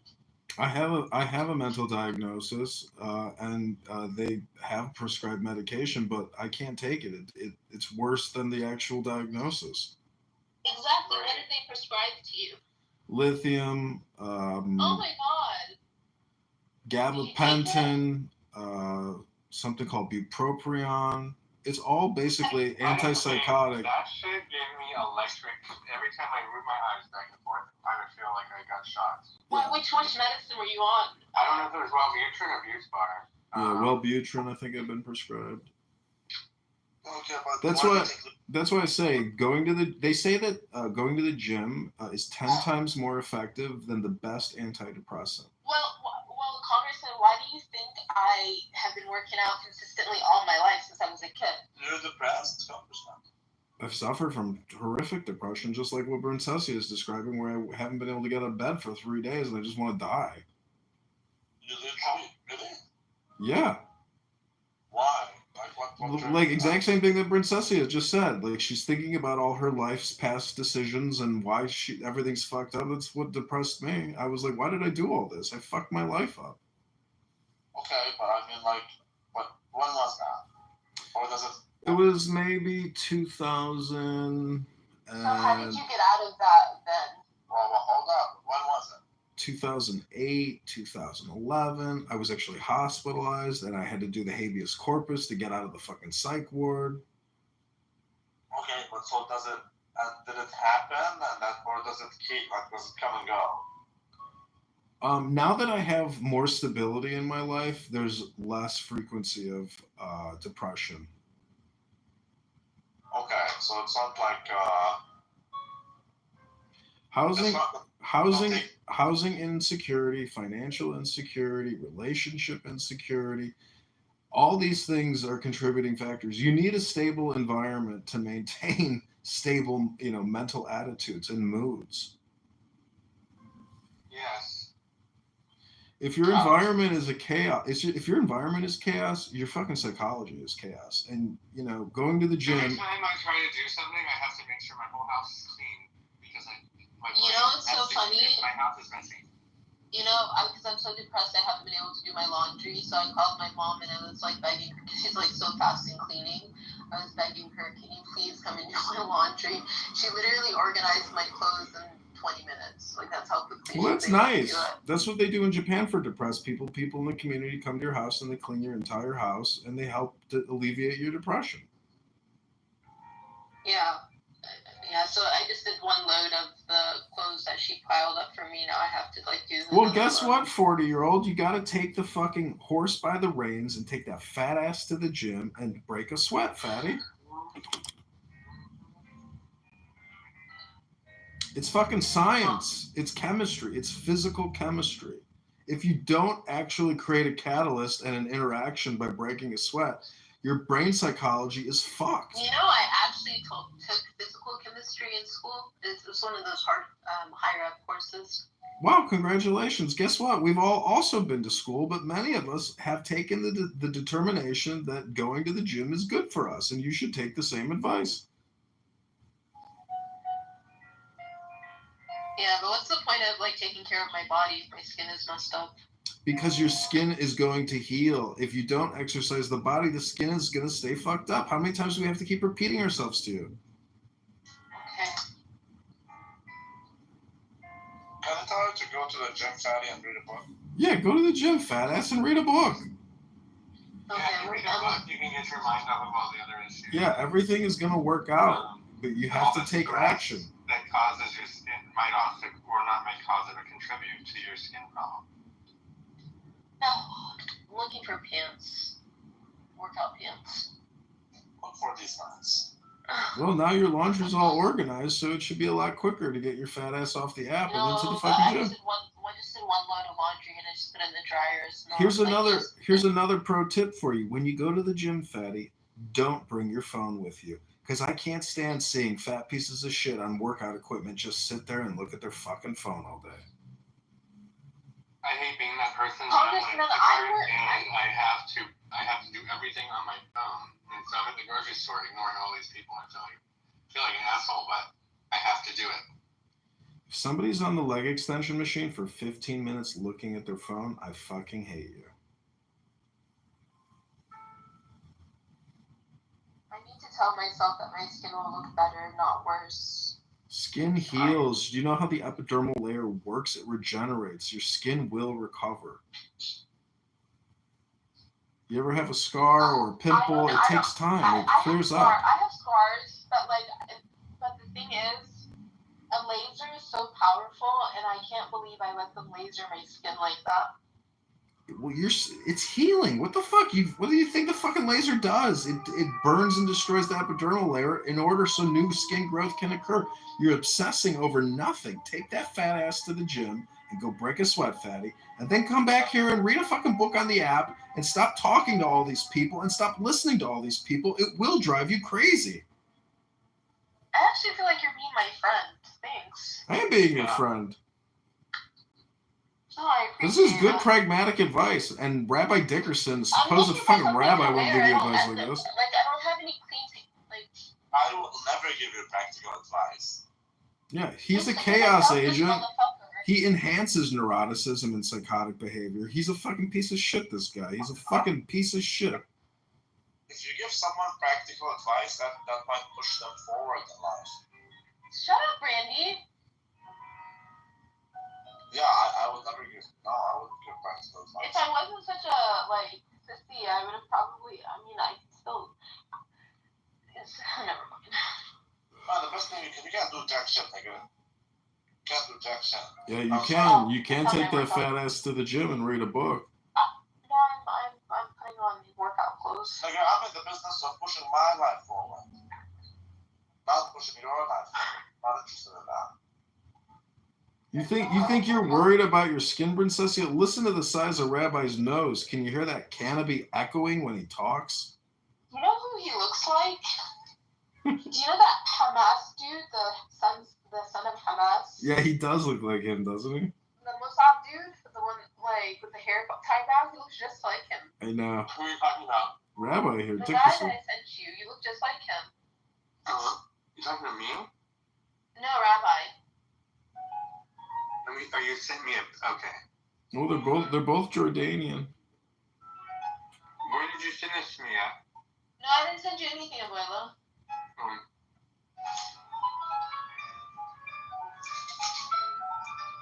thought you were gonna send me some. I was gonna take a picture of me when I had like an amazing body, but I didn't do it. Doesn't matter. Listen, there's a lot of 40-year-old women that have bodies of 26-year-olds, and there's a lot of 26-year-olds that have women's bodies that are 40 or 50. No, I in general, I'm not insecure about like that stuff. I'm just mad at how I ruined my skin. Everybody has skin conditions all the time, and people recover from skin conditions. I have skin conditions. Like, I have other things that are, like, but it's not self-inflicted. I went to a laser, and I let these motherfuckers, like, laser me without taking the precautions, and I'm just retarded. Well, you're not in the X-Men movie, okay? You know, your skin is going to recover. You're not some mutant. You're still Nora Bandora, Princessia, the elevator screamer, who doesn't take her fat ass to the gym and doesn't read any books. Oh, God. You're too hard on yourself. That's one thing my dad kept telling me when I was depressed. He says, you're so hard on yourself. You know, you gotta loosen up your own self-judgment. Well, you know what? Your mom thinks you're gay. Thank you for that. Ugh, the fucking liquor. Yeah, Randy, stop. My mom when my mom says, we think you're gay, that's her just trying to test my mental health to see if I'm going to say, you know what, you stupid bitch, shut the fuck up. And one time my dad asked me, are you a Lebanese? Oh, maybe I have those too. Oh my god. Is it not okay to tell somebody to shut the fuck up? Oh, be nice. You don't have to be nice. I actually, the one thing I have learned from all the stuff like this lady that's sitting outside the grocery store today while rushing me to get done with her order that she wanted to do last minute, instead of getting out of the car, getting her fat ass out of the car and getting her own goddamn groceries. I just told her, I didn't tell her to shut up, but in so many words I did. So some people need to be told. This is proof that people used to do good contractor jobs, even when they actually had much less tools than we had today. So as you can see, we have this guy pictured here who is actually changing out the entire wall, and he actually does so with just a basic hammer, which is insane, honestly. As you can see, he actually changes out the whole plaster and plasters it in quite well too. That's actually why the shape of the hammer has that thing at the back, to remove nails and plaster, and then the front blunt bit hammers in nails, and other amenities, of course. And as you can see, he has almost finished his task, which honestly doesn't look too bad at all. And he didn't take too long either. Subscribe if you are shocked by his skills.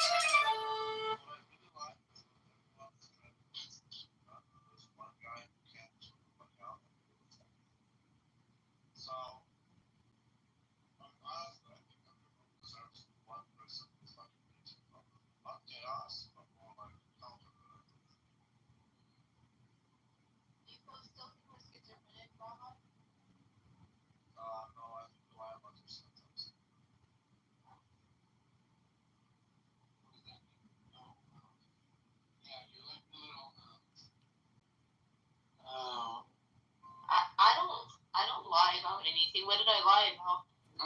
Your symptoms. What are my symptoms? What are you talking about symptoms? It doesn't matter what you talk about there. Yeah, what are the symptoms that she lies about? You know what sucks is my brother has a pool and he invited me to swim and I can't because I can't wear a bathing suit because it'll just hyperpigment everything.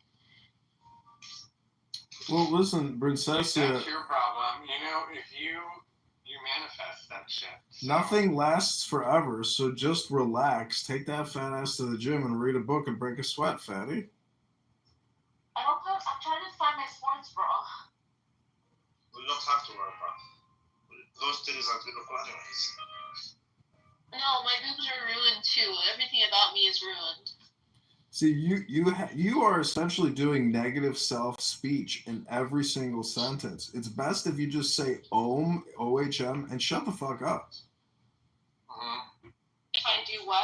The saying is stop thinking and end your problems. The more you think, the more you speak, the further from the truth you're going to get. And, you know, our patience is limited. Yeah, you're right. You're right. My energy is being negative towards you, and you don't No, deserve it's that. towards yourself. You're not being negative towards us. You're just doing negative self-talk. That's a sign of a cognitive distortion But disorder. you're absorbing the energy. No, believe me, we have the power to deflect your bullshit energy. Princess, do you know what GTTGARABF means? Get the fuck out of here. No, GTTGARABF. Get that. I don't know. Get to the gym and read a book, fatty. GTTGARABF. Yeah, stop repeating yourself, because you are repeating yourself at this point, and take action. Action is the secret in everything. It's doing, not talking, that counts.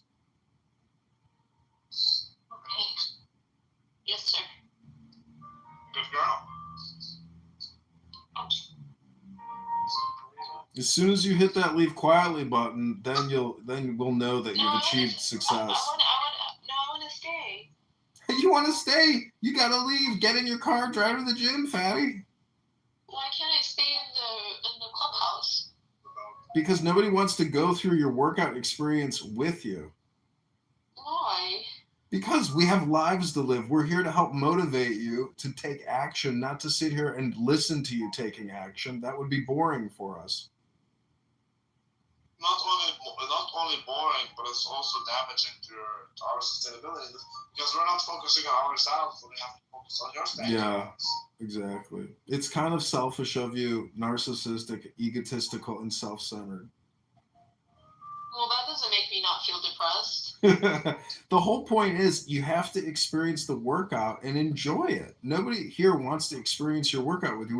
We want you to be free from this app and to, take personal responsibility and self-sustainability.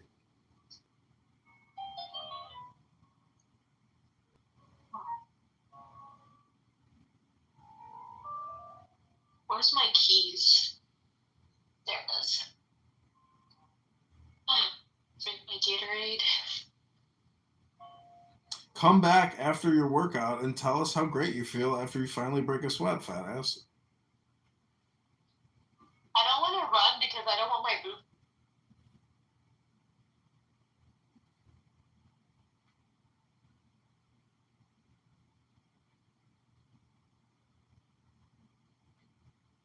The chances of you seeing this YouTube short are super rare.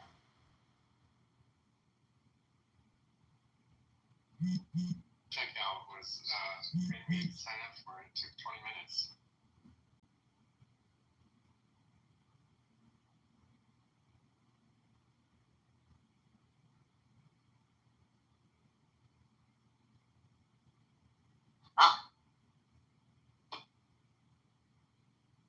Economic problem, we have a translation problem, and that's why go back to that thing I was saying before Albert came here, which is fast, cheap, good, pick two. Let's solve the investment in humanity part, and then we can move all that shit that I see 4 or 5 times a week, and I really do, like in my job, right? I work with geniuses routinely all week, and they all have like fantastic stuff. And in some cases, there isn't a business model for it, right? Like water scarcity is the biggest driver of conflict on the planet, bar none, as a resource. And we could have water for 10 billion people if we started from scratch with atmospheric water generation, powered by the sun, for about $1 trillion. Maybe a little less. So it's not a money problem, and it's not a distribution problem, which sounds also like scarcity. It's about how to grow access to this shit, and we just have to finance it. It pays for itself over time. There's no time in human history I can find where we invested. Yeah, I've heard this being said. One of the greatest enemies of progress is who's going to pay for this. And nobody wants to take the risk of funding something that could take a long time to pay off, or maybe not at all. And so we have successful people who are confronted with the opportunity to risk some of their success to do something that would benefit everybody or ruin them. And, 90% of the time, we know what they choose. Yeah, and this is why you have to create a system. I want to chime in. I've heard Daniel talk in the past, and it took me a while to warm up, to be honest. And I want to start out the conversation being honest. I know, Matt, it took me 5 minutes. For some reason, you were in a place where, I don't know, you were describing, but I'm on board with where you're going on things. And to be in such a fantastic place, to get a chance to work with what you call geniuses on a consistent basis, I mean, I think that is something I would hope most people aspire to. I know I do. I'm building something pretty magnificent as well. It's taken me a while to chew on and grind through it, doing other types of work. But I'm on that cusp of being, like creating a genius group as well. So I just want to interject. Awesome for that. And I think this shouldn't be as hard to implement all this genius as you and all of us are having to do is the problem, right? And I don't think it's a matter of changing human beings. I think it's a matter of changing the finance conditions, right? Which is why what I'm looking, and there are others who have other kinds of very inventive ways to try to tackle the problem also, but the way we're looking at how to take that risk out of it, replace what used to be done by NASA and can no longer be done by NASA under our current culture, and in the entrepreneurial world, make it safe to build a bank for moonshots. That's what the Bank of Humanity is, where if they fail, Matt, hear this loudly, it has no effect on the bottom line.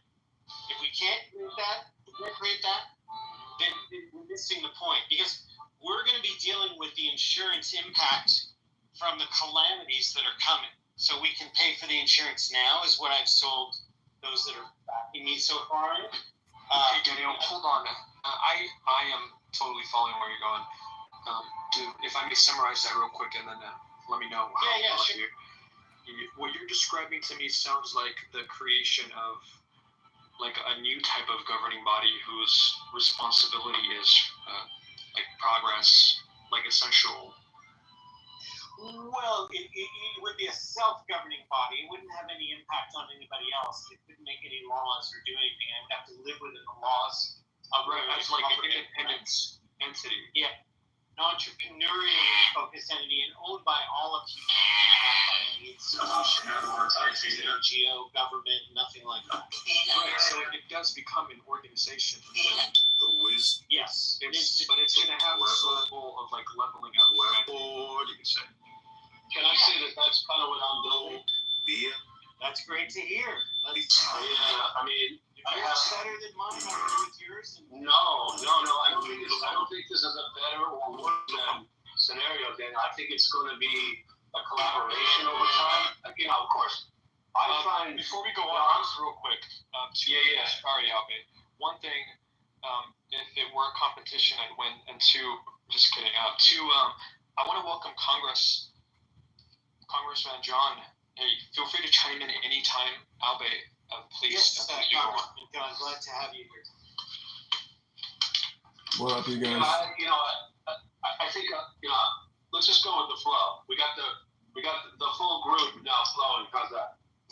Well, you were saying that it's not a matter of your idea being better, right? Because you were about to describe to us how you're also working on this. This is a nugget Rolex right here, but it's an aftermarket case. I don't so you got 46 millimeter old Rolex without a name, and it's just snapped in, and you got this. Let's have the conversation flow, because it looks like whatever. It's probably popular, but I don't know. He's got one, obviously. He has a. You probably ain't expecting me to find my car, but let you in on the secrets. I got one of these little tracking devices. It's magnetic, which makes it super easy to hide. You got global precise. Never say you can't do that, Congressman. He's shy. Sorry, I'm here. What did you ask? Are you a congressman? No, I'm a candidate. You're a candidate, okay? this will be an interesting. Oh, there you go. Perfect. Yeah. Okay. We're looking for people in your position, actually. Yeah, let me lay out the thing, and I don't know, Albie, if you heard about this from me. So we have conversations, is there enough, examining money and capital in new ways by ordinary human beings, not people in finance. And we have come across something that we put a lot of hours of research into. We do due diligence for a living, and we believe that there is a gaping hole in the way modern finance works, that if that hole were addressed, Congressman, that I hope you become, would allow us to end the debt in 8 years. Now, if I put out a big, tall claim like that, would you be willing to let me explain it to you? And if I prove to you that that's possible to do, would you consider aligning yourself with it? Because if you do, there's going to be a pretty significant super PAC organized to bring this idea to the consciousness of ordinary Americans. Sure, I'm with you, Daniel. Go ahead. So the gentleman who invented this, Scott Smith, is somebody who's had a really interesting career in finance. In fact, he helped create mortgage-backed securities before, as he likes to tell me, they got corrupted. This is only around 1989 or so did we begin to have a measurement on the monetary economy. Like there's a real economy and a monetary economy. We can all kind of, even with no finance background, understand that. The real economy, the material economy, where we, perform our goods and services, where we get taxed, where we eat, all of that stuff. And the monetary economy is the entire interconnected global system of transactions that includes that on the currency markets, for example, we can trade as much on a single day as we do in the entire New York Stock Exchange transactions an entire year.